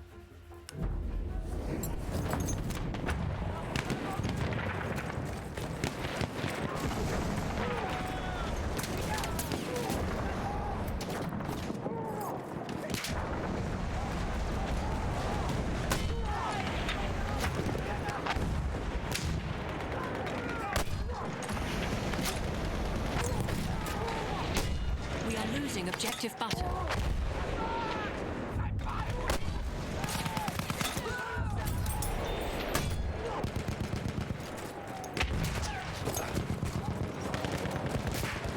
Lovely. A fine selection. Tiens, des munitions. That is definitely a car. Those are definitely cars I would not own. If I could maybe come at renting for a wee bit.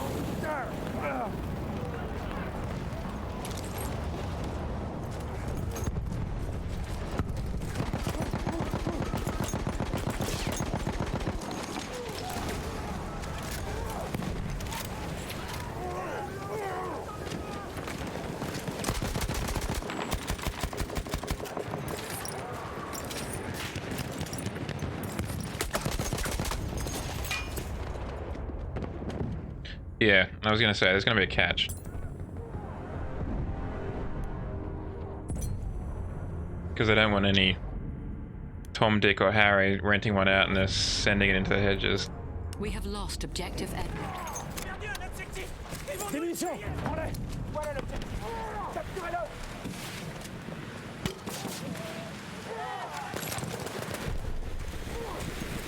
Because you know that's what they're afraid of. Oh, wow, okay. Maybe they fear that you don't grow out of it. You're gonna have people who think they're God's gift to driving and then discover they're not in the car that you rent them.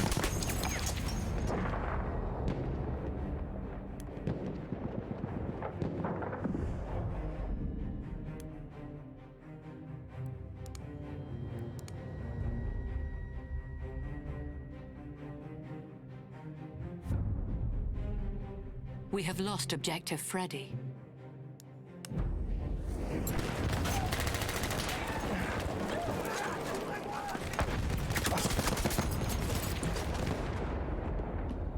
Just bullets coming from everywhere.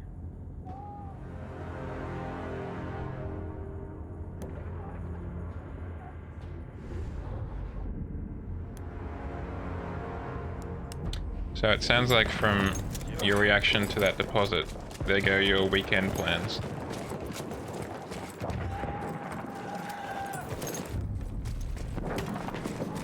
Or your plans for the next long weekend where you're gonna hire a Hurricane and drive around the countryside or whatever.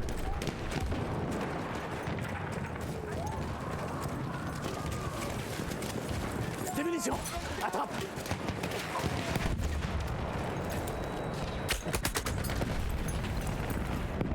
Yeah, touch. That's probably only the most basic of basic insurances too. You better be absolutely certain that you take very good documentation of what scratches were there when you arrived.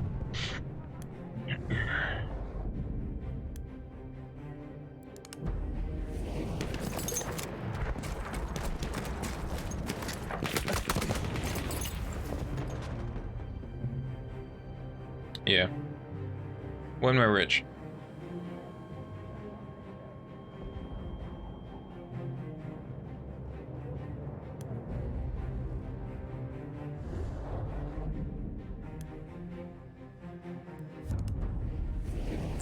We have lost objective apples.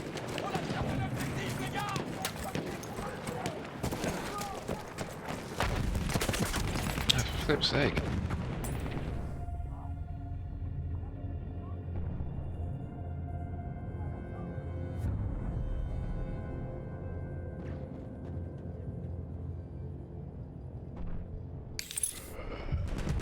Merci à toi, vieux.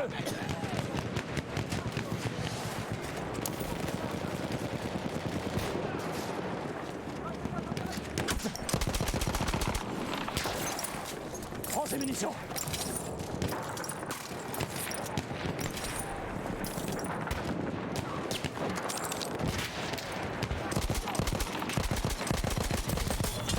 In the meantime, if you want to drive your Huracan, you'll just have to make friends with a rich person, I guess.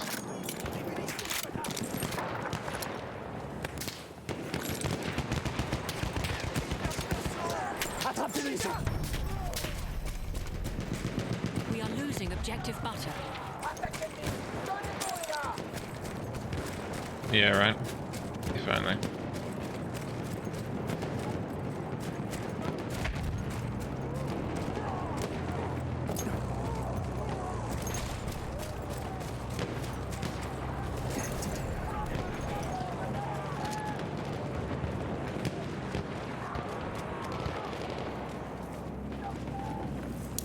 J'ai une mitrailleuse en visuel.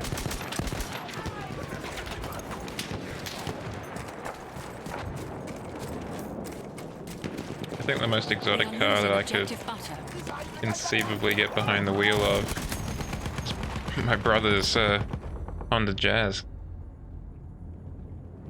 Or I think it's called a Honda Fit in the UK.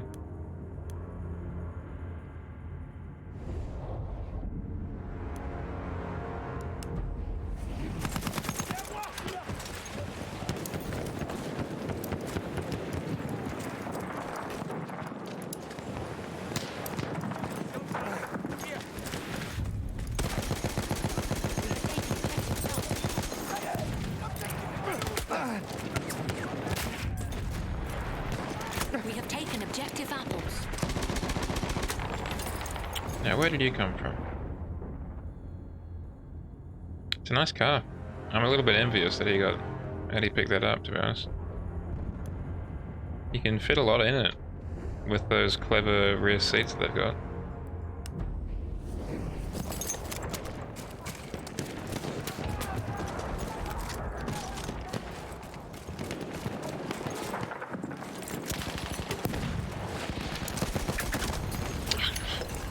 You can almost turn it into a little van by folding all the seats down and everything.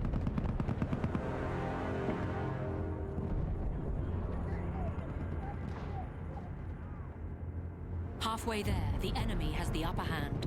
I'm disappointed they didn't do a Honda Fit Type R or anything like that. I think that'd be pretty neat. Like the old Mitsubishi Colt Rally Arts.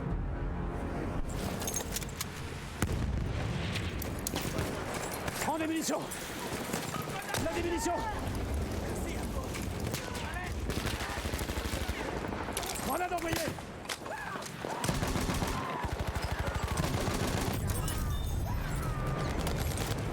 We have taken objective butter.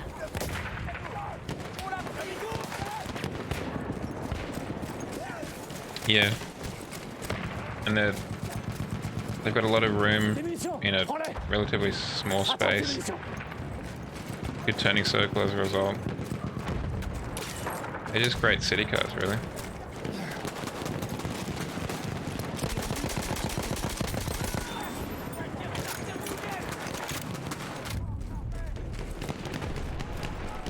We have lost objective Dove. Thank you, Sergeant.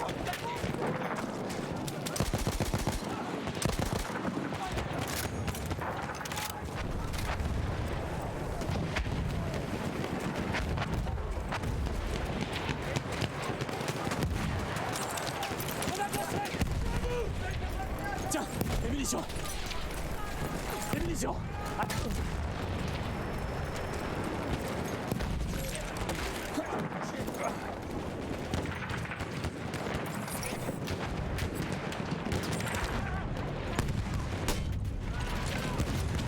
We have taken objective Charlie.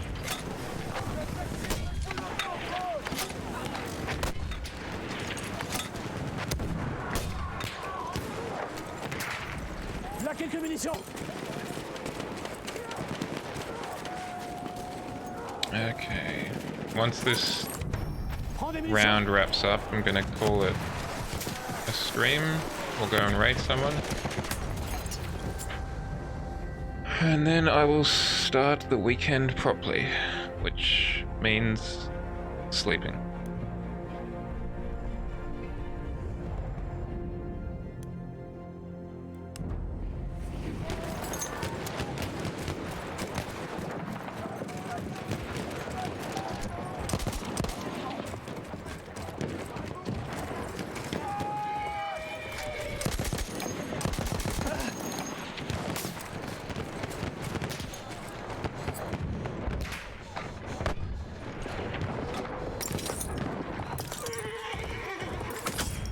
Ow. Yeah, right. Though I've got a wedding on Saturday. Just going to the ceremony, but, you know, gotta get glammed up and head on.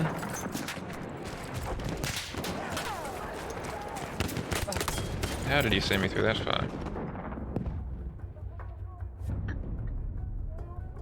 But yes, otherwise, sleeping in, particularly Saturday night. Tomorrow night I'll be... yeah. Tomorrow night I'll be streaming some more XCOM, and I'll be sleeping in on Sunday morning.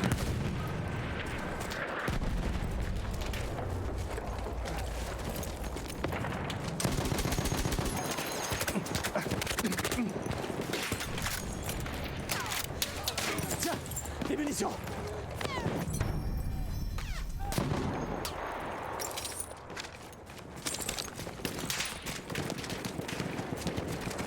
Okay, so we looped around. Soldat d'assaut. Ow, ow. Yeah, there's definitely something nice about getting your suit on. Looking your best.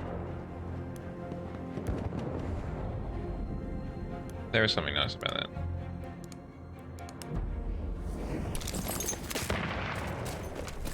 We are losing objective butter.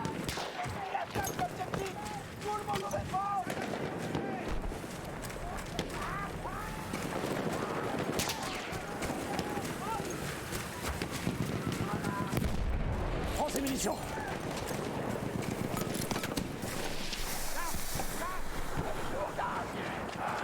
Grenade lancée. Attention.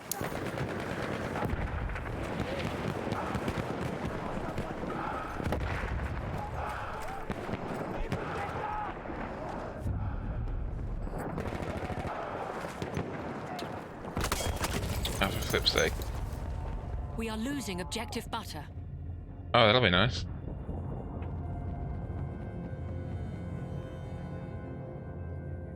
That'll be very nice. Des munitions pour toi. Check out some old public transport. Des munitions pour toi.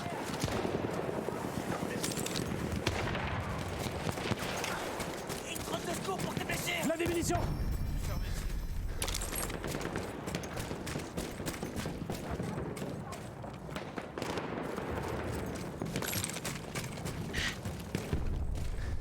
Lovely bit of nostalgia then. Munitions. Des munitions. Prends-les.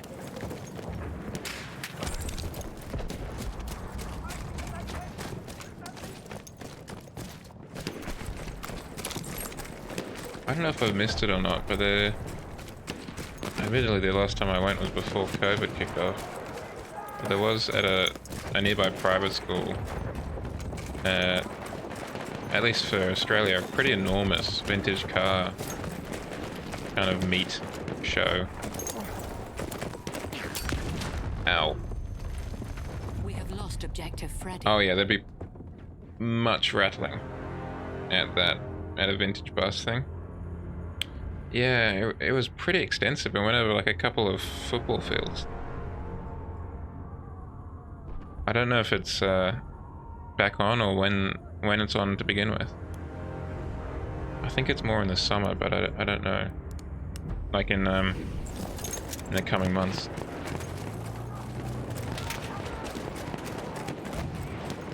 Yeah, it almost certainly would be.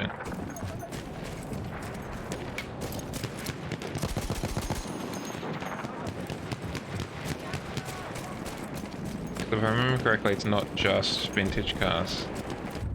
It's all kind of exotic cars. Old and new.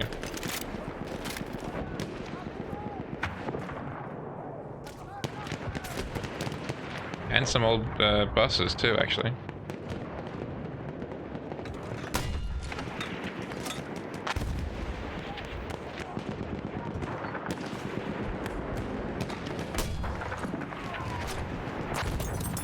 Hey, got him.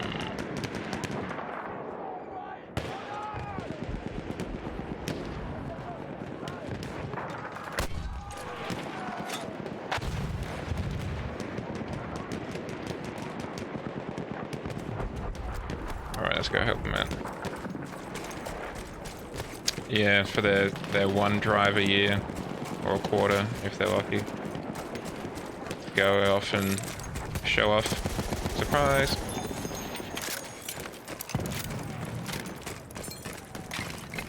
Des munitions pour toi. Là, quelques munitions.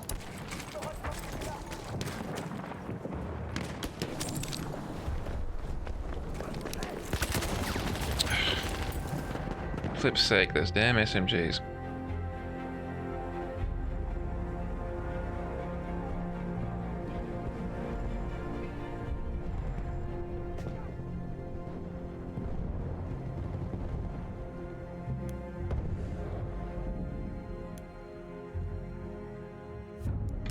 I don't know of one nearby. I'm sure there is if I knew what I was looking for. Prends des munitions. Truck show, that is. Surprise. Tirez-vous. Soldat d'assaut ennemi. Là, des munitions. Prends ces munitions.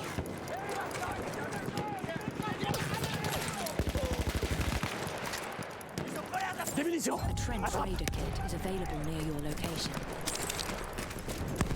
Des munitions pour toi.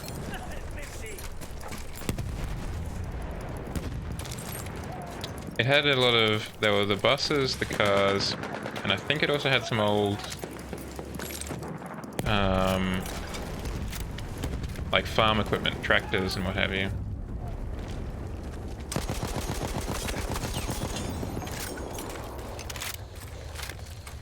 Attrape ces munitions. Yeah, it was pretty neat. It's been a while since I've been, 'cause I'm almost certain it was before COVID. But I should keep an eye out.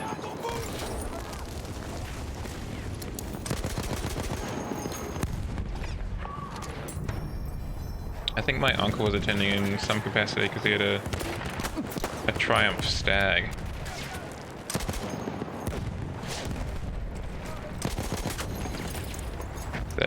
That he took to the show.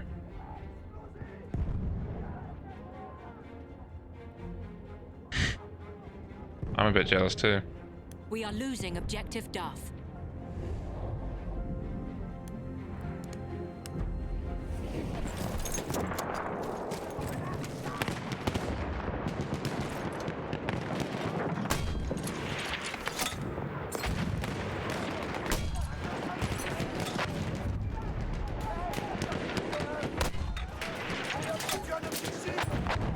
We have lost objective Duff. We have taken objective Charlie.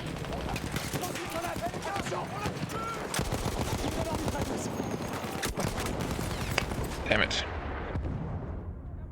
Really? A Triumph Stag? Okay. What makes you drawn to that one, especially?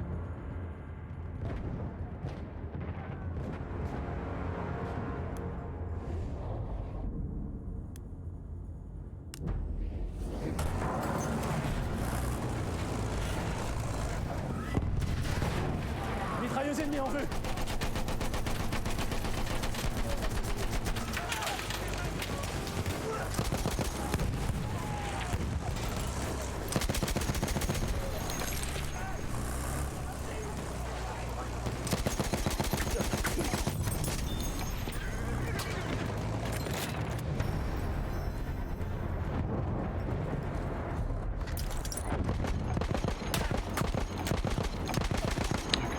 Drop some rounds on target, please.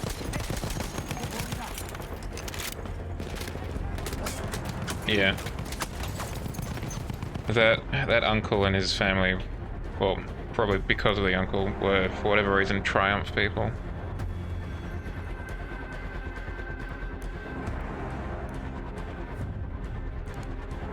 We have lost objective Charlie.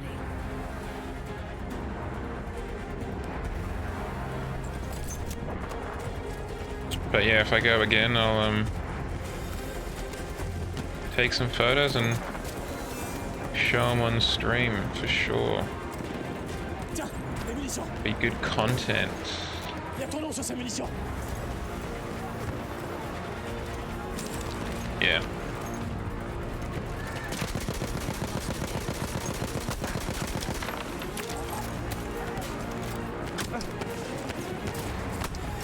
Ow.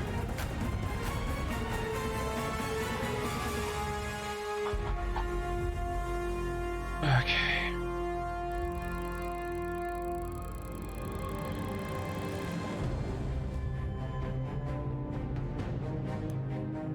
Let's find someone to raid.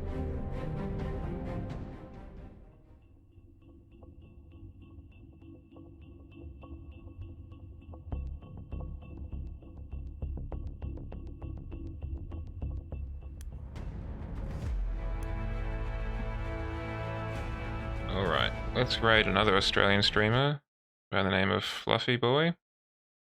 He's a wolf. It looks like he's currently wearing a maid's outfit on the stream's thumbnail. Yes, you have a good afternoon. Thank you for joining me for the 4 hours. And yeah, let's go raid Fluffy Boy. He's currently playing Metal Gear Solid 4, Guns of Patriots. Let's go say hi. And I will see you tomorrow night for some XCOM Enemy Unknown. If you want to have your name in it, please join in and we'll add your name in. Alright. Have a good 24 hours or so.